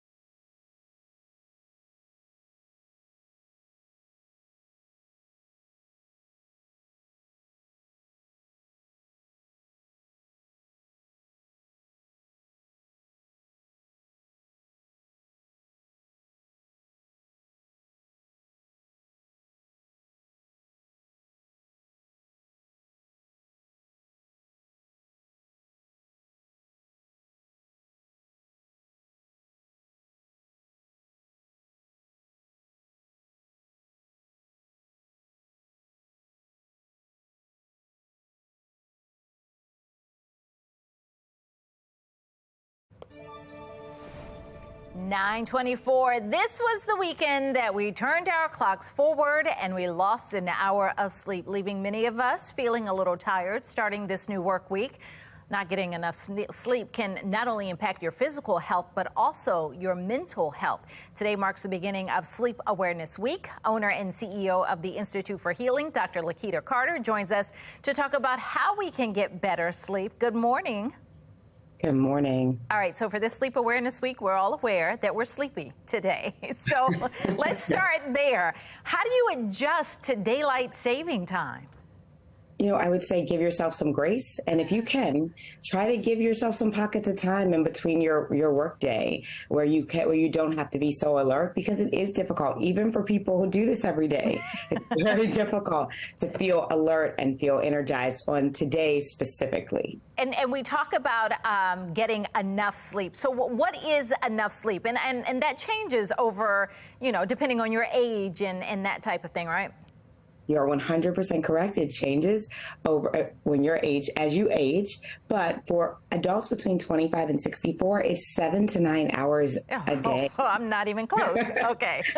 Yeah, 7 to 9 hours a day. And as we get out of that out of the 60 range, so 65 and over, it's 7 to 8. So it doesn't change that much. Okay. And how many of us are actually getting the sleep we need? Because I would think the majority of Americans probably don't. Would you agree? Yes. So about 50% of people are not getting the amount of sleep that they need. Oh. And if we break it down when it comes to race, African Americans are more likely to get too little sleep when compared to European Americans. So it is a major problem. It's one of the major problems related to sleep, other than having problems falling asleep, having problems staying asleep. So not getting enough rest is one of the 3 major problems, including the 2 I just mentioned. Okay, so how do we get what we need? Because I know if you don't get it, it impacts you physically, it impacts you mentally. I mean, you're just not sometimes a nice person to be around. That's when I'm my most irritable. I know this. Yes. So how do you get the sleeps? How do we do that? Okay, so one thing I want you to think about is setting a soothing sleep routine. Whatever that is going to be different for you than it is everybody else, but set a soothing sleep routine, something you can do, something that relaxes you. It should be a series of things, maybe 2 or 3 things, but most importantly, something you can stick to, because the research shows that when we do things about 21 times, it becomes a habit. So I tell people, stick to a month. If you can do something and stick with it for a month, it'll likely become a habit. So set a sleep routine, write it down, stick to it. I would also say, think about exercise. So some people, exercise helps us bed down. It just does. However, for some people, you have to figure out when you do it. Okay. Sometimes you do it later at night or later in the evening. It helps you get more tired, and others, it stimulates them. Right. So you don't want things that stimulate you in the evenings. But exercise in general does help with sleep. Okay, and not stimulating, that also means put down your phone and get rid of the caffeine and things that you're going to eat that might keep you up. So just all things to keep in mind. Dr. Carter, thank you so much. Absolutely. It's my pleasure. Well, coming up, a startling new report about student performance, the new calls for accountability inside city schools. You voted for it, but it still has not happened yet. Just ahead, the hearing happening a little bit later on today regarding getting the Baltimore Police Department under local control. You're watching Fox 45 News. Good day, Baltimore.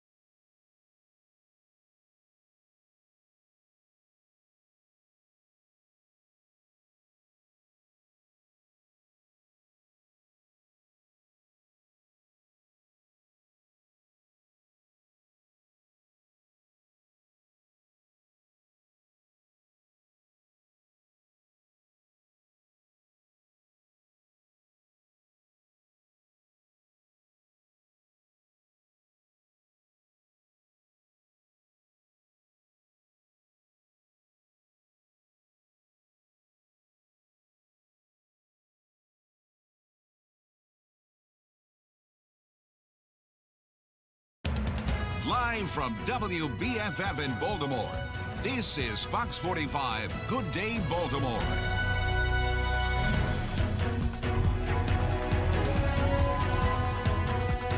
Oh, they're trying to get the excitement up as Wall Street's about to open, and coming on the heels of President Biden coming out to say that those who had money in the Silicon Valley Bank will have all of their money at their access this morning. Now it's a matter of what that will do on Wall Street today. Pretty pivotal moment for that speech, too, happening at 9 o'clock this morning ahead of the 9:30 bell ringing. Obviously, keeping an eye on the stocks, and we'll let you know what happens as they open 1 minute ago here. Well, welcome back. Let's get over to meteorologist Justin Chambers and see if the forecast is going to cheer us up, and I already know the answer. I feel like we're dropping there, too. What's that? We're dropping in temperatures. Yes, our temperatures staying on the chilly side here today and tomorrow. The wind is going to be with us, but we definitely have good news later this week as those numbers are going to go back up. So here's a look at our live cam over downtown Baltimore. Lots of those low clouds hanging around. Not much in the way of actual rain, maybe just a few scattered showers here and there throughout the day today, but temps upper 30s and lower 40s. So it is definitely still chilly as you make your way out. A few afternoon showers with us. Very windy conditions for you on Tuesday. We'll top out at 46 today, drop into the 30s tonight, and only be in the 40s tomorrow afternoon with, again, that wind that will be with us and very windy conditions expected. We'll take a closer look at that and those improving numbers later this week as well. It's all coming up in a few. All right, that sounds good, Justin. Thank you. As we mentioned, happening right now, we're keeping an eye on the stock market, closely watching to see how it reacts to the Silicon Bank failure. Tom Rogers is at the breaking news desk where the market just opened, and he's letting us know if the president's remarks had any impact. What are you seeing? Maybe. I mean, we're seeing the red drop now, less than a point right here. They are dropping. However, that could be expected after the volatile time that we just had. Comes amid the second largest bank failure in U.S. history. Live look at the stock boards now, and you see them dropping, but they're fluctuating, and that was expected this morning. Now, President Joe Biden, though, is saying quickly, coming to the podium at the White House this morning, just about 30 minutes ago, and before the bell, to assure investors. 5-minute statement, took no questions. Biden saying Americans can have confidence U.S. banking is safe after failures and fears of the global ripple effects. Now, he says customers will have access to their money today and that taxpayers will be protected from the fallout of the Silicon Valley Bank collapse. No losses will be, and this is an important point, no losses will be borne by the taxpayers. Let me repeat that. No losses will be borne by the taxpayers. Instead, the money will come from the fees that banks pay into the Deposit Insurance Fund. Because of the actions that our regulators have already taken, every American should feel confident that their deposits will be there if and when they need them. Now, the president also saying bank managers will be fired. He's going to investigate how the banks got into this position and who is responsible, and will work to reduce the risk of this ever happening again. I'm going to ask Congress and the banking regulators to strengthen the rules for banks to make it less likely this kind of bank failure would happen again, and to protect American jobs and small businesses. Look, the bottom line is this. Americans can rest assured that our banking system is safe. Your deposits are safe. Let me also assure you we will not stop at this. We'll do whatever is needed. He left the podium not answering any of the questions from the reporters. Also important to note, though, because of this bank collapse, Goldman Sachs says they're reporting the Fed will not raise rates in March, as was anticipated. That's the latest from our live center. Megan Patrice, back to you. 9:34 happening today in continuing coverage. Another push to get the Baltimore Police Department under the city's control faster. Shannon Lilly joining us live downtown with the controversy over this and the hearing happening today. Shannon. Yeah, despite overwhelming approval, Megan, from voters back in November, Baltimore still does not have control over the city police department. And so that is something that leaders are really digging into once again today. In fact, we want to pull up some details for this meeting that's happening a little bit later on this evening. Baltimore City Council is holding it. It's a legislative oversight hearing starting at 5:30. And in this hearing, they're going to go over legislation that's currently before the local control board in Annapolis Annapolis regarding this transfer of control of the Baltimore Police Department from state to local control. Now, this meeting will also be an opportunity for the community to weigh in and get an update on what's going on in the process moving forward, because voters have already been waiting for months for this transfer of control to happen. In fact, 82% of you who voted in November voted in favor of question H, which was the question that gave the city full control over the Baltimore City Police Department. But as we know, that still has not happened. Well, just about 2 weeks ago, you'll remember council members gave unanimous approval to a resolution calling on the state to transfer control sooner rather than later. Listen. And we want to make sure that happens in June of 2023, not December 2023 and not 2024. Again, the voters have spoken. We need to make that happen June. Local control of BPD is about racial justice, about police accountability, and it's about representative democracy. And this is something that the mayor has long promised to make happen, but at a hearing last month, he angered activists when he announced it could be late this year before the control is finally implemented. And we're learning it could be even longer than that. In fact, right now there are 2 bills in Annapolis regarding this transfer of control, and one of them calls for this transfer of control to happen by June 1st of this year. The other doesn't call for that to happen until October of next year. Reporting live in downtown Baltimore, I'm Shannon Lilly, Fox 45 News. Good day, Baltimore. All right, Shannon, thank you. The battle of the billboards continues. Coming up, how Jimmy Seafood is responding to the latest attack from PETA. And it has been a cold and wet start to the morning. Meteorologist Justin Chambers lets us know when this yucky weather you're looking at there will improve. That's coming up. 9:37, you're watching Fox 45. Good day, Baltimore.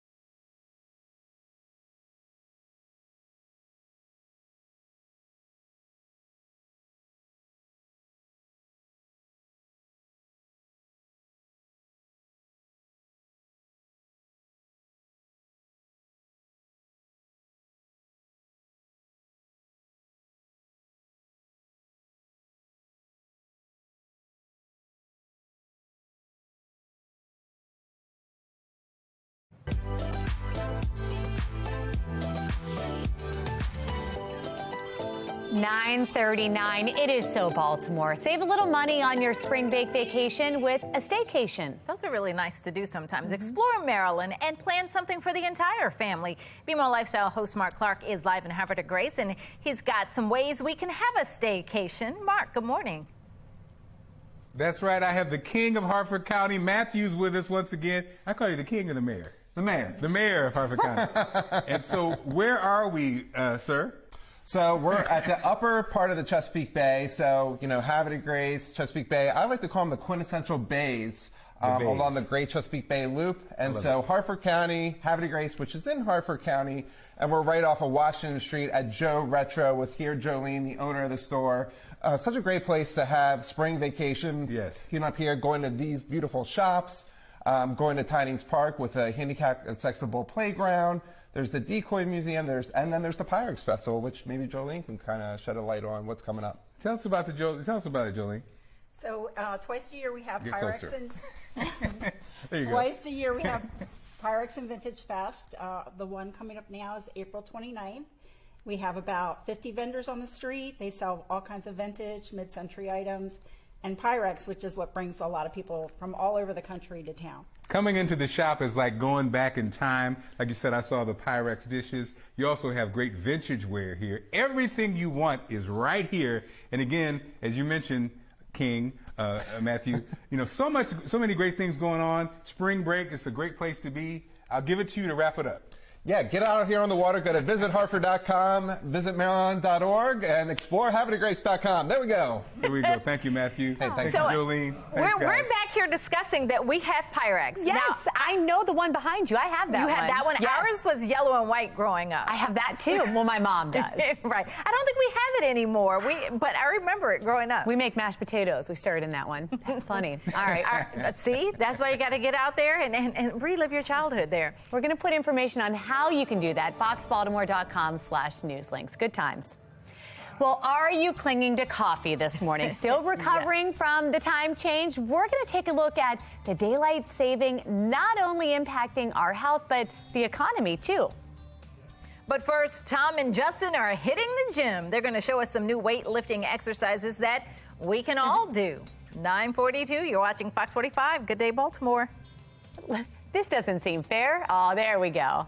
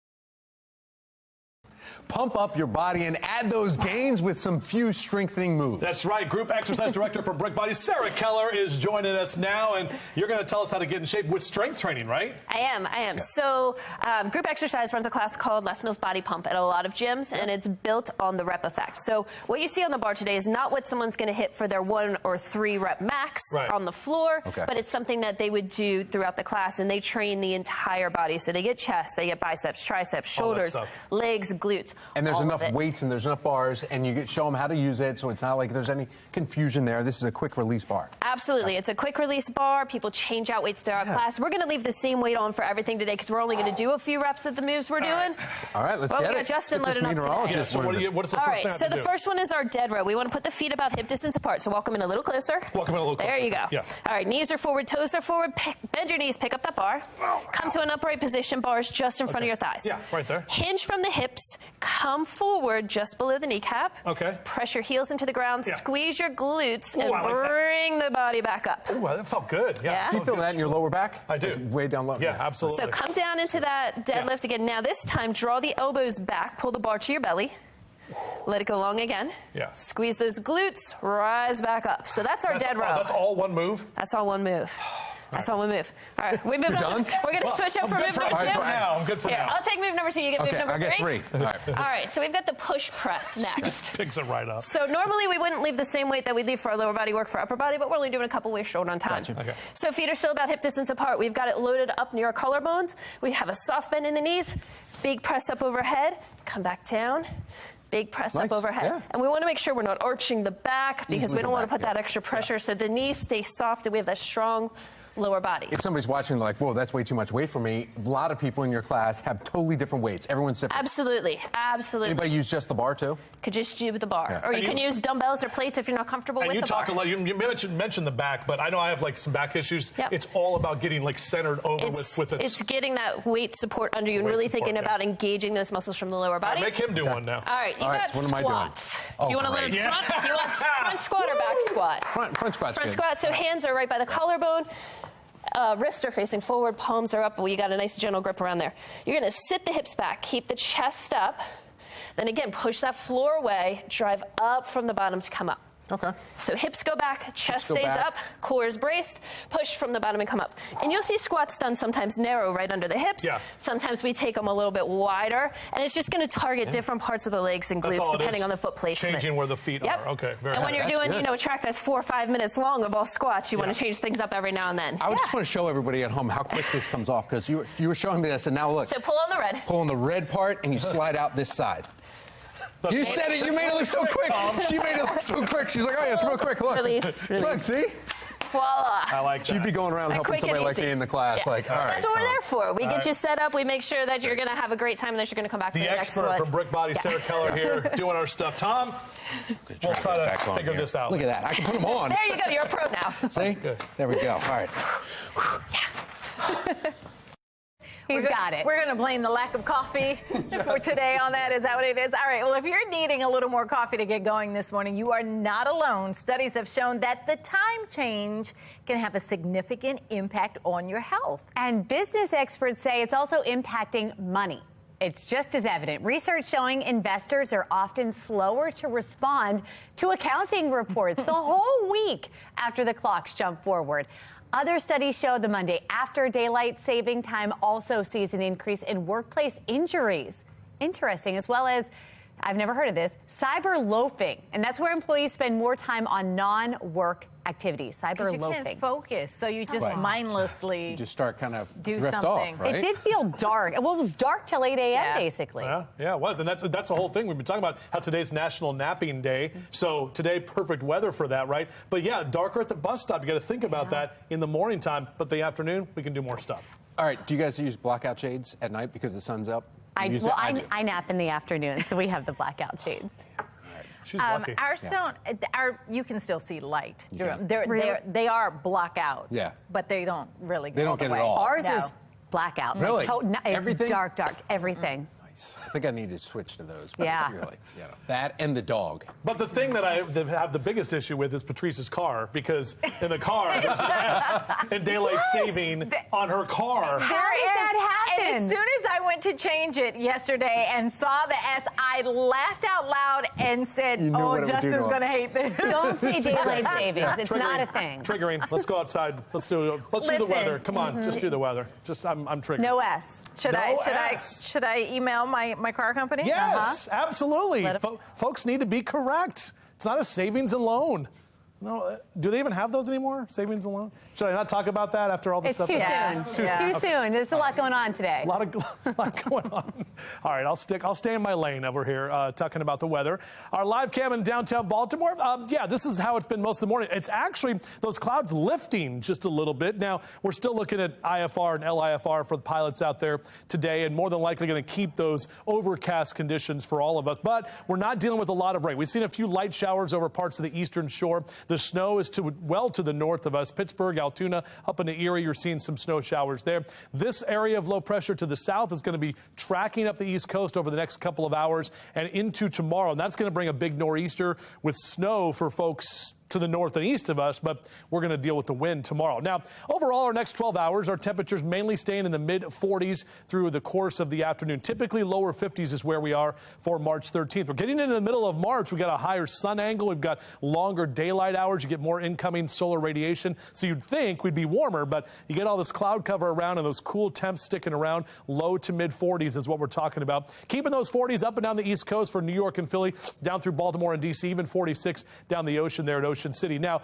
if you do want to get the car cleaned up and your car wash cast, red light for today. Even though we're not getting a lot more rain, it's still going to be kind of wet and dreary out there. Tuesday and Wednesday, better day to get the car cleaned up. Now, here's what's going on with our future scan. We'll get a few more of those upslope snow showers in parts of the mountains by the time we head toward this afternoon and evening. Still have some winter weather advisories for Garrett and Allegheny counties. This is the nor'easter. You can see that low right there wrapping around and bringing all of that snow to parts of western New York, Pennsylvania, up into Vermont, New Hampshire, northern Massachusetts, all of those areas there dealing with that potential heavy snowfall and that wind. And we're going to see the wind on the bottom half of that area of low pressure, but we're going to stay mainly dry tomorrow. Wednesday, a little bit less wind into the afternoon. Thursday looking pretty good, and Friday looks real good. I'll show you that 7-day here in just a second. Our future scan, as I mentioned, not much wind today. Tomorrow, a lot more wind. Look at this. We're going to see 20, 30, and even 40-mile-an-hour wind gusts. Very strong westerly wind is going to be blowing through here,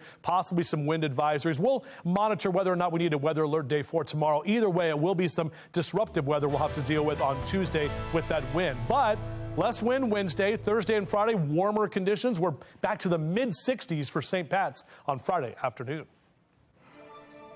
9:52 and trending now, the ongoing battle of the billboards in Baltimore between Jimmy's Famous Seafood and the animal rights group PETA. The restaurant has been at odds with PETA for years, but in this latest battle, the organization put up a billboard just blocks away from Jimmy's. So this isn't the first time PETA has put up a billboard in protest. Now the owner of the restaurant is firing back. And then once we saw the press release come out and we saw that it was actually directed to us, I think that's what my team enjoyed the most about coming up with the comeback.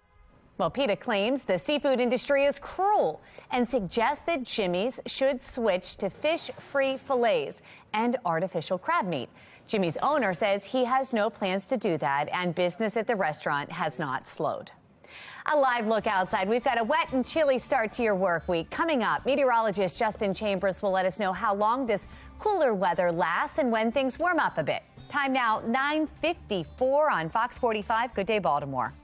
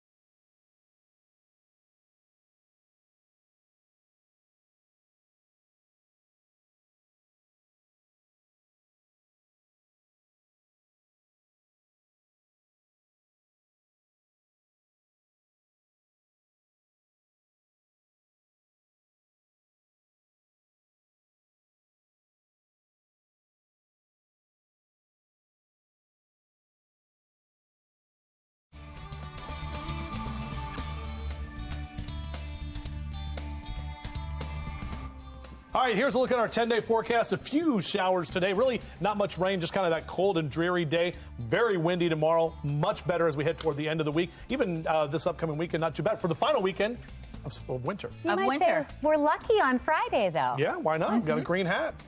There you go. We'll see you. I got it. Thank you.